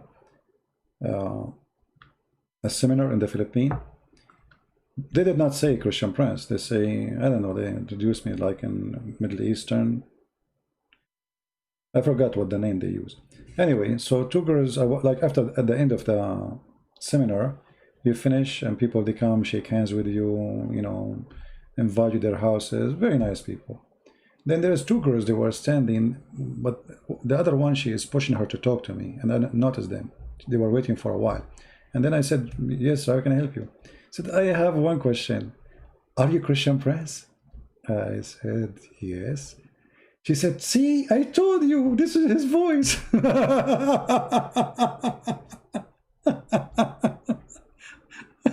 You should see how they jump, because both of them, they were arguing, is it him or not, you know? So she said, I just have a question. I don't know if you can answer it, please. I said, what? I said, are you Christian Prince? I look, said, yeah. And you should see how they jump. Yeah, it was funny. And then there was one next to them. He heard her saying, are you Christian Prince? And he said to me, really? Here we go. We cannot keep it secret anymore. Really? Yeah, really. Actually, one of the most funny thing about doing seminars, when you go, because you know the way I speak, I'm very straightforward. I don't care what people say.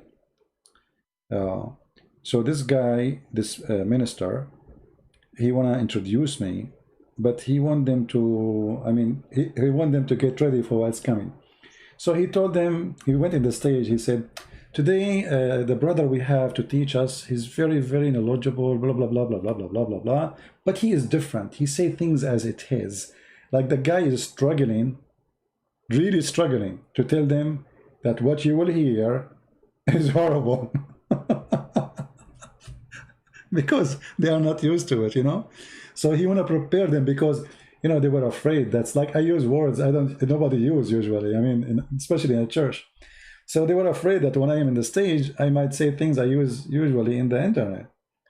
So the guy is struggling. The poor guy is trying to explain to them, like today, you know, our guest is not like normal guest. He is kind of like very straightforward. He don't do sugar coating. And I was saying, oh boy, those people will leave before we start, you know, like what he's doing. Just give me the microphone. Anyway, so after he finished, he gave me the microphone, and then the big hall, not only it became full, people they start texting and inviting more people. People they are in the windows, people are in the doors. People are the walkway is blocked, people sitting in the floor. And in the top of that, people they are sweating like crazy because they are laughing. And like if you see how people they are laughing, you will not believe it. They were like dying from laughing. There's a guy, he fell in the chair. He fell in the chair. He's big. It's a plastic chair, you know, like those chairs. The place where we're doing the thing, it was a stadium for basketball. Big, actually, huge. So all the chairs is in the middle, and then there's the chairs for the stadium, you know, all is full. So the guy, he cannot hold himself from laughing. So he laughed and he fell down. And when he fell down, he opened his hands to stable himself before he fell down. But by doing that, he pushed all the people next to him in the floor too. It was hilarious. Yeah. So anyway, did you come to India before? No, I never been in India. No. I like to travel, but you know, not everywhere you can. If there is a record of this amazing event, actually, you know, the number one rule for my security, they ask people not to use their camera. But I think I have a recording in my computer. Let me see.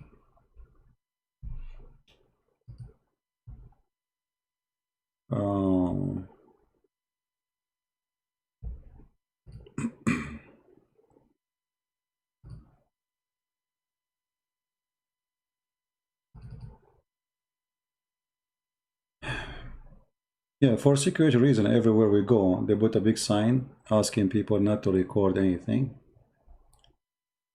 But still, I have some recording. Let us see. I'll try to find you the same event I'm talking about. Give me a second.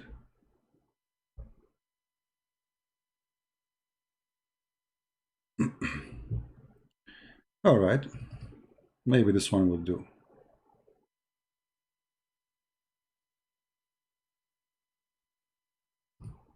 We need to choose one which is not showing me in the screen.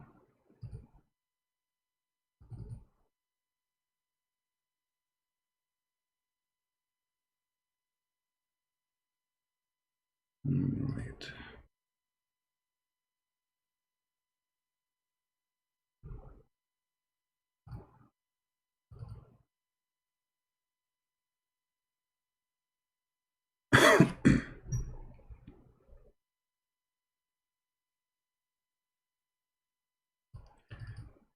Maybe this one. No. I am there. Let us see this one. Maybe this one will do. This is in the beginning when we started. Let us see here. Give me a second. Take a snapshot of it.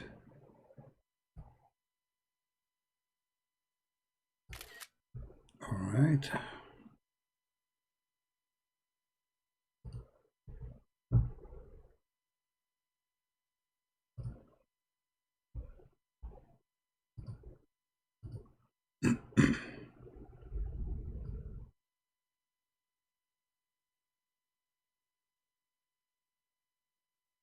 Okay, this is in the beginning. They did not, like this is just before we start. Let us see, hold on.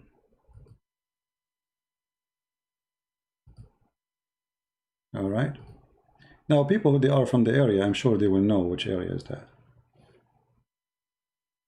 Actually, I can tell the name. This is called Cagayan de Oro.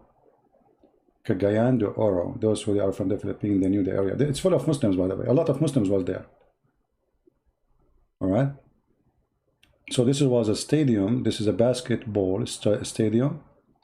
And later, all the sides, when we started, all was full. All right. Yeah. There was Muslims in the, actually there was a Muslim, she is coming from, according to the Filipinos, she is a princess from a big tribe of the Muslims. She became a Christian. She was in the front, she introduced herself to me. Yeah. No, not Baguio. Baguio is too far away. Cagayan de Oro, this is a Muslim area territory. If you remember the city where the Muslim, the ISIS, they control just 2 years ago, very close to it. Actually, when you go there, the airport is controlled by Muslims. They have a mosque in the airport. There's a flag of ISIS just not even 100 meters away from the airport. You believe it? The flag of ISIS in the highway, and the mosque next to it. Yeah. So anyway,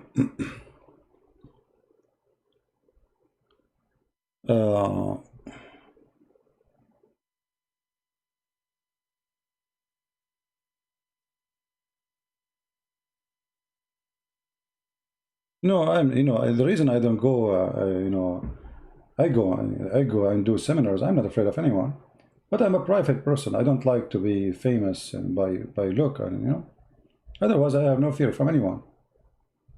Otherwise, I will not go there. This is a totally Islamic area. This is where the Muslims, the aggressive Muslims of the Philippines live.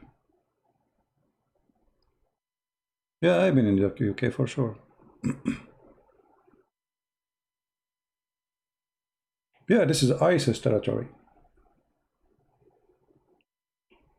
ISIS, not long after, they occupied the city of Marawi, which is very close to the city. And those Christians who invited me there, they were very worried. So I did not ask them. I mean, they have people to do security.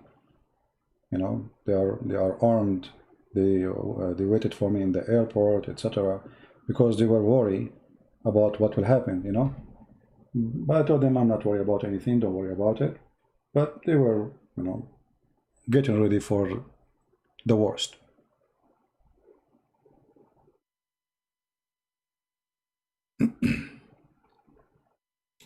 Anyway.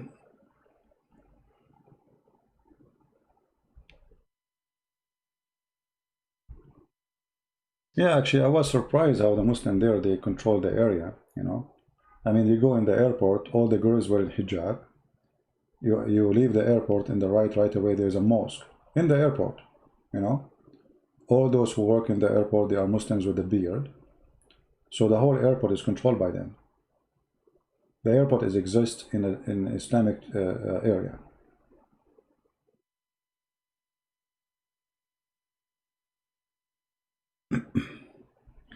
A Muslim, he want to call me. I don't know if it's we can take calls. I mean,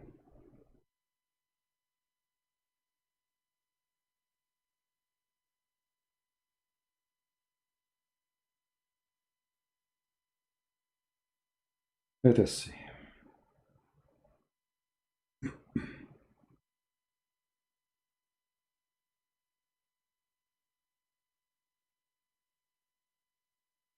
Where is the Muslim who wanna call me? What is your name in Skype, my friend?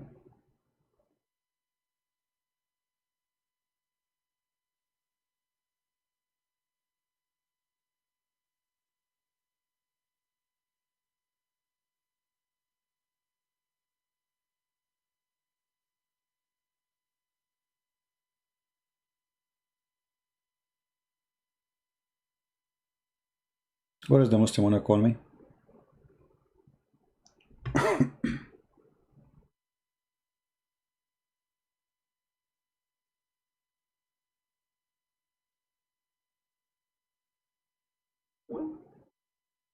Okay. There's a guy who wanted to call, I guess.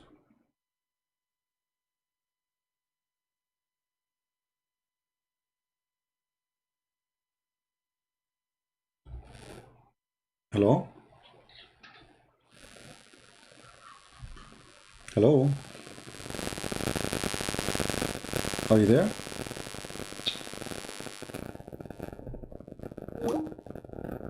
Muhammad did not answer. He called me, but he did not talk.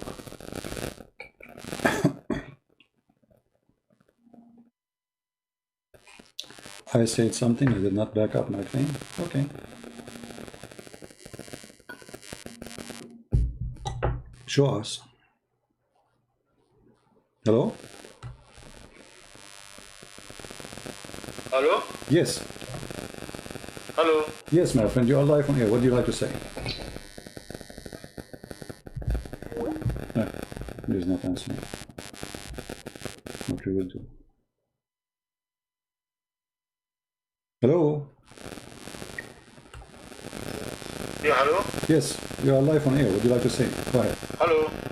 Hello, hello. Am I talking to CP?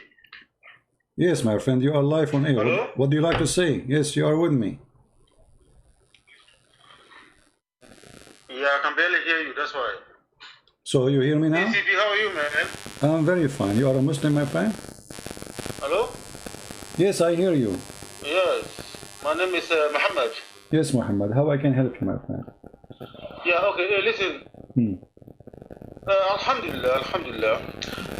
Listen, CP, the reason I'm calling you, you know, son, one of my friends gave me your book. All right. And I'm actually halfway of the book right now.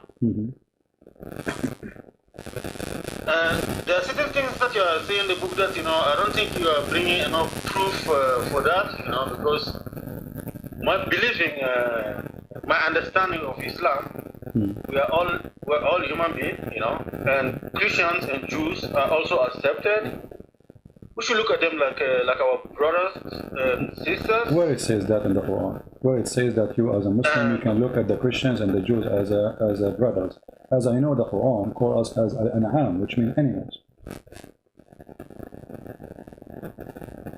Yeah, but the Quran said fight the infidel. He didn't say fight the Christian. He didn't say fight the Jew. No, he said fight the Christian and the Jews. Chapter 9. Chapter 9, verse number 29, speaks specifically about freeing the Christians and the Jews. What? Hold on. Let me go to my Quran now. Yeah, chapter 9. Just give me 1 minute. 9, yeah? Chapter 9, yeah? Yeah, 29.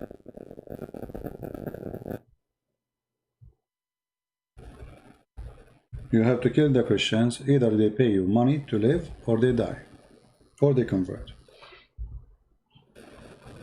Okay, listen, Christian friends. I'm not an Arab speaker, you know, so I'm reading it in French, and in French it does not say that.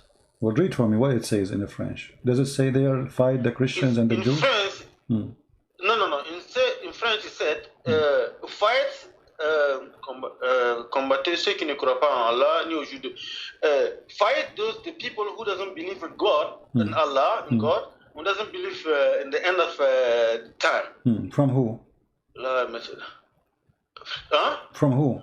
Yeah, from the people parmi ceux qui ont reçu le livre proprement après s'être humilié. Yeah, but some people who own the book, but it's not specific. It's not saying Christian. No, so I don't know why you're twisting things, you know, so making like Muslim we hate Christian. We don't hate Christian. My friend. Any Muslim kid he knew. No, hold on. Any Muslim kid he knew that when you say the people of the book, the Quran mean the Christian and the Jews. Don't you agree? People of the book is the Christian and the Jews only. Yes or no? Yeah, but not in this context, you know. So no, it says here clearly, fight those who don't believe in Allah. Christians and the Jews, the people of the book, kill them until they pay the jizya or they convert. Very simple. And we can open right now the interpretation for the verse, and you will see that's what it says. Even it says that the prophet he ordered to humiliate the Christian, spit in their face when you see them in the street, force them to walk in the sewage. I can share the reference right now. You can go to Ibn Kathir right now if you don't believe me. If you have Ibn Kathir in English, in French, I don't know if you have such a book in French. Show me from here. No problem. Okay, we go to Ibn Kathir. Here we go. Hold on, let us do that. This is Ibn Kathir. This is chapter 9, and this is verse number 29. It says, and we can read together. وَإِنَّمَا الْمُشْرِكُونَ النَّجِسِ the kuffar, and we are kuffar, we are filthy dirty. Okay, and then he says, fight the Christians and the Jews until they pay the jizya, and they feel themselves subdued. The ayah means they will be, you will be their compensation for the closed market, blah blah blah blah. So Muhammad, because he told them to close the market from the pagans, so he said then go and kill the Christians, steal their money. The interpretation in front of you, and then he says. Okay, so how do you explain so many Christians in the Middle East?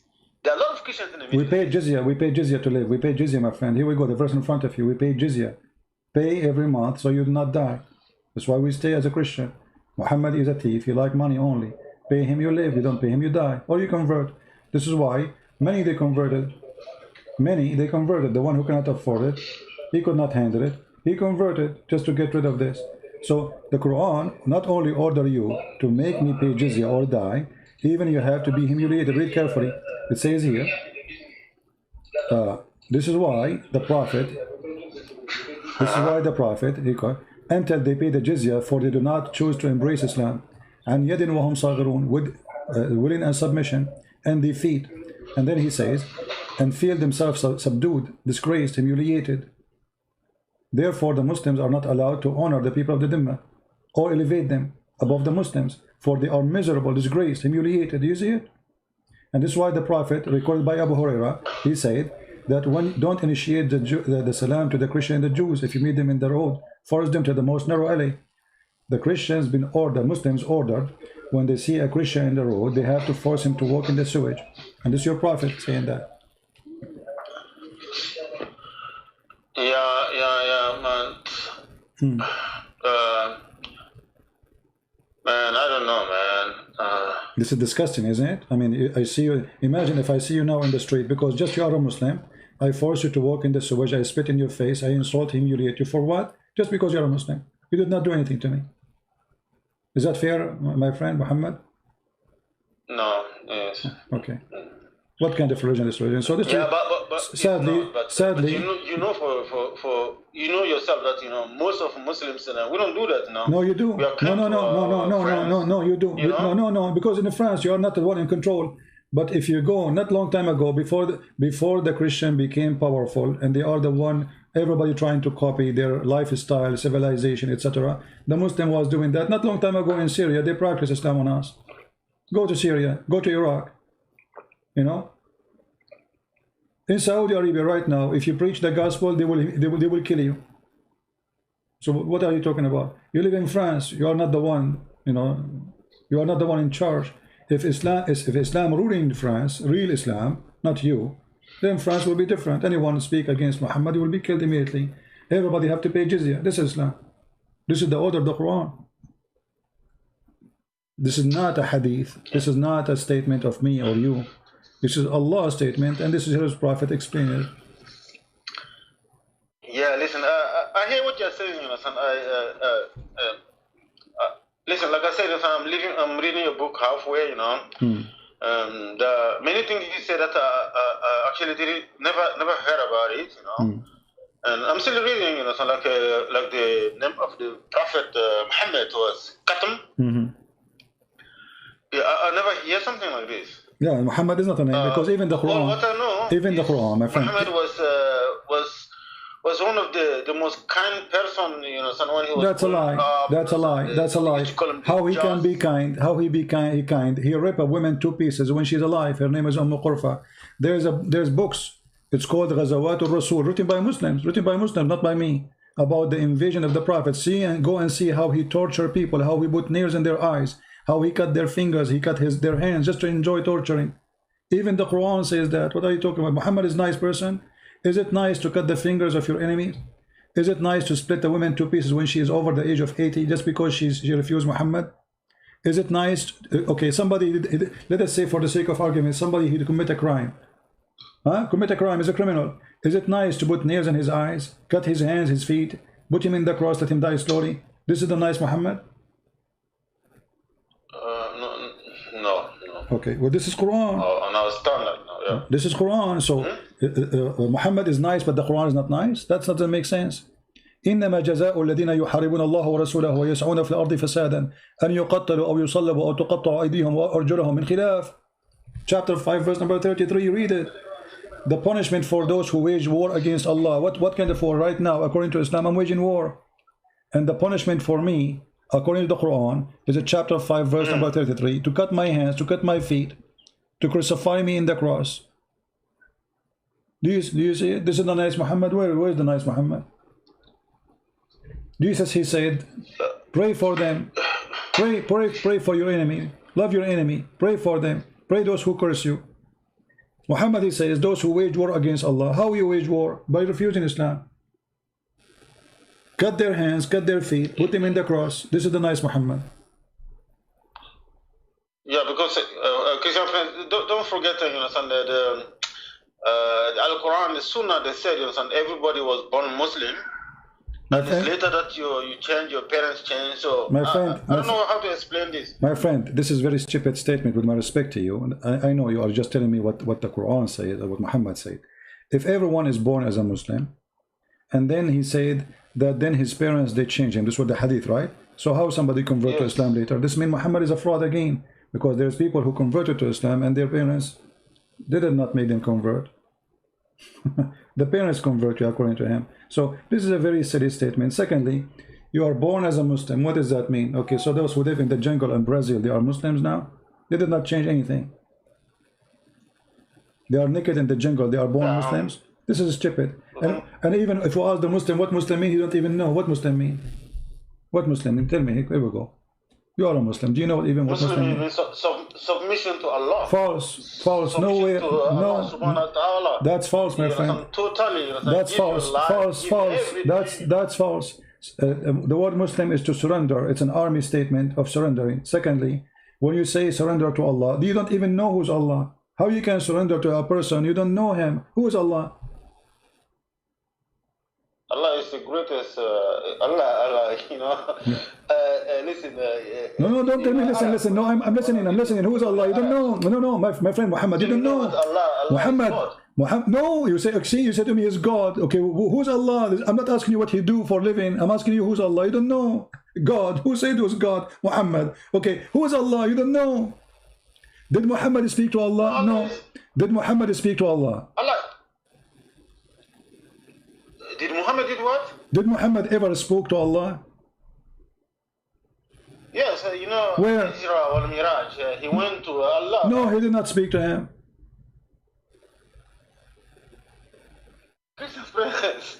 Well, he didn't speak to him. Okay, show me. And not only that, he never even heard his voice. He never saw Allah. He never heard his voice. He did not even know who's Allah. let me ask you a question just to show you Islam is a joke. I'm not trying to insult you, by the way. I'm trying to have a conversation with you. Just bear with me. If I ask you now, Allah is a spirit? If Allah is a spirit? Yes.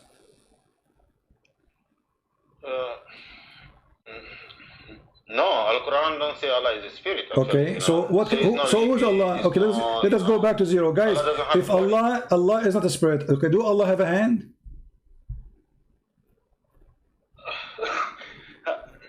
Physical things have hands, Christian. I just asked you, is Allah is a spirit? You said to me, no. So he's physical. Allah have a hand. Allah have a foot. Allah have a head. So he's physical. I asked you, is Allah is a spirit? You said no. So he is physical. He is not a spirit. Spirit don't have physics. Isn't it you who said to me, no? Listen. But you know, the Al-Quran or Sunnah never said, that Allah has a body. No, you are wrong. No, my friend. Here we go. Okay, here we go. Okay, now, my friend, you see, with my respect to you, you sound like a nice person. I welcome you to call me anytime, but you do not know your book. Thank you. You know, the Quran is stated clearly, not only Allah, he have hands and foot, he have two hands. Like as an example, chapter 2, verse number 27, verse number 63. It says, Allah have two hands, and if you go right now... Yeah, just give me a minute. You said chapter 2? Yeah. Al-Baqarah. Actually, there's many verses, but let us go, we go to verse number, let us see,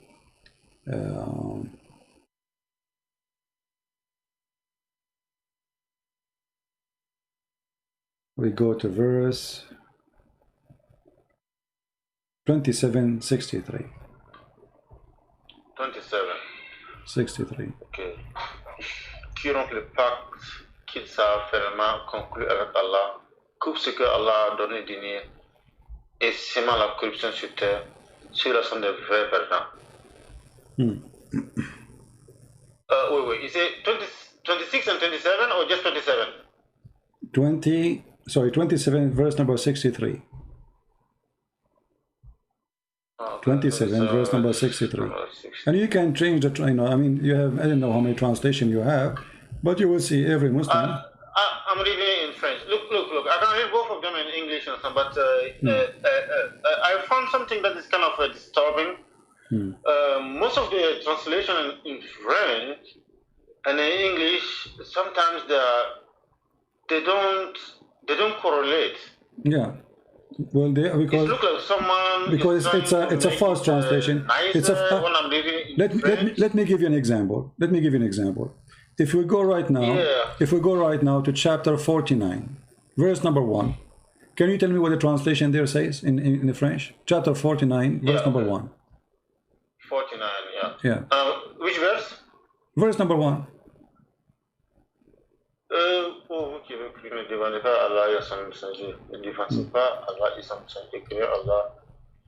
He said, you who believe, don't take side against Allah and His Messenger. Does it say? It's kind of weird. It doesn't make sense. Hold on. Okay.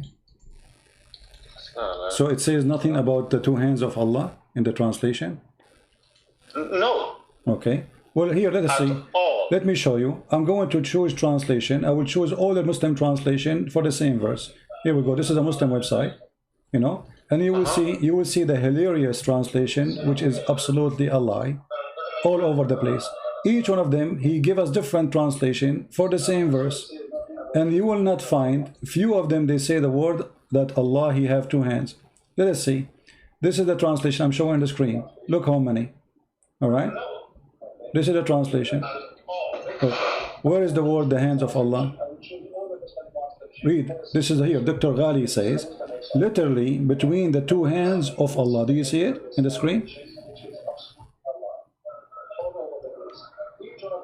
Do you see it? Mute you too, please. Yeah. Okay. How come this translation? He's a Muslim, Dr. Muhammad Ghali. Why he is saying literally between the two hands of Allah, and then the rest of the translation, they did not put the hands of Allah. What happened? Where's the word of hands of Allah is gone? It's gone. Look, all the translation. I choose all the translation in the page. Only one, Dr. Ghali, is saying the truth between the two hands of Allah. Wow. Okay, so actually, wow. It's unfair, man. If we go to the hadith, hold on, we're not done. Allah have foot, not only He have hands. You know, and Allah have 5 fingers. Actually, there's videos, you can search them right now about Allah have a hand.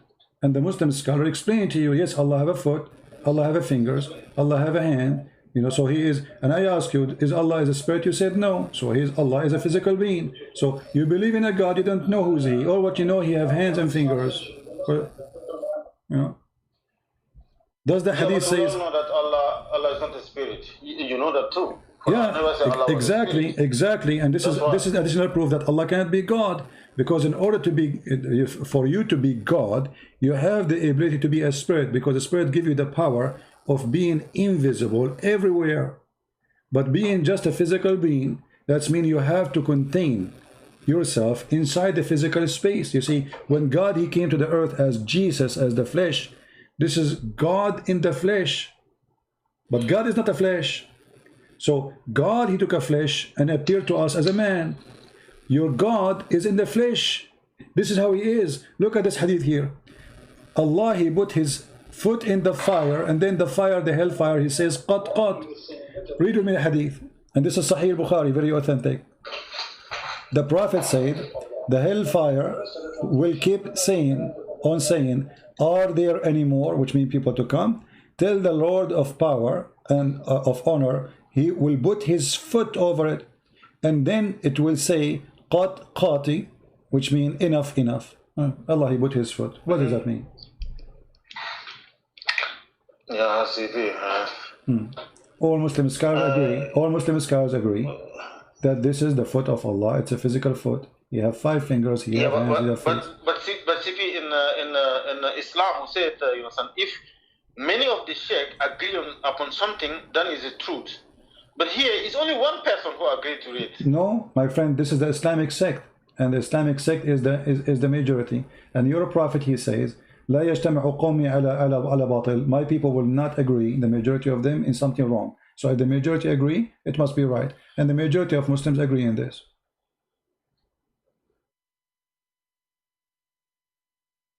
Yeah, man.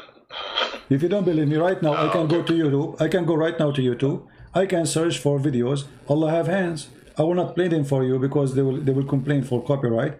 But you can do it yourself. Do Allah have hands? Yes, Allah have hands. Allah has a foot.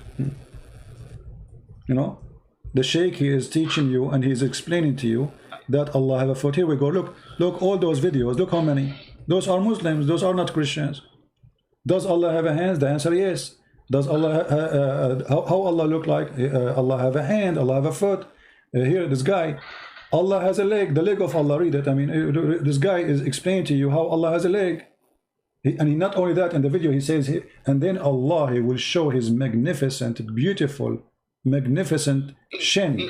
Yeah, but how do you explain Qul huwa Allahu ahad, Allahu samad? How do you explain that? Okay, that's a stupid statement actually, because you just said Qul Allahu ahad. Allah, the word ahad in Arabic, Allah ahad, that's mean Allah is one off. Make one. No, my friend. No, you see, this is wrong Arabic. You see, this is not Arabic word. This is why it's coming stupidly wrong in the Quran. If I type, do you see my screen right now? I will put the word ahad for you in the screen. Yes, and you will see, okay, you will see how many times it appears in the Quran. Look, I just searched for the word ahad. This is the word ahad highlighted in the text. Look, this is ahad. This is ahad. This is ahad. Huh? Okay, what I will choose any verse you choose. Let us choose something short, so we don't go confused. والذين آمنوا بالله ورسوله ولم يفرقوا بين أحد منهم. Okay, what أحد is one off. They did not distinguish between any of them. One off. Ahad does not mean one. Secondly, if your God is one or two, who care? I mean, this is funny, my friend. I mean, you see, let us say I'm talking to someone, he's a Hindu, and he told me I believe in 1,000 God. All right, 1,000 million. Okay, but if he can prove to me that his gods are millions, he's right. Then the number is not important. The question is, You believe in Allah as one or two or three, who care? But Allah as one is a stupid God. He says stupid things in the Quran. Allah is one, but he said that the sperm of the man coming from the backbone of the man. I mean, how the one God, he's one. Now, this is actually make it even easier for me to get Allah busted, because we cannot say other God said that. Now we have one God. He is the one who's talking, not the second God, not the third God. So he have one God, and his God says that the sperm of the man coming from the backbone of the man. But this is wrong. No science agree with such a stupid statement. When the God of the Quran in chapter 86 says that the woman, she have a sperm, and the sperm is coming from her ribs, that's the most stupid God ever. So he's one or two or three, who care? He's a stupid God still. Yeah, listen. I'm not into the Quran science and stuff like this. Really, I've never looked into it because I don't believe the Quran is like a scientific book. Doesn't matter, my friend. But God, so, Muhammad, when God he speak about how he created the baby, shouldn't God knew how he made the baby? I mean, come on, this is not about science now. This is about how it made. Forget about science. Science is something we practice and we learn from it. But God now, supposed to, his name is Allah, is teaching us how he made the baby. Shouldn't God who made the baby knows how the baby is made? If he gave us wrong way, ring confirmation, that means he is not the one who made the baby. If I go right now to a person, he said, I am the one who made the car, but he cannot put the engine together. Obviously, he is a fraud. Correct? You cannot be a person who make a car, but you do not know anything about mechanic.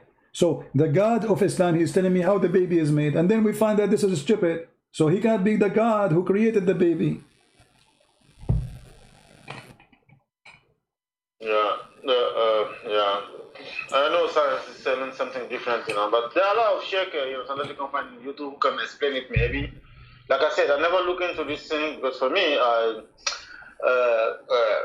my love for Islam, is just because it will unite us, some black, white. No, Islam does not unite us. Islam does not unite you. Muhammad, he said it clearly. بدأ الإسلام غريبا وسوف يعود غريبا. Islam will start as a strange and will end as a strange, which means people will leave it. People will deny it. And the proof in front of you, where we can find Muslims are united. You are killing each other everywhere in the world. Everywhere in the world, not a single country have a peace. And the only places have peace is protected by America. America go out like Emirat, Qatar, Bahrain. The American leave. Listen, in France, we have a lot of respect with each other. I'm black African actually. My friend, okay, you are a black African. Okay, hold on, my friend. From Morocco, from Algeria. No, but okay, go right now and search how they treat you as a black person in Morocco, in Tunisia, in Libya. They treat you, with my respect to you, in a very ugly, disgusting way. Don't listen to me. Go right now, search in Google. Go search in Google. A guy from Senegal, he married a white girl from Morocco. The whole nation is against him. Go and watch the video. Why? Because he's a black person. What are you talking about? And as long as you're a black person, what do you think about the prophet? He say that black people, the shaitan is black. Listen, Christian friend, to be quite frank, listen, I was born in France, and I went to Morocco, Morocco twice, actually. I never have any problem with them. Because you have a French citizenship. I have a white woman. Because you have a French citizenship. If you live there as a citizen from different country, go if you are from Eritrea or Ethiopia and see what they will do with you. But because you are protected, you are French. Go and work there if you are a person who is not from France and see how they will deal with you. Go and ask for a woman to marry you from there. Let us see what will happen. And now, let us not to change the topic. Muhammad, he said the black dog is the devil. Do you agree with him? No, why? How? Dog is an animal. Okay. Rasulullah sallallahu alaihi wasallam would never say something like this. All right. See, Christian friend, that's the thing. That's why when I'm reading your book now, I'm halfway, and I'm getting angry. Okay, but I'm showing you the reference, my friend. And now you just said the prophet, he never says such a thing that I showed you on the screen. So you get angry, no problem. That's a good thing. I want you to get angry, actually, so you can search it and read it and find it if it's true or not. If a Christian prince is lying, laugh at the Christian prince, spit in his face. But I'm not lying. Here we go. This is the hadith. This is on Sahih Bukhari. So did I lie? No. This is Sahih Muslim. Did I lie? No. It's in front of us on the screen. Here we go. Let us show you. All those are Sahih hadith. And the black dog is the devil. The black dog is the devil. Let us read this one. Here we go. This is Let us go to... hold on, I think I have some kind of delay on the internet. This is refresh my page again. This is Sahih Muslim. This is Sahih Muslim. Hadith number 510A. Yeah. All right, and this is the hadith. Here we go. Let us say, Allah Messenger, he said, if any of you stand for a prayer and there is anything before him equal to equal to the back of the saddle that cover him, in case there is not before him a thing equal to the back of the saddle, his prayer will be cut off by passing off an ass, a woman, and a black dog. I said, Abu Dharr, what feature is there about a black dog which distinguishes it from a red dog or yellow dog? So this is the narrator, Abu Dharr, is being asked because he is the one reporting the hadith and is a very, very trustworthy companion. He said, oh the son of my brother, I asked the messenger of Allah the same as you asked me, which means what distinguishes the black dog from the yellow dog or red dog? He said the black dog is the devil. What do you think? And you are the one who just said this can't be true. Why the black dog is a devil? Well, you tell me. I don't know. You are the Muslim, not me. Doesn't make sense. Doesn't make sense. I agree with you. This is disgusting. This just because he's black, he's the devil. Obviously, they ask him what is different between white dog and yellow dog. I mean, why? What the different? What distinguish? Here, read with me. Oh, Abu Dharr. An animal is an animal. Exactly. What distinguish? What is the feature? Is there in a black dog which distinguishes it from a red dog or yellow dog? I mean, even the guy he was black?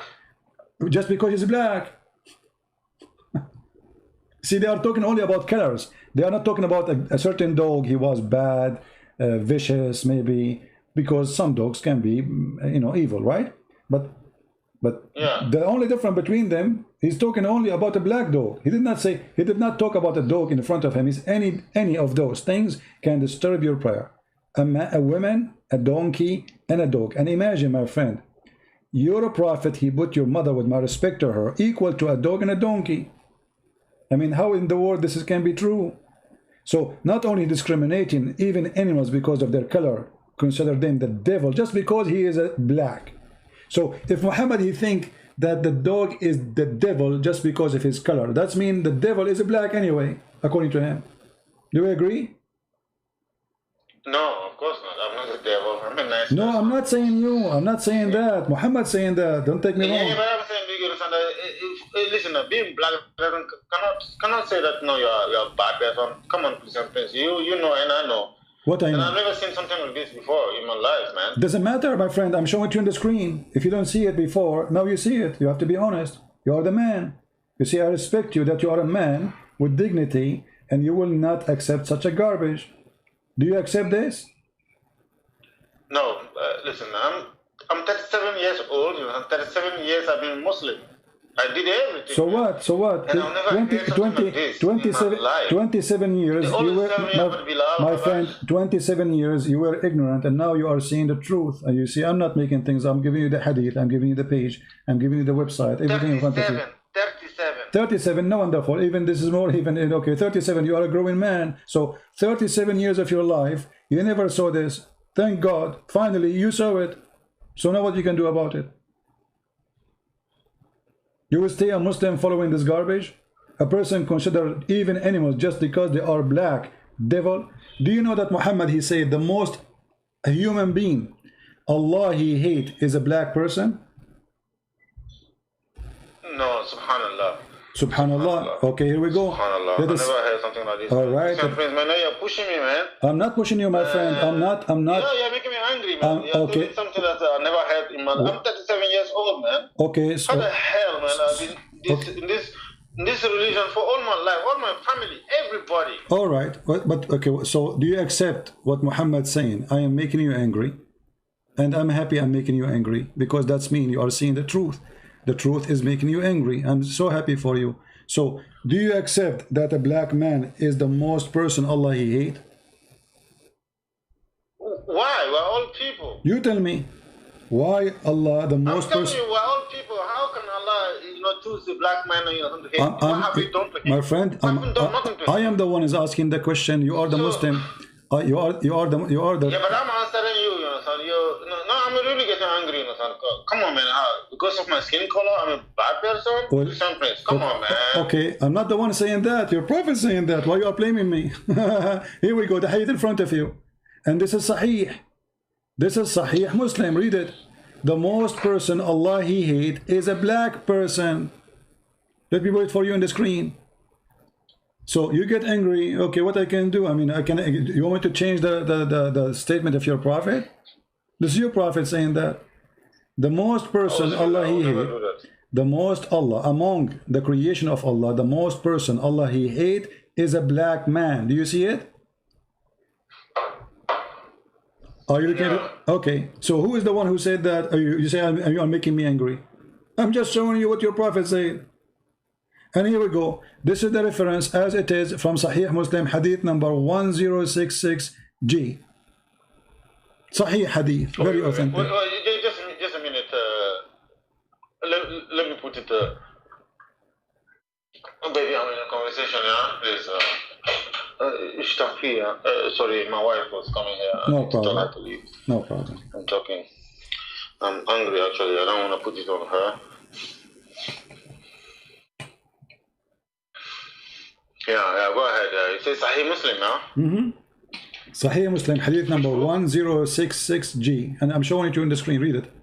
It's in the screen. Yeah, now I see it. There was some kind of delay. Okay, so what we will do now, the most person Allah He hate between all the creation of mankind is a black person. Why? What is the color have to do with this? He didn't say an evil person. He says a black person. Wow. Who is going to destroy the Kaaba? A black person. Who is the devil? A black person. Who is the most person Allah He hate? A black person. The dog is a devil. Why? Because he's a black dog. What do you want more? So that's one.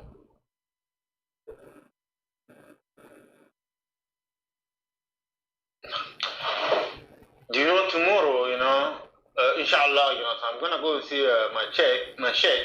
I'm 100% sure you're going to tell me this was abrogated. My friend, what? Hold on. This is what abrogated. This is Allah He hate. He hate. Allah abrogate His hate now. Even hate He abrogate. Come on, Muhammad, you are smarter than this. You see, I'm speaking to a grown man. He's 37 years old. What abrogate? Abrogate is about Allah, decision of punishment, etc. This is Allah He hate. The most person Allah He hate. Already the person exists. Is a black man.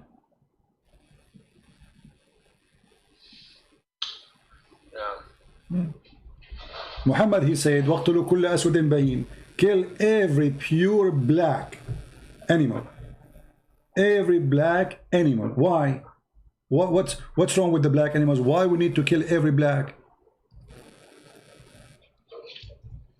I think black is beautiful. I like black dogs. I like black cats. You know, you see, for me, I believe all the creation of God is a creation of God. Their color doesn't make any difference. But when you say وَقْتُلُوا كُلَّ أَسْوَدٍ بَهِيمٍ, obviously you are a filthy racist. So kill. Do you read this hadith? This is Sahih. So kill every one of them which is totally black. I mean, why you want to kill animals just because they're black? It doesn't make sense to me. It doesn't make sense to me too. You know, I grew up here in France, and I was born here in France. I grew up here in France. For me, it doesn't make sense. My friend, nothing. Do you see? It says Sahih. In my life. Do you see? It says Sahih. Do you see the reference? It says what? Sahih. Sahih. Yeah. Okay. So kill every pure black. So what the problem? What the problem with those dogs or those animals? They are pure black. If you see a pure black animal, kill him. Why? Because he's a devil.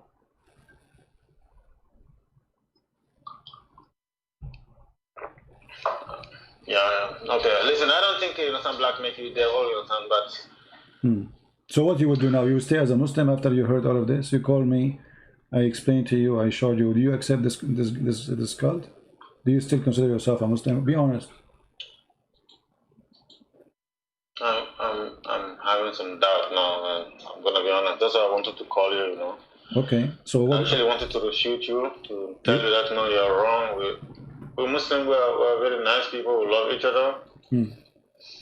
Black, white. I see in France here, you know. Yeah. Anytime we go to Juma, you know, we're all brothers and sisters. I never heard about something like that about black people. No problem. So my friend, what we will do now was after we learn the truth. Even Bilal, the most famous black person, he died as a slave. Bilal, after the death of Muhammad, now you're pushing. No. What? Wallah Azim, that is not true. Oh, here we go. Bilal was freed from day one. Day one. Okay, let us see if this is true. It's true from day one. Okay, can you show me? Can you show me a reference? Come on, man. Okay. Huh? Can you show me a reference? No, from day one, you know that, you understand? Bilal, no, I do not know that. Down, you know, his master was very angry, and then the Prophet sallallahu alaihi wasallam asked, I think it was Abu Bakr, to go and buy him, and that's it. Bilal was free. Okay, well, let us see. Let us see if this is true or not. Isn't it Bilal who came to Abu Bakr after the death of Muhammad and said to him, if you bought me for the sake of Allah, then release me for the sake of Allah. And if you bought me for the sake of yourself, then keep me for the sake of yourself. Did he say that to him? Begging for his freedom? Wait. Are you putting on the screen now? Because I think my internet okay, is kind of let me find the hadith for you. Give me a second, please. Man, Christian Prince, you are pushing too much, man. Yeah, well, I am here to show you the truth, my friend. That's what I'm doing. I don't waste my time. I say the truth, and the truth will set you free. So let us see, where is the hadith? Give me a second. Here we go.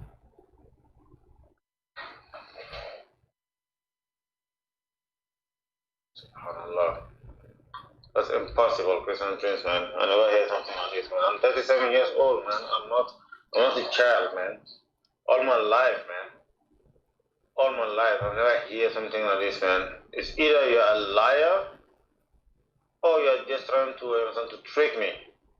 Well, I see I'm showing a reference. Let us see if I can show you the hadith.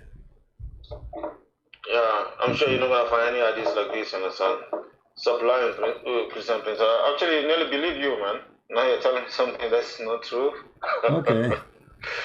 But, you know... Christian Prince has been busted today. Yeah. I'm getting busted? Alhamdulillah. How you did not bust me anything, but you agreed with me, actually. I just did, man. What you said is not true. Okay. Come on, man. I'm 37 years old, man. How old are you, man? How old are you? I'm very old. I'm born before Muhammad, before Allah. Yeah. No, that's not true. Muhammad was born before Adam. Let us see. Let me get you the hadith.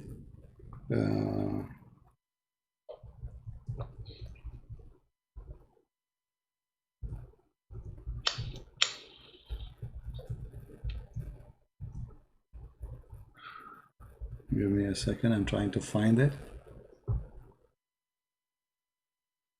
Yeah, man. I can give you 100 years. I'm waiting. Guys, everybody who's in the chat, Christian Prince have been busted today. Takbir, Allahu Akbar. Allahu Akbar.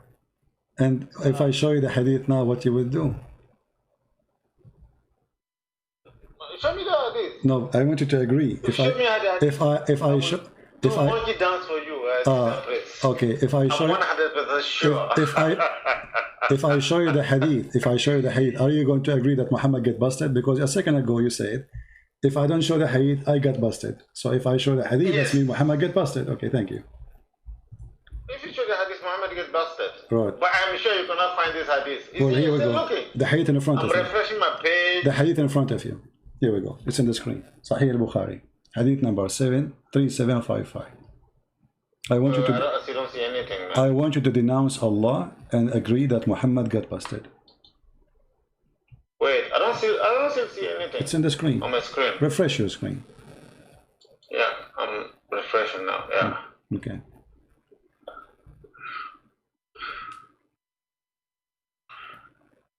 Bilal said to Abu Bakr, Ishihaf.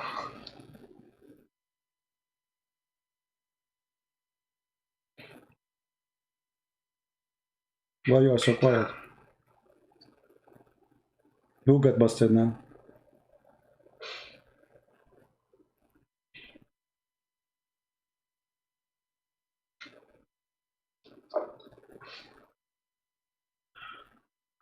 What happened, Muhammad? I was busted 2 seconds ago. And you agreed if I show you the hadith, Muhammad get busted. Say it then. Say Muhammad get busted. The poor guy is begging for his freedom. Muhammad is dead. Muhammad never freed him all his life. After his death, after all what he did, he became so old. And yet they are still, he is a slave. And he cannot take it no more. If you bought me for the sake of Allah, then release me, hypocrite. Is this Sahih? It's Sahih Bukhari. It says Sahih Bukhari. Hadith number 3755. I mean, how Sahih it can be more than Al-Bukhari?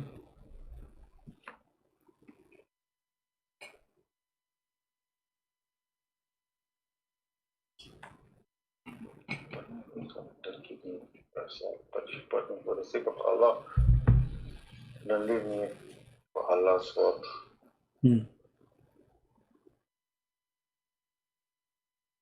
So what do you think? Do you like to be Bilal, the slave of Muhammad?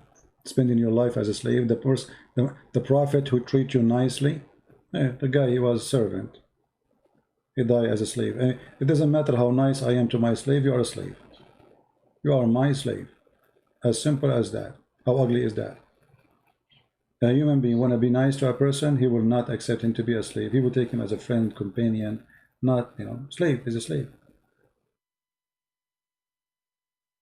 Bilal used to be ordered to go in the morning to pray, to call for the prayer because he's the slave. The white man is sleeping. Those are the lords, the master. The poor black guy, you have to wake up. They kidnapped him from the middle of Africa, from Ethiopia. They sold him in Arabia.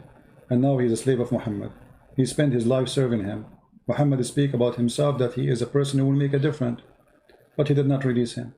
He died, and he still, Bilal, he's still a slave. And then after the death of Muhammad, Bilal is going to Abu Bakr, please free me. Why Muhammad did not free him? Christian parents, when I was young, like 16, 17, I watched a movie about this, and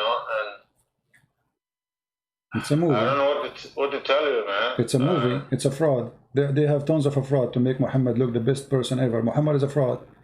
Muhammad, he went to his own son's wife and he flirted with her. What movie?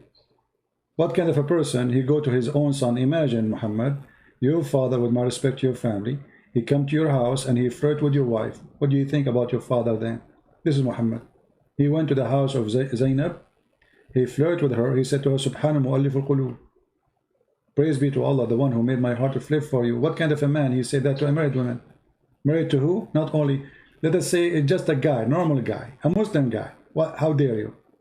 He is not only just a Muslim. But Al-Quran said, no, Hadith actually said that Zayd, there was a time that Zayd couldn't have sexual relationship with his wife. No, this is not true. No, this is not true. I can show it. No, I can show you the reference right now from Islamic books. Zainab, she said that after the Prophet, he flirted with her. Each time Zayd, he tried to get close to her, Allah, he made his penis swell. You know what swell mean? So Allah don't want the husband to have sex with his wife because the Prophet, he want to have sex with this woman. So each time the husband, Zayd, he want to get close to his wife, Allah bite the penis of Zayd. Christian parents, man, come on, man. This is the truth. I mean, you tell me what kind of God he will make you as a husband. Your penis is swell, so a guy, the neighbor, because he like your wife. I mean, what kind of God this God is? Muhammad is the neighbor. Think about him as he's the neighbor. Listen, Christian parents. You're talking about Allah subhanahu wa ta'ala. What Allah? There's no, Muhammad. You see, for me, no, Allah is not subhanahu. Allah is the devil himself, who is promoting evil. What kind of God? He said to a man who claimed to be a prophet, why you are saying to the man, keep your wife for you, when Allah told you, I made her lawful for you. How she made her lawful for you? She is married. How Allah, he promised a man, his name is Muhammad, a married woman. She is still married. In the same moment he is talking, making the verse. And what kind of a man, he go to your house when you are not there? Okay, if the man is not there, knock the door. He is not there, you leave. Why he go inside and he see the women stripping or showing her skin, and then he flirt with her. And then the wife, obviously she is a bad woman, she told her husband that your father, he was here and he liked me. So the son, he went to the father, he says, father, you know what, I don't like this woman, take her, because he knew already that his wife, she's cheating with him. The woman, she like it. Why she want to be married to a poor man when she can be married to the master?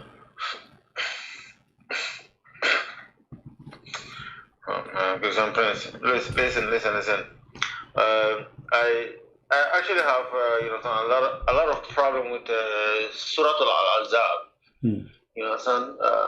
There are many things I didn't understand. You know.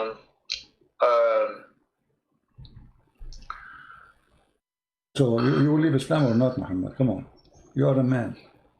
You are the man. You are smart.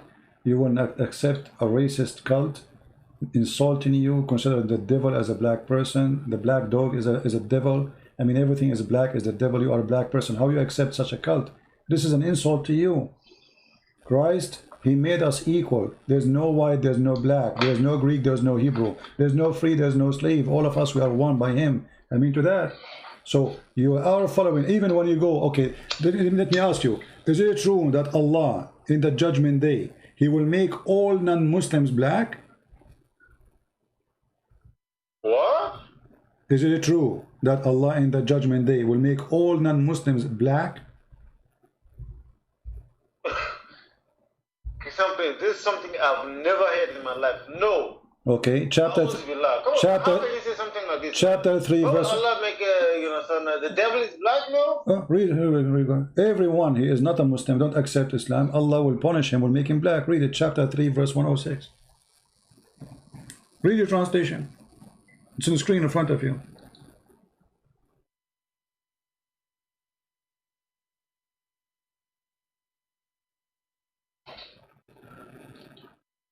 Okay, I don't see it yet.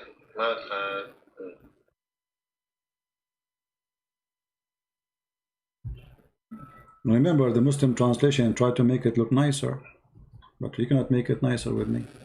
I will get it busted.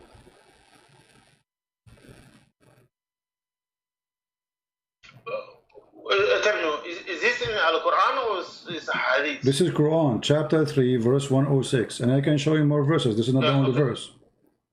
Yeah, wait. Chapter 3, Al-Imran. Verse number 106.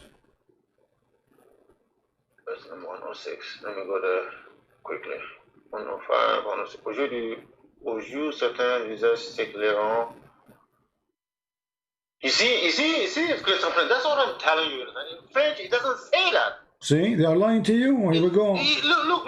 In French, it says that the day of the judgment day, your face will shine.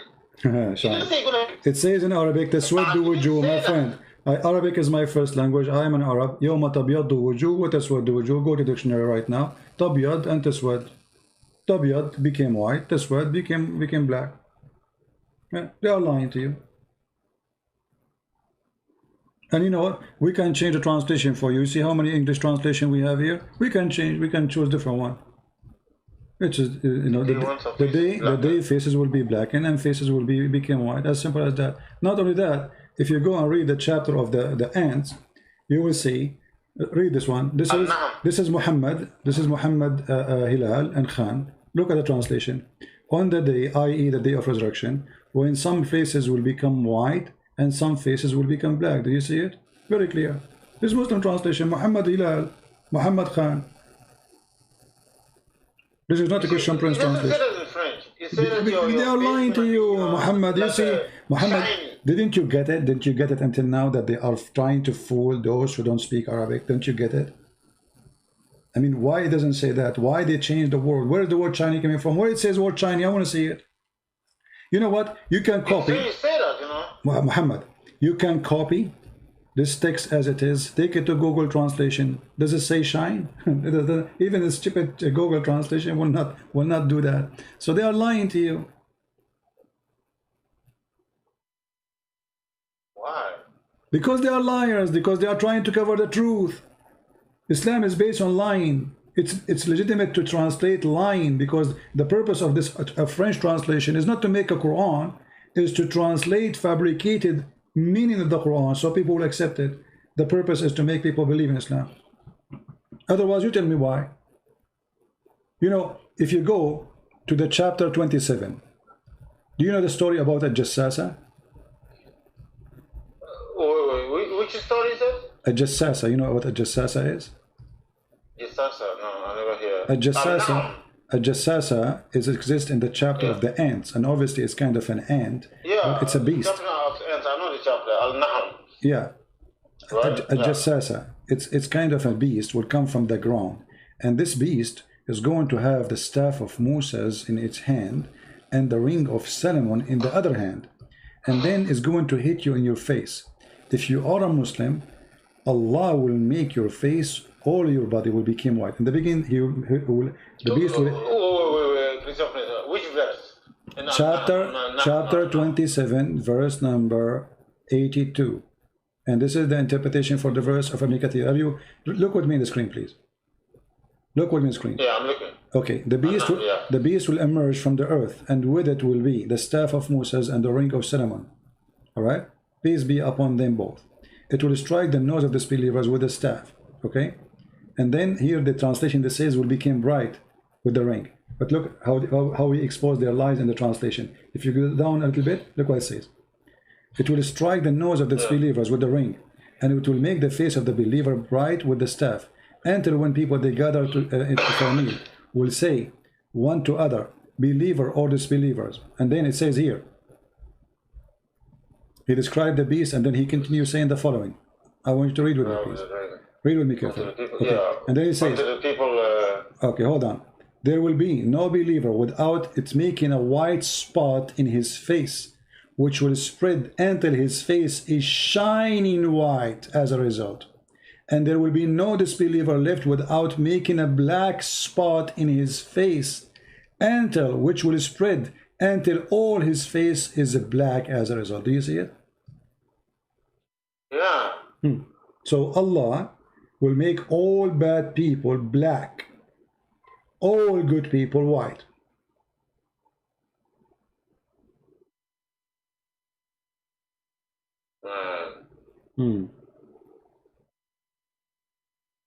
What do you think?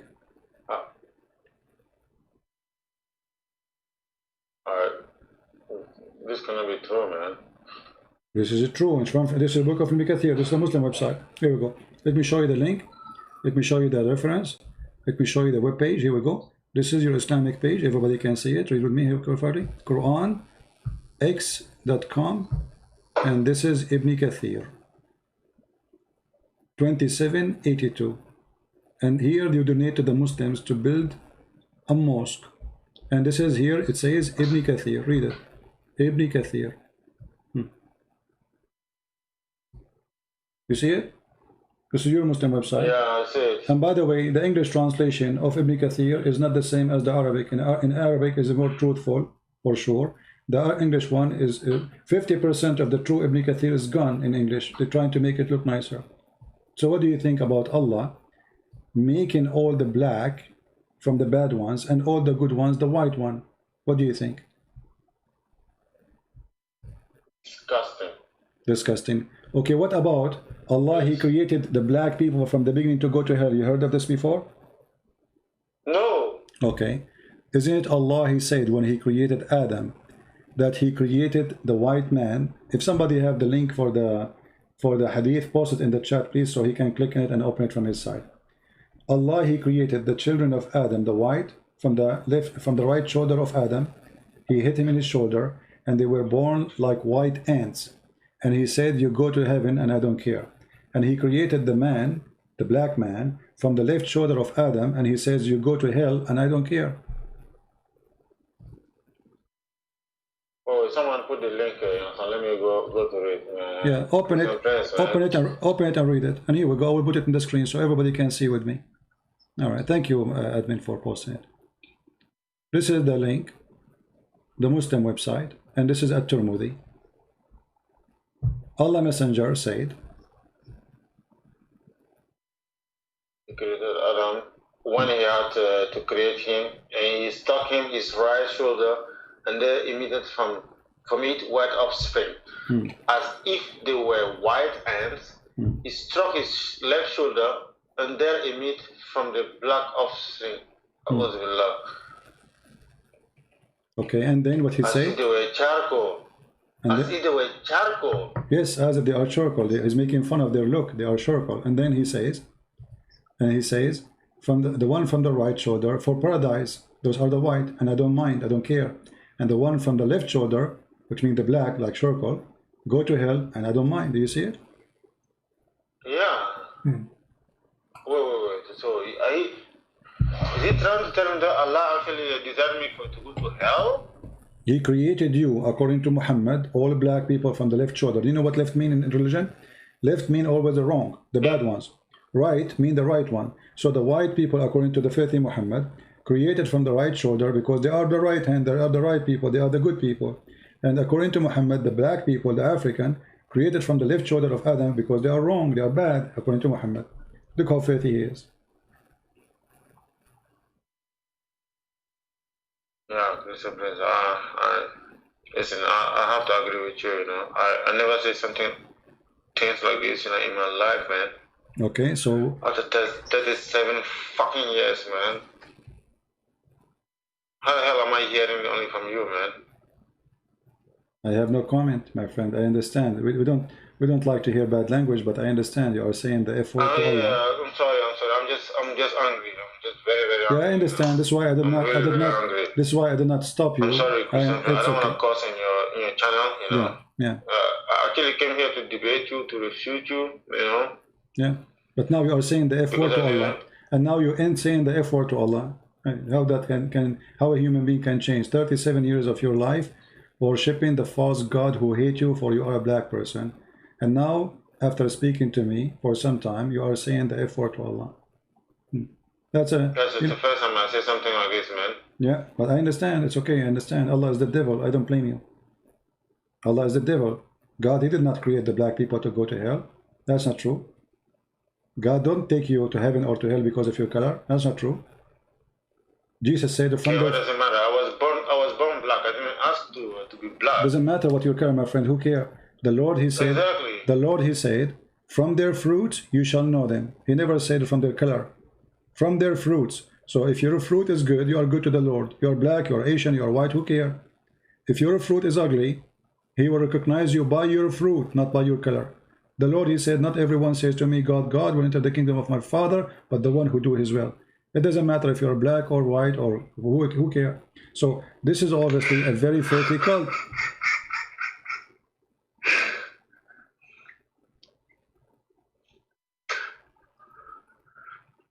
I hear you crying, my friend.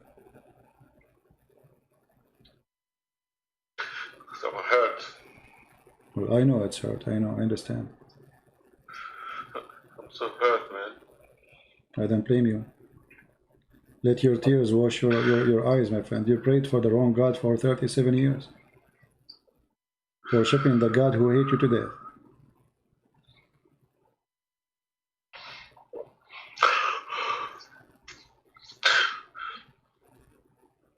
I'm sorry, Christian Prince. I didn't want to go there, you know. No. I respect you.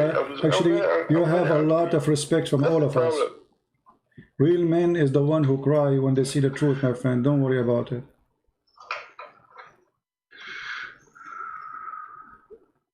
I'm 37 years old. I'm a grown-up man. I'm married. I have 2 kids.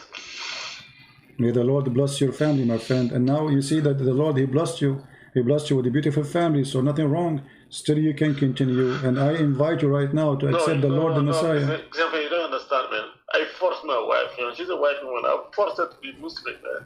Well, you can fix that. No problem. You can fix. She loved me. Yeah, you can fix that, my friend. You know. You can fix that. You can tell her the truth. You can tell her that this is a garbage religion. We will not be there no more. That's it. She loves you. She will understand. And you can show her the reference and the reason. You force her, that means it's easy for her to leave because you force her. My family didn't want to marry her. She had to change her religion, you know. That's why I'm hurt right now. I understand. But never late, my friend. Never late. The Lord is still, he loves you. And the Lord, today as we speak, He made me stay longer so I can receive your call and make things work in the best direction for your life. The Lord is using me and using you so we can be together a light for the family, which is your family. All right. And I invite you, as we speak now, to accept the Lord, the Messiah, as your Lord, as your Savior. There's no name better than him. Go and read what he said. Go and see his teaching. Go and see the wonderful things he did. He is the living Lord, even in the filthy Quran. The Messiah is right now, as we speak, is listening to us. He is up in heaven. Every man died.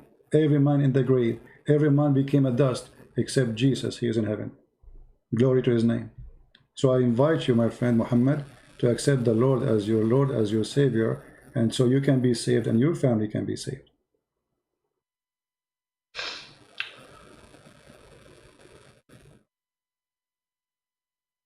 All right, please impress me. Do you accept the Lord as your Savior? Do you accept the Messiah? If he doesn't discriminate me, yes. I mean to that. Hallelujah. A happiness in the heaven of God for Muhammad. If he doesn't discriminate me, he don't discriminate you. How he will discriminate you? How he will discriminate you? You see, the person who discriminates you, he will not call you a child of God. Today, now, you are not a slave of anyone.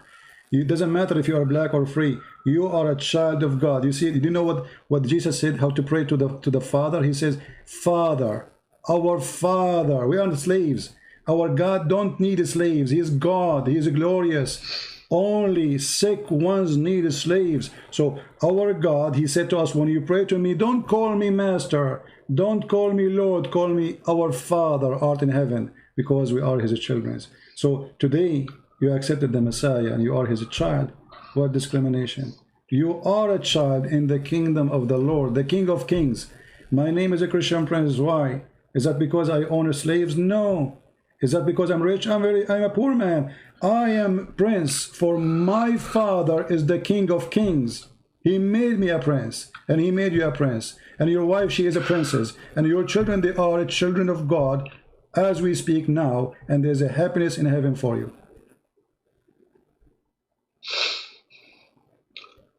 I accept the Messiah as my Savior from today. I mean to that. I mean to that. I'm so happy.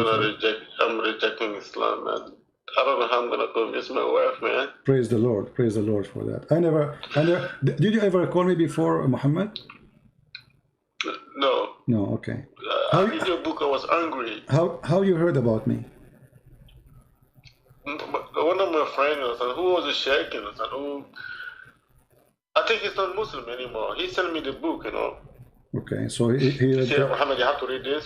He read the book too. He was a sheikh, you said? Yeah, he was a sheikh. He was a sheikh. He read my book and he let us down. From France. What do you want more? Switzerland. Well, he's my good friend, So he sent me your book, and I have it like 2 months. I didn't want to read it. Then I started reading it. Then I get angry. Because I'm going through the chapters, you're talking about Khatam, you're talking about the name of Muhammad, and these things I never heard in my life. Yeah, that's why I'm here. How come, man? I'm a grown-up man. I'm 37 years old, man. How the hell? I'm sorry, I'm just getting angry right now. How I didn't hear all these kind of things, man? Yeah, it's okay, my friend. There's many people, they are born in Arabia, they speak Arabic, they never heard those things too. So it's not only you.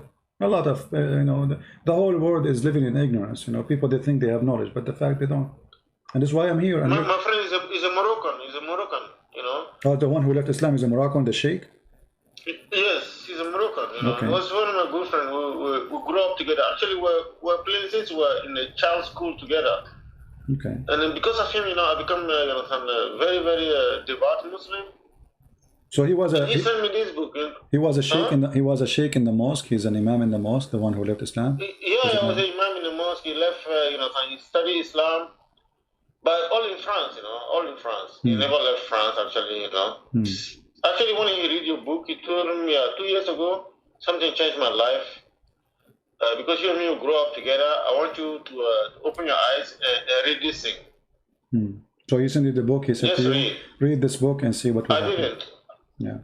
Yes, but I didn't finish the book. I'm angry already, so in the beginning of the book. Yeah. I understand. Our heart and our prayer with you and your family. And today I ask all the brothers and sisters here to pray for Muhammad family. And by the way, I don't want you to change your name. I want you to be Christ follower, and your name is Muhammad. Don't change your name. Ma'ruf. Ma'ruf. Your name is Ma'ruf? Muhammad Ma'ruf. Oh, Muhammad Ma'ruf, okay. Well, I mean, I don't change your name. I mean, I want to be more proud of you that your name as a Muslim, still you believe in the Lord the Messiah.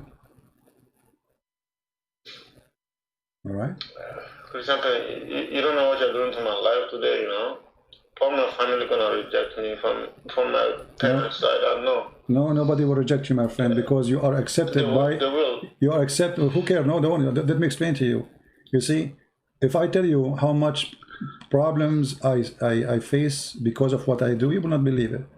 Me, myself, I'm not a Muslim, right? But because of what I do, a lot of people, they stay away from me. They don't even say hello because they are afraid. This guy is wanted by terrorists. Everybody want to kill him. Maybe if we shake hands with him, he will shoot at us when he's talking to him. So people, they stay away from me because everybody is terrified. That is horrible for me as a human being. You know, you want to have a friends, you want to go out, see some people. Nobody want to be with me, for they are terrified. But I am not terrified. They are cowards. I am not. I am with the Lord, and the Lord, He is my family. He will give me all the family I need. I have millions of people who loves what I do. I have a bigger family than any family you can imagine. So don't worry about a family, my friend. The Lord always will provide to you the love you want. He is with you. He will be within your heart. He will be wherever you go, with your wife, with your children, and He will sponsor you. Who need more than this? The Lord is what going to save us. My father, he died. Your father, he died. My mother, your mother, everybody will die. But one day we have only one Savior. His name is the Messiah. Seek your salvation, not a person who will say to you, you are my son. My son is what the Bible says. The children of God are the one who they are going to be saved. So seek your salvation and don't worry about the world. The Lord always will provide you. You are not alone, and you will never be alone. The same as me. I just told you about how many people. I remember once I was visiting a Christian family, and then they saw a video, TV, it was a TV, ABN TV, and I called the TV, actually the debate, it was a debate, playing my debate, and then they said, is that your voice? I said, yeah. And the second they heard this, they changed. They never invited me again, they never called me again. Why? Because they are scared, they are terrified. They said to themselves, this guy, God knows how many ISIS terrorists are following him. They are worried about their family, you know. But, you know, for me, this is very upsetting. I mean, instead of being proud of me, of what I do, they want to have me in their house. Even in their heart, they knew that I'm doing the right thing, but there aren't people who they are afraid. They have children, they have wife, they have family. They don't want to be in trouble because of somebody like me. But I am alone. I will never be alone. Never. And I don't care who want to speak to me, who don't want to speak to me.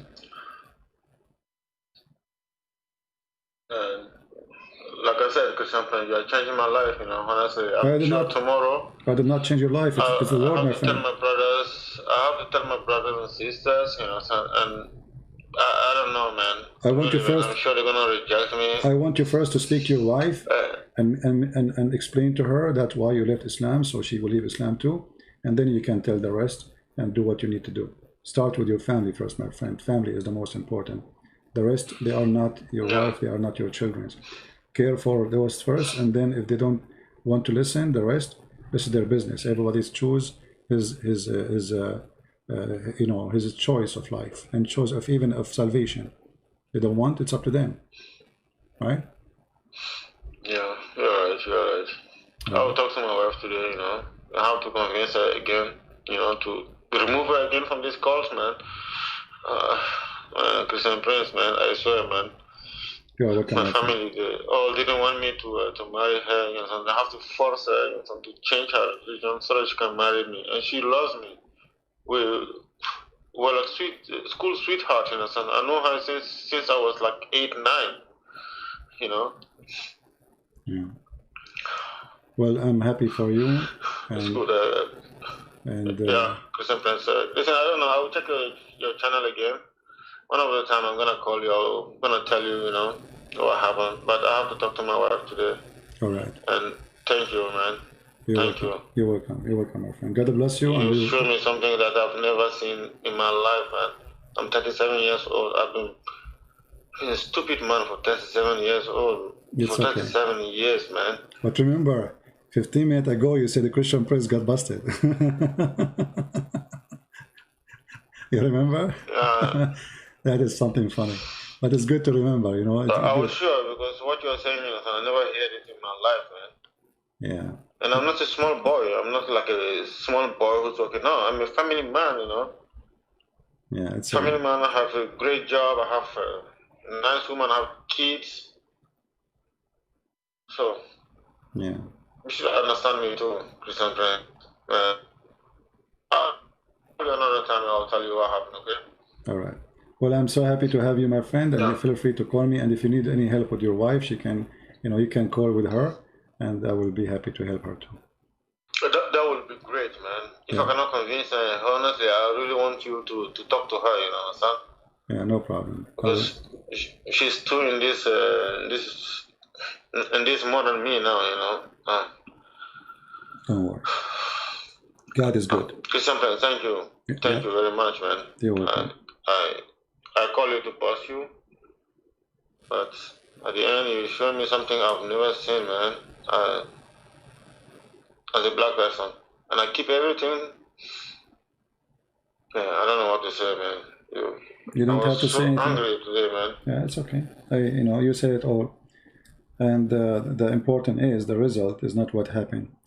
The result is very important. You know, we are successful to save you and to save your family. God is willing. And now you saw the truth, and the truth will set you free. You are free. Today you are free. You are free. No more slavery. You are not following the slave owner Muhammad. All right? Anything else you want to add, my friend? Anything? Yeah, anything else you want to add? No, nothing else, man. Christian is enough. It's enough. I had my dose today. I think I want to sleep good today, you know. All right. Well, I will pray for you, and I ask all the Christian family here to pray for you and your family, and God is good, and He will be with you. Yeah, and I said, me, Muhammad Maruf, I accept Jesus Christ as my Savior today. Amen to that. Amen to that. God bless you, my friend. Okay. Feel free to call me anytime. Goodbye, take care. Take care. Bye-bye. Yeah, goodbye, Christian Prince. Bye-bye. Thank you. You're welcome. All right.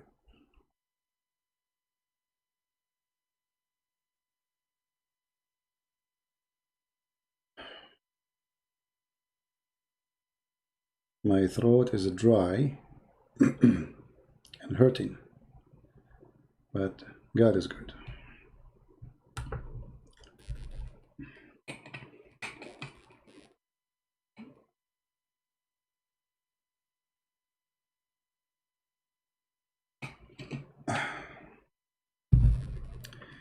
All right, God is good, and the Lord always He provide people with the needs, the need for the truth, the needs with salvation, the needs, the reasons. This person, 37 years, he is listening to a lie, praying to a fake God. Nobody told him the truth. This is why it's very important for you as a Christian, if you really care, to be with the Lord one day, because the Lord, He will say to you, you spend your life doing what? What you did exactly? You will say, I have a nice house, I have a nice car. What about saying one day to the Lord, I brought with me a wonderful person, his name is Muhammad Maruf, who was lost, and now he found you. The Lord will be so happy to have you and have him. I invite all of you Christians to do what you should do as a Christian. We are not exist in this life just to eat and drink and have children and make money. We are exist here that one day we will come back And the Lord will ask us, what you brought with you? What do you have for me? Your gold have no value.